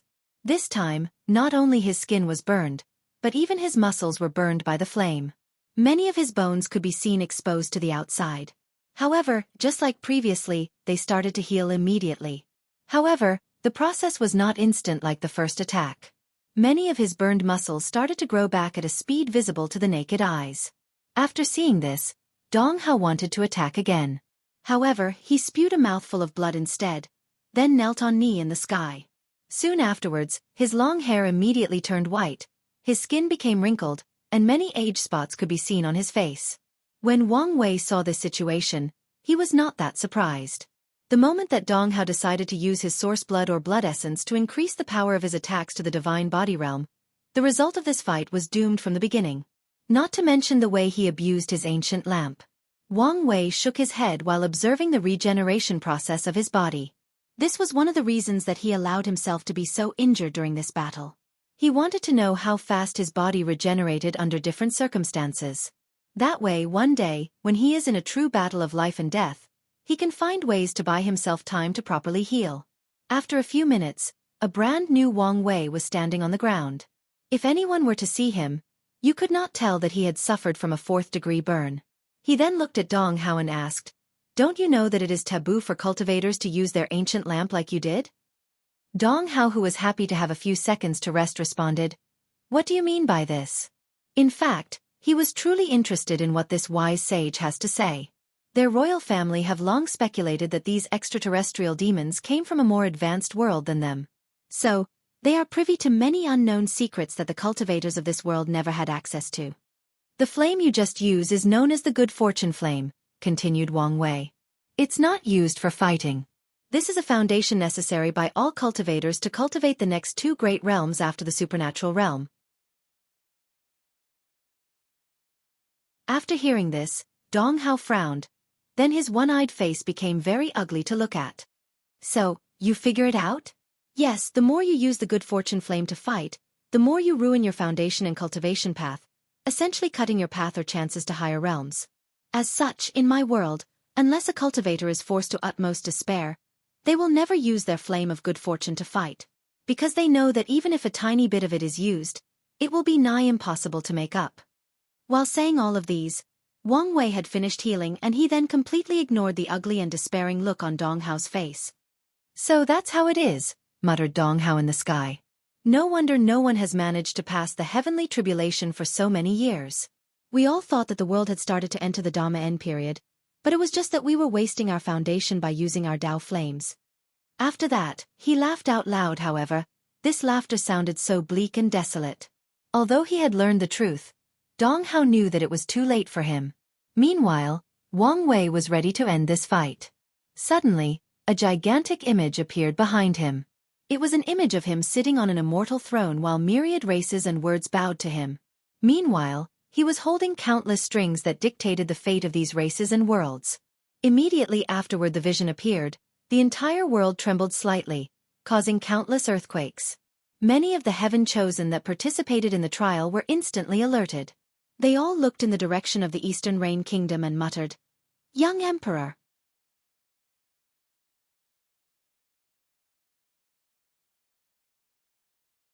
Chapter 108. After the vision of the young emperor appeared behind Wang Wei, Dong Hao suddenly felt like the environment around him changed, as if he went from one heaven and earth to another, from one world to another.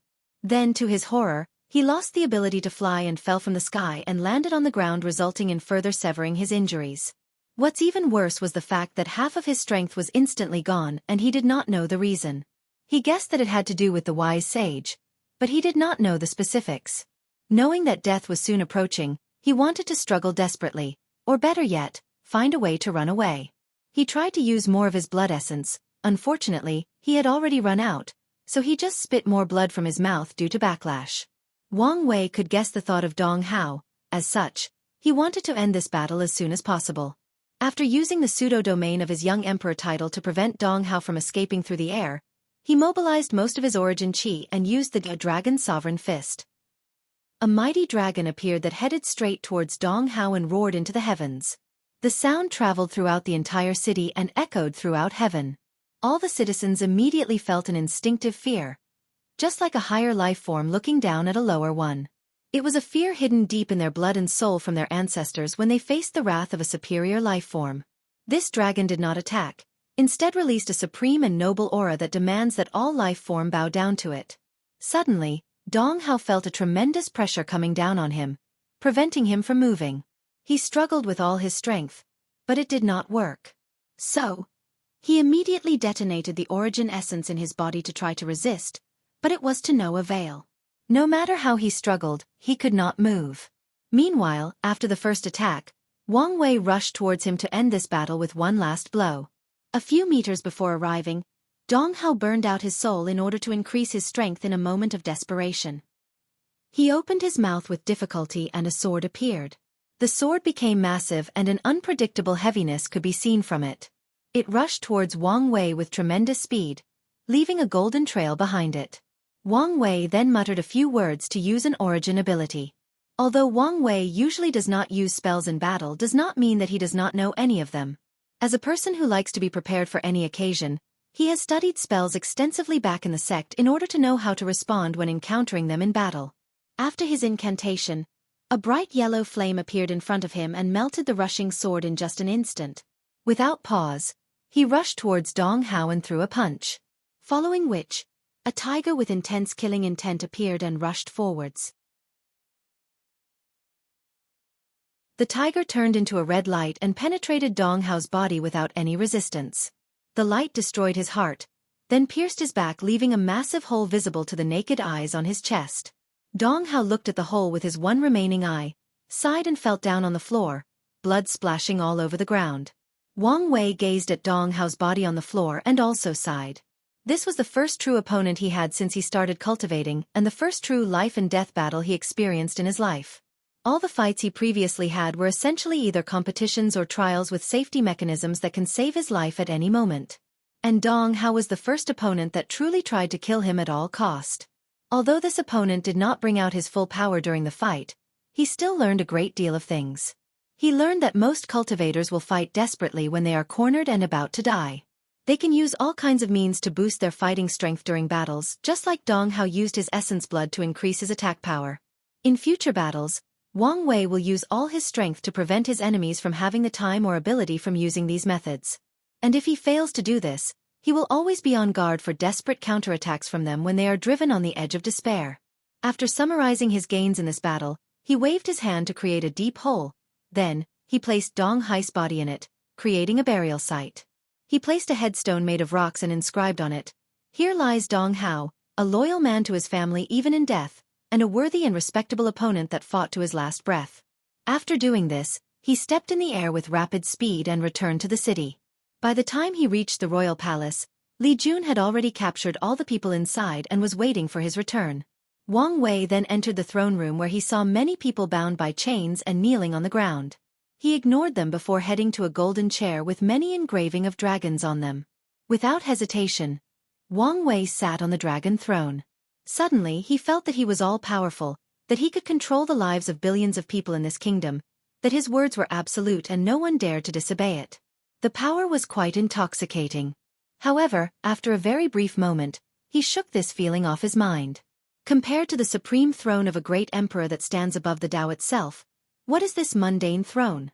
After thinking about these things for a moment, Wang Wei then looked at the Thai people kneeling on the floor. He first took notice of a middle-aged man dressed in yellow dragon robe with a crown on his top-knot hair. The man exuded the temperament of a person in high position, however. He was not looking too good. Many of the direct line of the royal family were captured and brought to meet him. However, Wang Wei was still a little confused when he saw Princess Dong Lifen also kneeling on the ground, although she was the only one not in Chan. As such, Wang Wei asked her directly, "Princess, what is the meaning of your actions?" After being called upon, the princess did not get up. Instead she placed her forehead on the ground and said, "I plead for your majesty to leave a way out for the royal family." As soon as she said this, a terrifying killing intent appeared in the room directed towards her. It was from Li Jun. He looked at Princess Dong Lifen as if he wanted to stab her directly with his spear. Despite the uncomfortable feeling she felt from the killing intent, she still insisted on her words. "Your Majesty the wise sage, on account of all the merits that I have made to your cause, please give the royal family a way to survive." Wang Wei waved his hand and Li Jun put away his killing intent. He then looked at the princess and responded, "Princess. No, I'll just call you Dong Lifen from now on. If it was before, I would have granted your wish. However, after what happened in Bless Wing City, there is no room for negotiation with this matter." Dong Lifen sighed after hearing this, not too surprised by the outcome. She had heard about how her royal father used poison to attack and kill an entire city.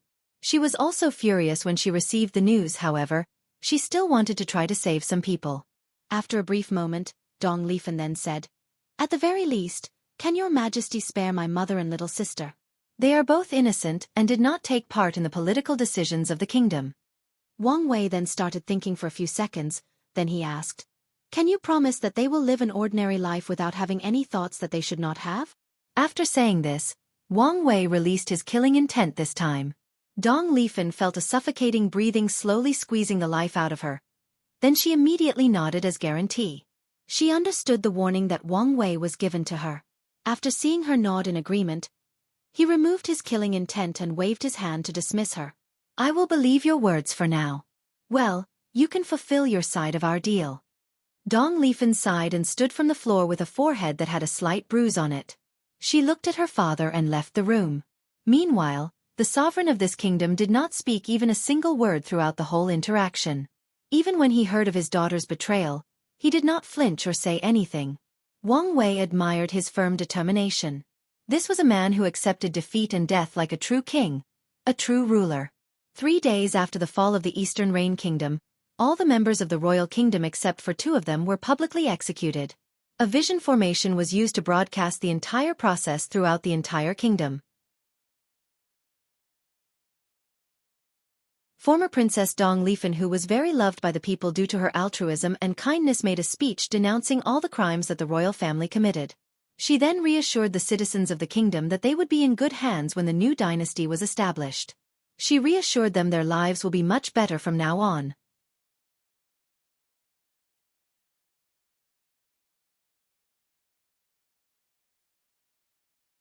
Chapter 109. A few days after the execution of the royal family, someone came to visit him in the Dragon Throne Room. It was Jianghu from the Noble Alliance. The past few days have been quite stressful for him due to the fact the wise sage never mentioned their agreements. Even if he did not immediately attack the nobles, they were still under great pressure. After seeing Wang Wei on the dragon chair, he bowed more than 90 degrees and said, "Long live your majesty. May your cultivation rise and be able to live for eternity." Wang Wei looked at him with calm eyes, then he waved his hand and said, "You may rise." Then, Zhang Yi lifted his body to make eye contact with Wang Wei and addressed the reason for his visit. "Your Majesty, I wonder whether our agreement is still valid?" "Of course, as long as you people choose the group of nobles that need to be made an example with, everything is still the same." Zhang Yi sighed a relief after hearing this, then he further asked, "Then when can we sign the soul contract?" "There is no need for that," answered Wang Wei with a smile on his face. "Since you guys believed me to be a man of my words, then continue to strengthen this belief." Zhang Yi frowned after hearing this, but he did not say anything else about this topic. He bowed again and said, "Then, I shall bring your words to the Noble Alliance." After the brief conversation, Zhang Yi was dismissed and returned to inform the Noble Alliance of the result. Meanwhile, Wang Wei sneered at these nobles. If it was not the fact that he still needed them to temporarily stabilize his future dynasty, he would have killed them long ago. Unfortunately for him, this kingdom is very similar to Middle-earth's ancient time from his past life when it comes to societal structure. Most knowledge is kept in the hands of these nobles and they go to extreme length to keep the common people ignorant, uneducated, and uninformed. After reviewing the situation of the previous kingdom, Wang Wei discovered that more than 95% of officials throughout the entire kingdom are related to the nobles' families one way and another. This is one of the reasons that the Noble Alliance is not to worry about the change of dynasty. Because whoever is the winner will still need their help if they want to govern the dynasty properly.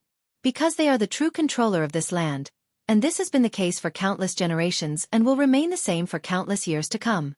As for the remaining 5%, they are composed of a few scholars with upright morale that refuse to associate with the nobles due to their corrupt behaviors. However, the fate of the remaining 5% was actually quite bleak. All of them were suppressed, killed, or exiled far away from the capital by the Noble Alliance. Wang Wei's next step of action is to promote the people from these 5%, cultivate a group of capable people as soon as possible while he slowly cut off the tentacles of the Noble Alliance from his dynasty. Duke Zhang Mansion. After his meeting with His Majesty Wang Wei, Zhang Yi returned home to his family and reported to the patriarch of the result. Duke Zhang Yong was a middle-aged man in the divine altar realm, also the current patriarch of the Zheng clan. After receiving the report, he frowned and started thinking about his next course of action. It seems that this new emperor really wants to do something to our families, muttered Zheng Yong. So what do we do now? The plan has backfired on us, asked Marquis Langzon, who was sitting next to the Duke. I think it's best to follow the agreement, then let our families lay low for a while. After all, we all know that these extraterrestrial demons will eventually leave this world when their trials are over, responded Viscount Chong Lu. And I don't believe that His Majesty would dare to blatantly kill us with all the power that we have in this kingdom. The other two people nodded in agreement, then Marquis Langzon suddenly asked, So which family are we going to sacrifice this time? Immediately, the room became silent with only the sound of breathing and slurping being heard. After taking a sip of his tea, Duke Xiangyong said with a smile, It seemed that His Majesty wanted to cause infighting among our alliance and divide us using this method. What a scheming emperor! From the information I gathered, he is less than 100 years old. If only my son had half, no a quarter of his abilities.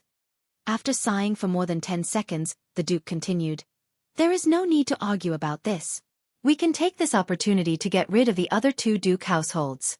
However, we cannot let this new emperor think that we are easy to bully.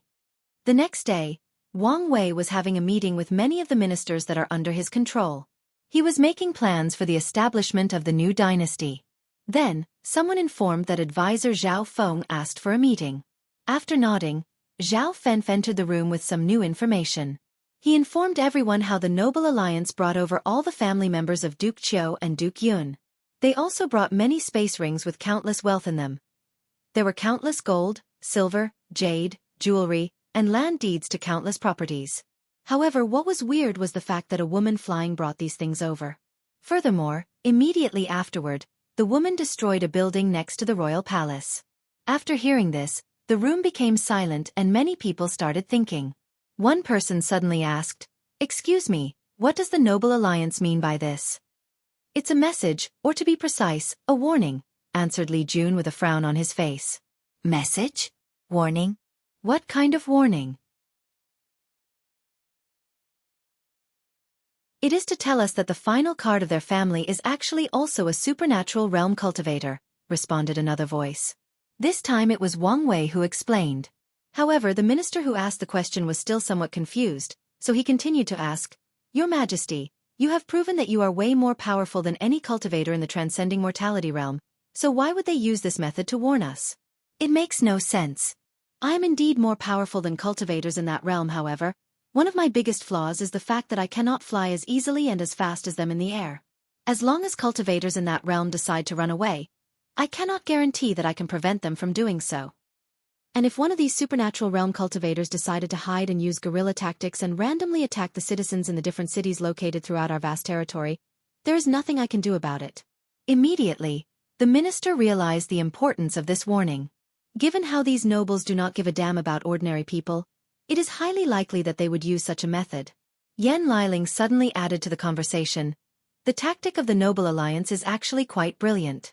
They used the deal we made with them to get rid of both Duke Qiu and Duke Yun household, two nobles clans that were secretly raised by the previous ruler to balance the rising power of the three most powerful and ancient noble clan in the Eastern Reign Kingdom. The Zhang, Chong, and Lung clan. By doing this and handing over their wealth, they showed an act of submission to the new dynasty, while at the same time, they also sent a powerful cultivator to deliver these things as a threat and deterrent, thus securing their place and status for the future. Essentially hitting two birds with one stone. Whoever came up with this idea has quite the tactical mind and political ability. It must have been that old fox Zheng Yong, answered Wang Wei with sneer on his face. From the information I gathered, this old man is the most cunning and vicious of all the nobles. However, it does not matter. I have plenty of time to play these scheming old men. Just wait for me to fully control all the territory of this kingdom, then I will get rid of them. Soon, 2 years passed in a blink of an eye. Today was special for the people from the former Eastern Reign Kingdom. A special day because today was the day that a new dynasty will be formally established on the ashes of the former kingdom. In front of the royal place, Wang Wei was wearing a purple dragon robe with a crown on his head. An altar stood in front of him, while countless government officials stood behind him, with Dong Lifen being the closest to him. She was wearing a robe with many phoenixes on them and a crown also decorated with phoenixes. She looked breathtakingly beautiful, but also a little nervous. Meanwhile, Wang Wei took out an imperial jade carving of a dragon called the Imperial Seal. This was a symbol of imperial power, and also a treasure that condensed the luck of the Fortune dynasty. This one was brought from the myriad emperor world specifically for the trial, otherwise he would have to use a less effective one from this world. Wang Wei walked in front of the altar, and in front of billions of people watching both personally or from image formation scattered all over the territory, and said, "Heavenly Tao above, in the past years, I have conquered vast territory, brought peace to this turbulent land, brought food, knowledge and prosperity to the people of this land. Now, I would like to establish a fortune dynasty with the name, Great Xia. Please allow it." Originally, Wang Wei wanted to call the dynasty, Great Wei, after his name. But given the fact there used to be a dynasty with that name, he chose the name of the empire he ruled during the Fourth Pagoda trials instead. After executing the ceremony, Wang Wei suddenly felt a vast and powerful will appeared above the altar. Then the will thoroughly scanned the entire territory under his rule. It checked the size of the territory, the living condition of the people, their happiness and satisfaction with their new ruler. After that, countless golden lights from all the land people came together in the sky to form a golden dragon with 9 claws. The dragon had beautiful and powerful scales all over its body. This dragon was the manifestation of the Great Xia dynasty's luck. This time, it was not only Wang Wei who saw it, but all the citizens of his territory. This is the difference between a fortune dynasty and a regular one. The gathering and manifestation of Qi luck. Immediately afterwards, all the citizens knelt down and said at the same time, long live your majesty to eternity." This sound riveted throughout the entire dynasty, forming a beautiful harmony of heaven and earth. The sound then seemed to blend with the sky, then many auspicious clouds manifested above the sky, turning the heaven into a golden luster. Immediately afterwards, the golden dragon roared into the heaven, then the character for Xia appeared from his mouth, flew over to Wang Wei's hand and turned into a scroll with the words, Conferred God List, written as a title. He then read the words inscribed on them. Conferred God List, Emperor, Empress, First Consort, Prime Minister, and so on. After reading the title or positions of the list, he frowned after seeing the question marks behind the emperor name. He sighed as he knew that what he feared the most had happened.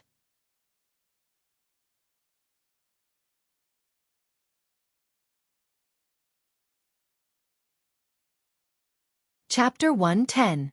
Logically speaking, the name after the emperor on the conferred god list should be Wang Wei. However, something went wrong.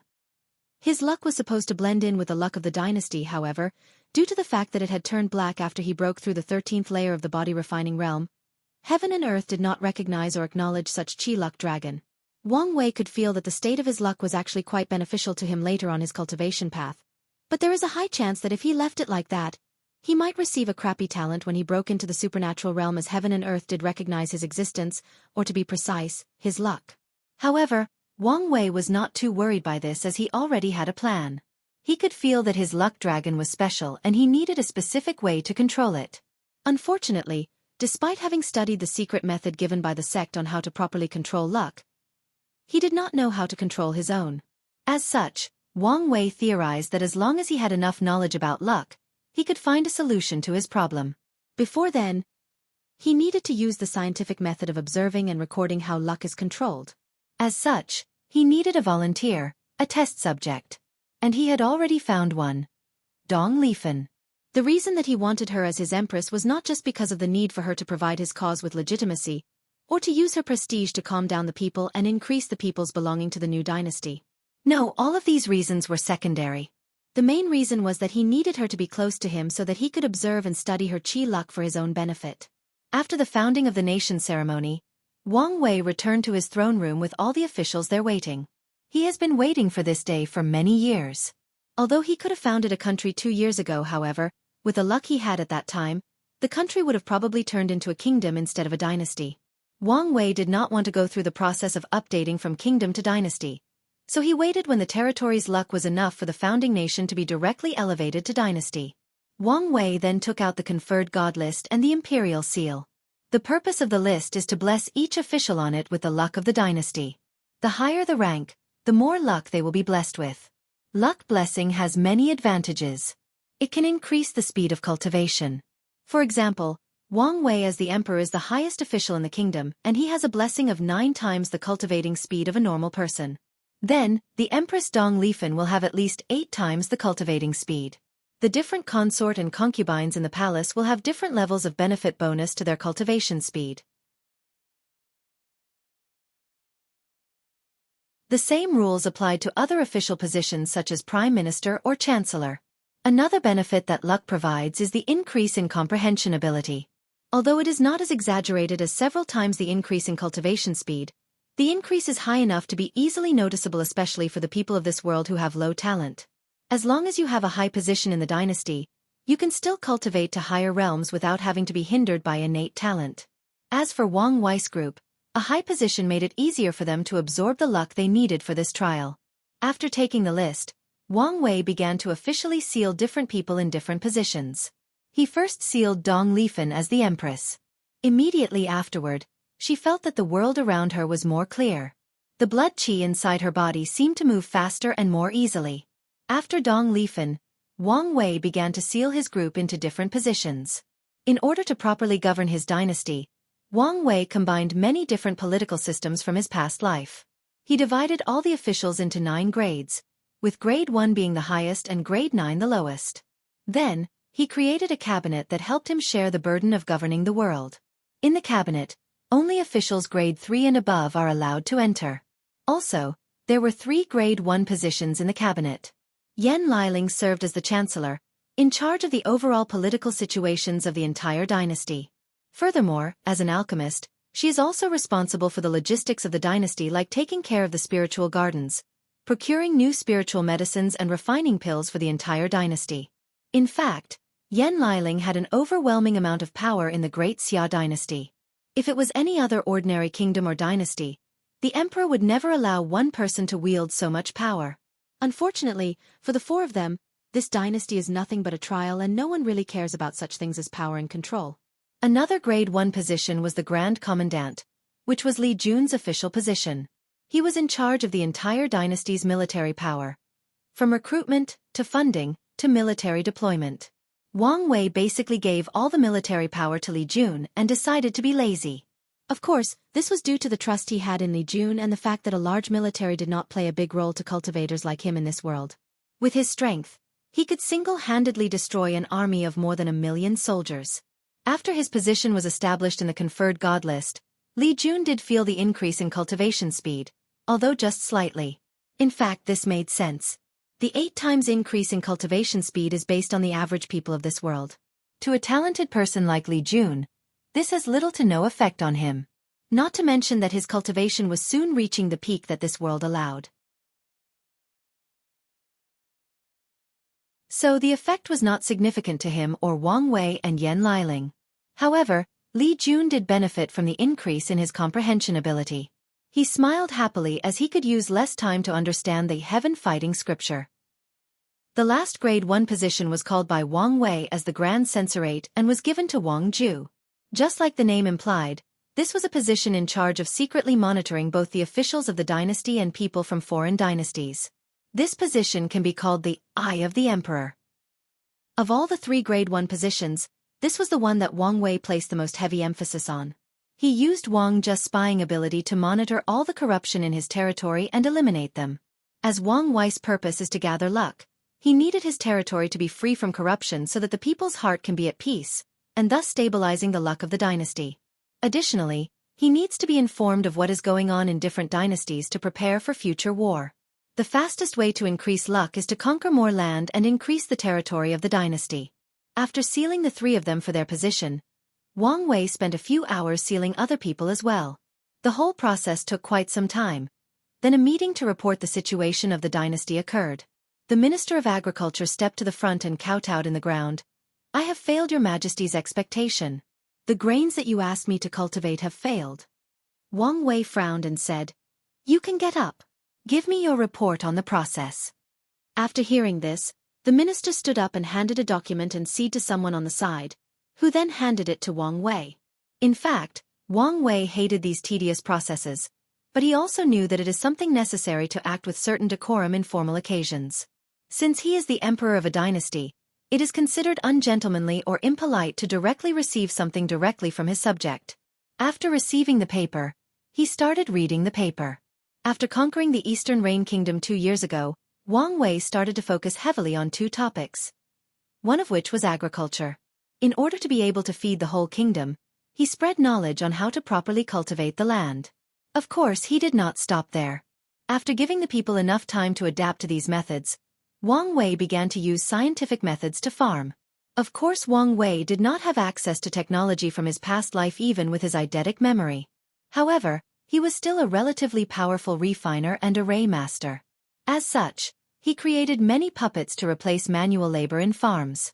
He created formations to regulate temperature, humidity, and pH of plants. He worked with Yen Liling to create pills that can replace chemical fertilizers. In simple words, Wang Wei used the power of cultivation to revolutionize the daily lives of ordinary people. Of course, many cultivators complained, but Wang Wei used both force and rewards to encourage these people to do the job he wanted them to do. As for the failure that the Minister of Agriculture spoke of, it was because Wang Wei asked his department to use the concept of hybridization to cultivate specific grains that can grow rapidly solely based on the amount of spiritual qi in the environment. The specific crop would be able to absorb spiritual qi from heaven and earth to accelerate the rate that it grows and mature. If the process had succeeded, Wang Wei would set up a spirit-gathering array, then plant these seeds and watch as they grow exponentially rapidly, thus increasing the amount of food for the entire dynasty. If he succeeded, he would have accomplished something incredible.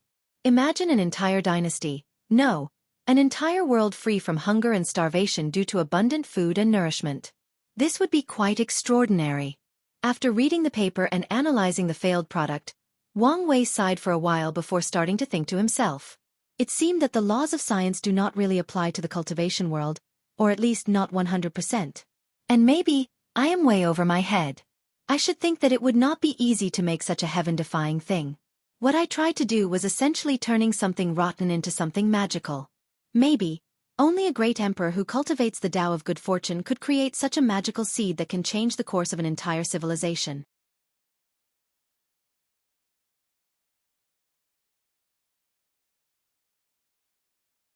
Chapter 111. The meeting lasted for quite some time as Wang Wei had many things to review before everyone was dismissed. However, one person remained behind to have a private conversation with Wang Wei. It was Empress Dong Lifen. Wang Wei moved his head to his side and looked at her still sitting in her phoenix throne and asked, "Do you have anything else to say to me?" Dong Lifen then stood up, bowed properly and said, "I would like to thank your majesty for keeping his words and treating the people as well as you do." Wang Wei waved his hand and replied, "Rise. There is no need to thank me. As I said before, this is just a trial to me and doing so will benefit me greatly." "That may be true, your majesty," answered Dong Lifen still in the bowing posture. "However, I have seen the information about the other kingdoms and dynasties. None of your peers spent so much time and effort on the livelihood of the people. Although the lives of the common people have improved dramatically, compared to the changes in our kingdom, and all of this is due to your majesty's divine vision." Wang Wei smiled and held her up. "You can rise now, and I will accept your praise." After setting her down in her throne, he suddenly asked, "I've been wondering, why are you still in the body refining realm 11th layer? With your talent and cultivation resources you have access to, you should have long entered the divine sea realm." Dong Lifen, who was in the process of brewing tea for Wang Wei, suddenly paused and a stiff smile was stuck on her face. Then she continued as if nothing ever happened. "I'm just making sure that my foundation is very solid in each realm, that's all." However, the observant Wang Wei still caught on to her actions and seemed to have thought something. "You are quite ambitious. Not satisfied with having a supreme foundation and wanting to have a Tao foundation instead." Dong Lifen immediately lowered her head after hearing Wang Wei's words. Without looking him in the eyes, she rapidly served the tea, almost spilling on him. Suddenly, an idea appeared in Wang Wei's mind. As such, he reassured her. "You do not need to be afraid or anxious. There is nothing wrong with being ambitious. Unfortunately, the secret to having a Tao foundation is the highest one of my sect. And even with my status, I would be in a great deal of trouble if I revealed it to you, and even this world might be implicated if news were to spread out that I leaked one of the sect's highest secrets." After hearing this, Dong Lifen's head was further lowered, and she even secretly sighed to herself. Although I cannot tell you how to make a breakthrough, continued Wang Wei, I can still provide you with some help. Dong Lifen raised her head with a swift motion. Then her dreamy eyes looked at Wang Wei with an unknown twinkle on them. Right in this moment, she unknowingly exuded a fleeting and ethereal beauty. The answer to your problem is actually right in front of you. Luck. The dynasty's luck or fortune has many magical and unimaginable means. If you study it thoroughly, you may find a way to elevate your foundation to the level of Tao. But your majesty, the luck of the dynasty can only be controlled by you alone. Since I have mentioned it, that means I have a way around this. When I'm not busy, you can come find me and I will use the imperial seal to allow you control over the dynasty's luck. I'll even provide you with my experience in breaking through the body-refining 12th layer. Dong Lifen wanted to immediately object. Control of a dynasty's luck is the symbol of an emperor. It is proof of their status and power. How could she use such a thing? Even if she wanted to, the ministers of the court would never allow it. They would instantly accuse her of having the idea of revolt and ask that she be deposed of her status immediately. Maybe even worse, they might ask that she be executed for treason. Dong Lifen was well aware that many ministers of the court did not like her or approved of her, especially given the fact that she was the remains of the last dynasty. Many people have already complained and asked His Majesty to reduce her status to consorts. Fortunately for her, His Majesty did not care about these people and always ignored him. Otherwise her status would be greatly affected. Dong Lifen looked at the calm Wang Wei and realized that he was different from other emperors and he had secretly been protecting her. She blushed slightly, and with a look of determination, bowed once again and said, "Then, I will gladly accept your Majesty's favor and grace." Afterwards, the two of them chatted over tea before Dong Lifen left towards her own palace with steady strides and a wide smile. Wang Wei watched the Empress leaving and a gleam of light flashed deep into his jeweled gray eyes. It seemed that there was no need for me to find a way for her to be interested in studying luck. After all, there is no greater motivation than the desire for self-improvement, muttered Wang Wei with a cunning smile on his face. Then he headed to his cultivation room. Meanwhile, after the meeting, both Li Jun and Yan Liling exited the palace together. They looked at the moonlight enveloping the entire capital. Unfortunately, the brightness of the moon was overshadowed by the beautifully lit city. As Li Jun walked and chatted with Yan Liling, he observed how many houses had lamps that illuminate the night. However, the lamps did not have fire burning in them, but exuded powerful lights that can be seen from far distances. Suddenly, Li Jun looked at Yan Liling and said, "I suddenly had the urge to visit Rainbow City." "So late at night?" "Well, it won't take long anyway." "Okay, let's go." After the two of them agreed, they walked to a corner of a lighted street and waved their hands.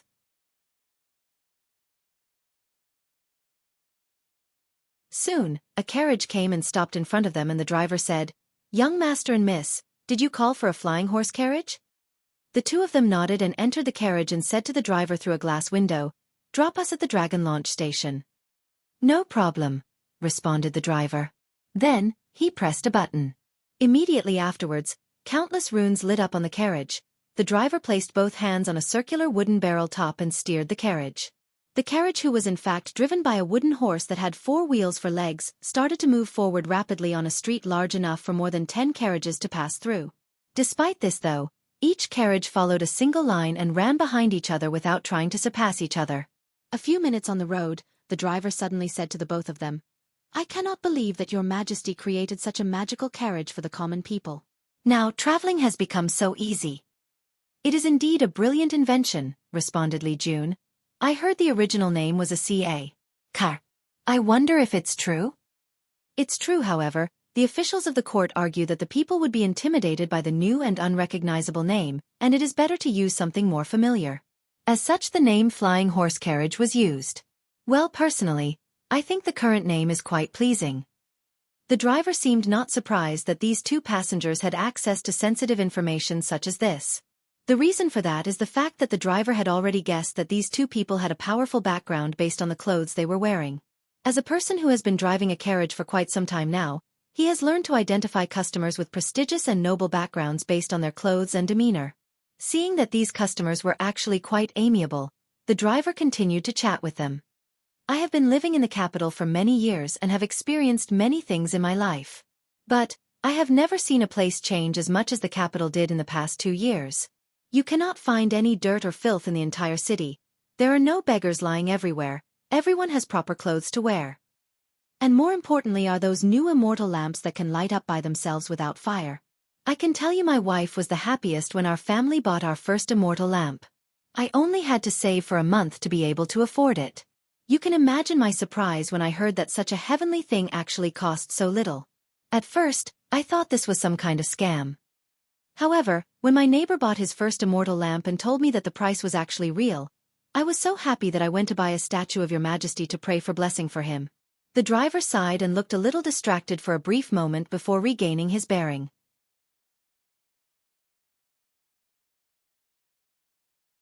I know that the law of the dynasty does not allow people to pray to His Majesty, but I couldn't help myself. And after I bought the immortal lamp, my son was also very happy. He no longer had to squint in the candlelight when studying.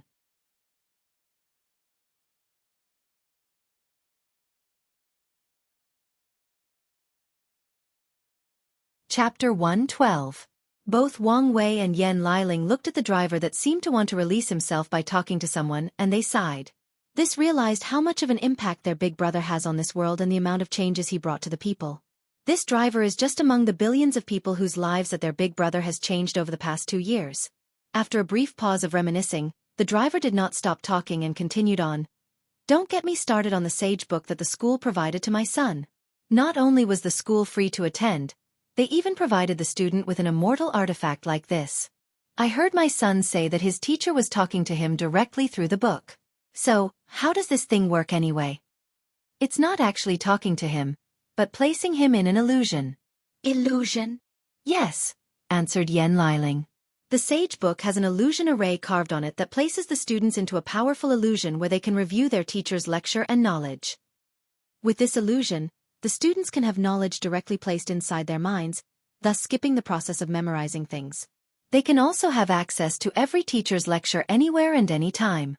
Big brother. I mean, His Majesty created this method to be able to quickly train officials for the dynasty. Of course, Yan Liling only briefly summarized the purpose of this book and did not mention many of the revolutionary ideas in them. For example, while in the illusion, the people will enter a state of deep focus in which their spirits will be enhanced to the extreme, thus dramatically increasing the learning abilities of each student. In order not to be affected, each school is required to properly feed each student, as thus intense focus can have a negative effect on the body. In order to create this origin artifact, her big brother had to study illusion with Su AI for months. As a person knowledgeable in runes, Yan Liling had to marvel at such innovative use of runes and refining. The driver listened attentively and nodded. Although I don't understand what you are saying, said the driver, I'm still happy that His Majesty created such an immortal artifact. Suddenly, Yan Liling frowned and asked, shouldn't you know some of these things? According to the law, each driver of the flying horse carriage needs to be illiterate and pass a test to be able to publicly steer one. The driver smiled with embarrassment and hurriedly answered, I did not go to school to learn, but my son taught me how to read and I passed the test. This is my permit. After saying this, the driver took out a paper from his steering department and showed it to Yan Liling through the glass window that separated them. After checking the permit, Yan Liling nodded and said, it seemed to be a legal one. You must be very intelligent to be able to learn reading on your own. The driver blushed a little after hearing the compliment and responded, at that time, I was still working hard with a normal chariot to save enough money to buy the horse-flying one. I could tell at one glance that this new carriage was going to be the standard from now on, so I wanted to be one of the first people to get one. However, I would have wasted a lot of time if I had to go to school every day to learn, so I just asked my son to teach me in person. Thanks to heaven, no, thanks to His Majesty's blessing, I was able to pass the test and get my license. Both Li Jun and Yan Liling nodded and continued chatting throughout the rest of the journey. A few minutes later, the two of them arrived at their destination, paid the driver and secretly gave him a very handsome red envelope. After the two of them left, the driver muttered to himself, my wife would never believe that such a fairy-like sister actually commented on how smart I am. That old woman never appreciated my wisdom. Hey, I should have listened to my son and bought one of those magical flutes that put other people's voices on them. What was it called again? Right, voice storing flute. However, these things are too expensive. After saying that, the driver got in his carriage and drove out, searching for his next passenger. Meanwhile, Li Jun and Yan Liling arrived at their destination, the Dragon Launch Station. Then, they went to buy their boarding permits. After showing their identification card, the woman responsible for providing the permit was immediately flustered for a moment and said, "Your Excellencies, as high-ranking officials, boarding permits are actually free. You do not need to pay." However, both Li Jun and Yan Liling shook their heads and still paid for their permits. Then, they waited for a few minutes. Soon, they heard a melodious voice echoing throughout the station. "The crawling dragon construct has arrived. All passengers prepared to board and stay away from the doors." After the announcement, Li Jun and Yan Liling saw a wooden construct in the shape of a dragon traveling rapidly on a pre-established track before stopping. Then, many scales on the dragon construct opened up horizontally. Following which, countless people exited the construct and left in different directions. Afterwards, both Li Jun and Yan Liling entered the construct. They searched for a while before finding a private carriage with a few people on them. "I cannot believe that puppets could be used in such a way," marveled Li Jun, and with stars twinkling in his eyes. "That's true," responded Yan Liling after sitting down. "Big brother Wang Wei has been complaining that the transportation methods of this world were so slow and tiring. So, he found a way to improve it." Yeah. What is more impressive was that he did not just use such marvelous origin artifacts only for cultivators, but found ways to commercialize it by making sure it can be controlled by mortals.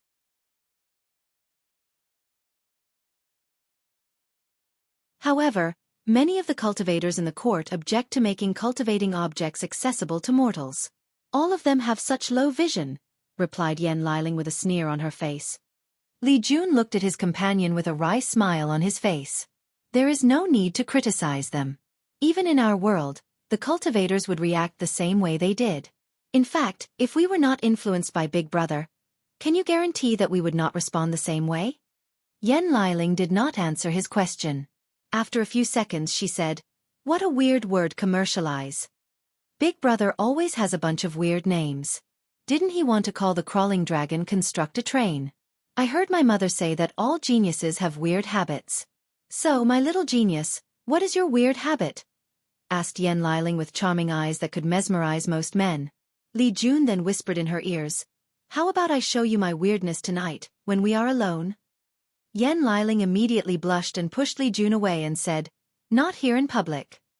Li Jun smirked a little and moved his head away, looking at the window in order not to further embarrass his wife. After a few minutes, Yan Liling had regained her composure and asked, "What are you thinking so deeply about?" "I'm thinking whether the human emperor was as good as Big Brother Wang Wei." After hearing this, Yan Liling also had a pensive look on her face. "Who is the human emperor you are talking about?" said a sudden melodious voice while the two of them were thinking. They both turned their voice in the direction of the voice. There, they saw a beautiful young girl looking at them. The beautiful girl was dressed with a refined hanfu. She had a very calm temperament and eyes full of vicissitudes that contradicted her youthful face. Yan Liling took a good look at her before saying, "Are you the Empress Master, Yu Siyu?" The beautiful girl then sat next to the two of them after an invitation. "Looking at your face, you must have broken through the divine altar realm," said Yan Liling with a smile. Yu Siyu bowed and said, "Thank you, Miss Yan Liling, for the pills you provided." "No problem. As long as you work hard for the Big Brother, you will always be rewarded. So, what are you doing here?" After hearing Yan Liling's question, Yu Siyu sighed and answered, "After my breakthrough about a month ago, I exited my seclusion to find the capital. No, the entire kingdom has changed dramatically. So, I decided to travel around to get acquainted with the changes that have occurred. Today, I decided to spend the whole day traveling to different parts of the dynasty through the crawling dragon construct, when I overheard your conversations just now. So that's how it is. I'm still very curious about your world, especially this human emperor you just mentioned. If you don't mind, could you please tell me about him?" Both Li Jun and Yan Liling looked at each other for a brief moment. Noticing this, Yu Siyu quickly said, "If this is some sort of secret, you do not have to say anything." "No, it's not like that," answered Li Jun. "We were just a little surprised by the sudden question. As for the human emperor, he was a legendary character from our world.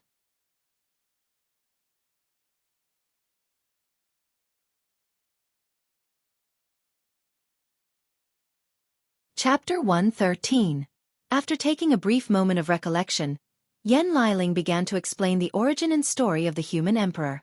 You should have learned about the differences of worlds from the empress, right? Asked Yan Liling.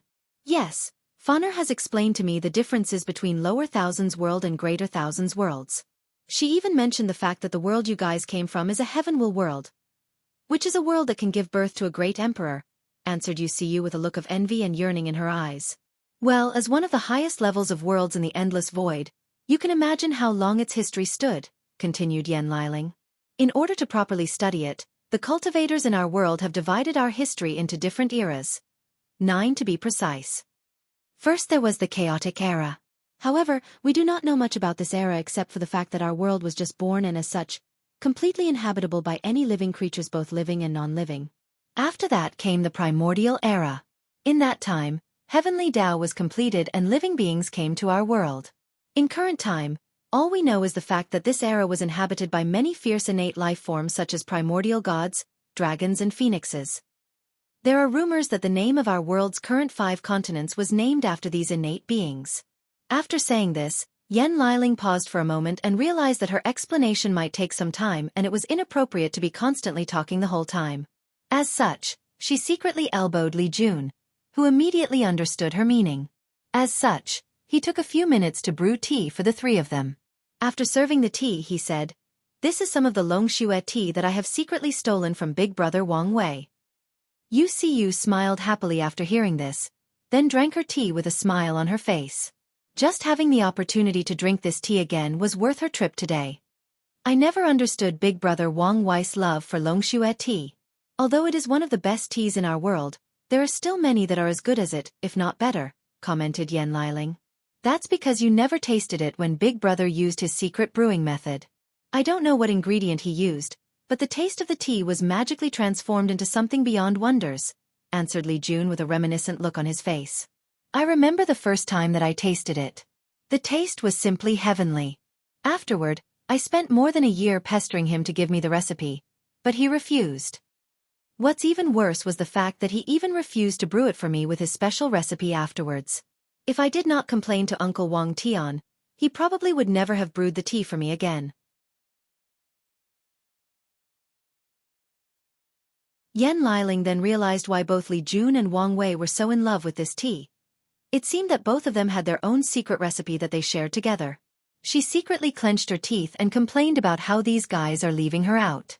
She vowed to get her revenge. Li Jun suddenly felt that his companion changed somehow and looked at her, but he did not find anything, so he believed that he must be thinking too much. After taking a sip of her tea, Yan Liling continued her explanation towards Wuxia, who was happily drinking her tea. Where was I again in my explanation? You mentioned your world's different eras in history, especially the primordial era. Yes, the primordial era. After that era came the beginning emperor era. We do not know much about this era except for the fact that a human by the name of Longhua was the first person to prove the Tao and took the name of the heaven-opening emperor. Then came the void or null era. In fact, in our current era, nothing is actually known about this era, hence the name. However, after years of study, many cultivators believe that a terrifying catastrophe enveloped our world. As a result, all the primordial gods and innate life forms like dragon, phoenixes, and qilin became extinct in our world. No, to be precise, they were gone. What's even worse was that after the null era, the cultivation civilization in our world was completely destroyed or cut off. There were no cultivation techniques, no formation or pill inheritance left. Everything had to start over. Wuxia almost choked on her tea after hearing this. Based on the information that her disciples had told her, she knew how powerful the world of these people is. However, she just learned that something as severe as inheritance being cut off actually happened to them. Immediately afterwards, cold sweat started falling from Wuxia's back. If even such a powerful world can suffer such tragedy, then, doesn't that mean her little thousand world could be destroyed at any moment from threats from above? The endless void is really a place of constant danger where anything could happen, thought Wuxia to herself. Meanwhile, Yan Liling continued her story. After the null era, many genius cultivators sought to rebuild the civilization of our world and succeeded. The first of which was the founder of our sect, Wang Chishan, also referred to as Emperor Qiyuan. After creating the origin path cultivating system and spreading it out, He proved the Tao and became a great emperor. Emperor Qiyuan then successfully started the ancient emperor era. Founder. Yes, the founder of our sect. Are you saying that the founder of the sect you guys came from created the cultivating method that we are currently using in this world? That's exactly right, answered Yen Liling with a little pride on her face. Meanwhile, a great turmoil was going on inside Yu's mind. Although she guessed that these young people had extraordinary status, she did not think that their status was so noble. Especially when it comes to His Majesty Wang Wei. She noticed how he was the leader of the group. Additionally, given the fact that he shared the same surname as Emperor Qiyuan, there is a high chance that he is his direct descendant. After taking a mouthful of tea to calm herself down, she asked, "What about the human emperor you mentioned before?" Yes, the human emperor was also an ancient emperor. In fact, he was the last great emperor of that era. To be precise, he ended that era. Near the end of the ancient emperor era, our world faced another disaster. The first great emperor from the demon race was born. Demon race? Oh right, I forgot that your world does not have a demon race. You should be aware of demonic beasts? You then nodded. Their world does have demonic beasts living in mountains, ocean, and mainly forests. The majority of these beasts are way more powerful than ordinary cultivators. After a demonic beast enters Tier 4 or the supernatural realm, most of them will go through heavenly tribulation to turn into humans. However, some demonic beasts with powerful bloodlines can turn into human shape the moment they are born. However, these demonic beasts are quite arrogant and refuse to acknowledge that they are the same as the other demonic beasts with lower intelligence and bloodlines. As such, they refer to themselves as the demon race instead. Yu understood her meaning as similar things happened in this word. There is a group of humans who swallowed the blood of demonic beasts and survived the process. This method granted them extraordinary abilities that normal humans or cultivators do not have. As such, these groups of people refuse to acknowledge themselves as just human and call themselves the blood human race. After a brief explanation, Yen Liling continued her story. After the demon race gave birth to their first great emperor, he did not behave morally upright like the other human emperors. He started to conquer the entire world, while killing all the humans. Wherever he went, he would either kill all the people or enslave them in servitude of the demon race. Many powerful emperor lineage fought against the Golden Ape Great Emperor with either their emperor artifacts or formations. However, it was of no use. Yen Liling paused for a moment to take a sip of tea. Meanwhile, Yu wondered how she could remain so calm about this. The Golden Ape Great Emperor, as the most powerful cultivator of the world at that time, was simply unstoppable. Any people who attacked him would either be killed or suppressed. All the cultivators of our world were desperate and thought that the end of the human race was coming. That was until the human emperor appeared. His origins were unknown and mysterious. However, he came up with a brilliant idea. The idea was to create a fortune dynasty and gather the luck of the entire human race to be able to fight the Golden Ape Emperor. Yu had a weird look on her face. She could not understand how this was a great idea as fortune dynasties existed all over this world. You might think that this is just a common idea, explained Yen Liling with a smile on her face. However, you have to understand that fortune dynasties did not exist back then in our world. This was not just an act of creating a country, but the human emperor essentially created or passed down a brand new Tao to our world. Of course, many cultivators today have debated that there might have been methods to create fortune dynasties before the Null Era. However, there is no evidence to prove such a claim. It was then that Yu understood the meaning behind the human emperor's action. To her now, the fortune dynasty might be a common thing that she is used to seeing. However, back then, this method was actually quite revolutionary and extraordinary. Not just anyone could actually think of something as brilliant as this, especially given the dire situation the human emperor was at that time. Not to mention that given the connection her world has to the myriad emperor word, there is a high chance that the method of creating a fortune dynasty also originated from there. You're tuning in to the Wisdom Diary YouTube channel. Don't forget to subscribe and join us on this journey to catch the most captivating stories.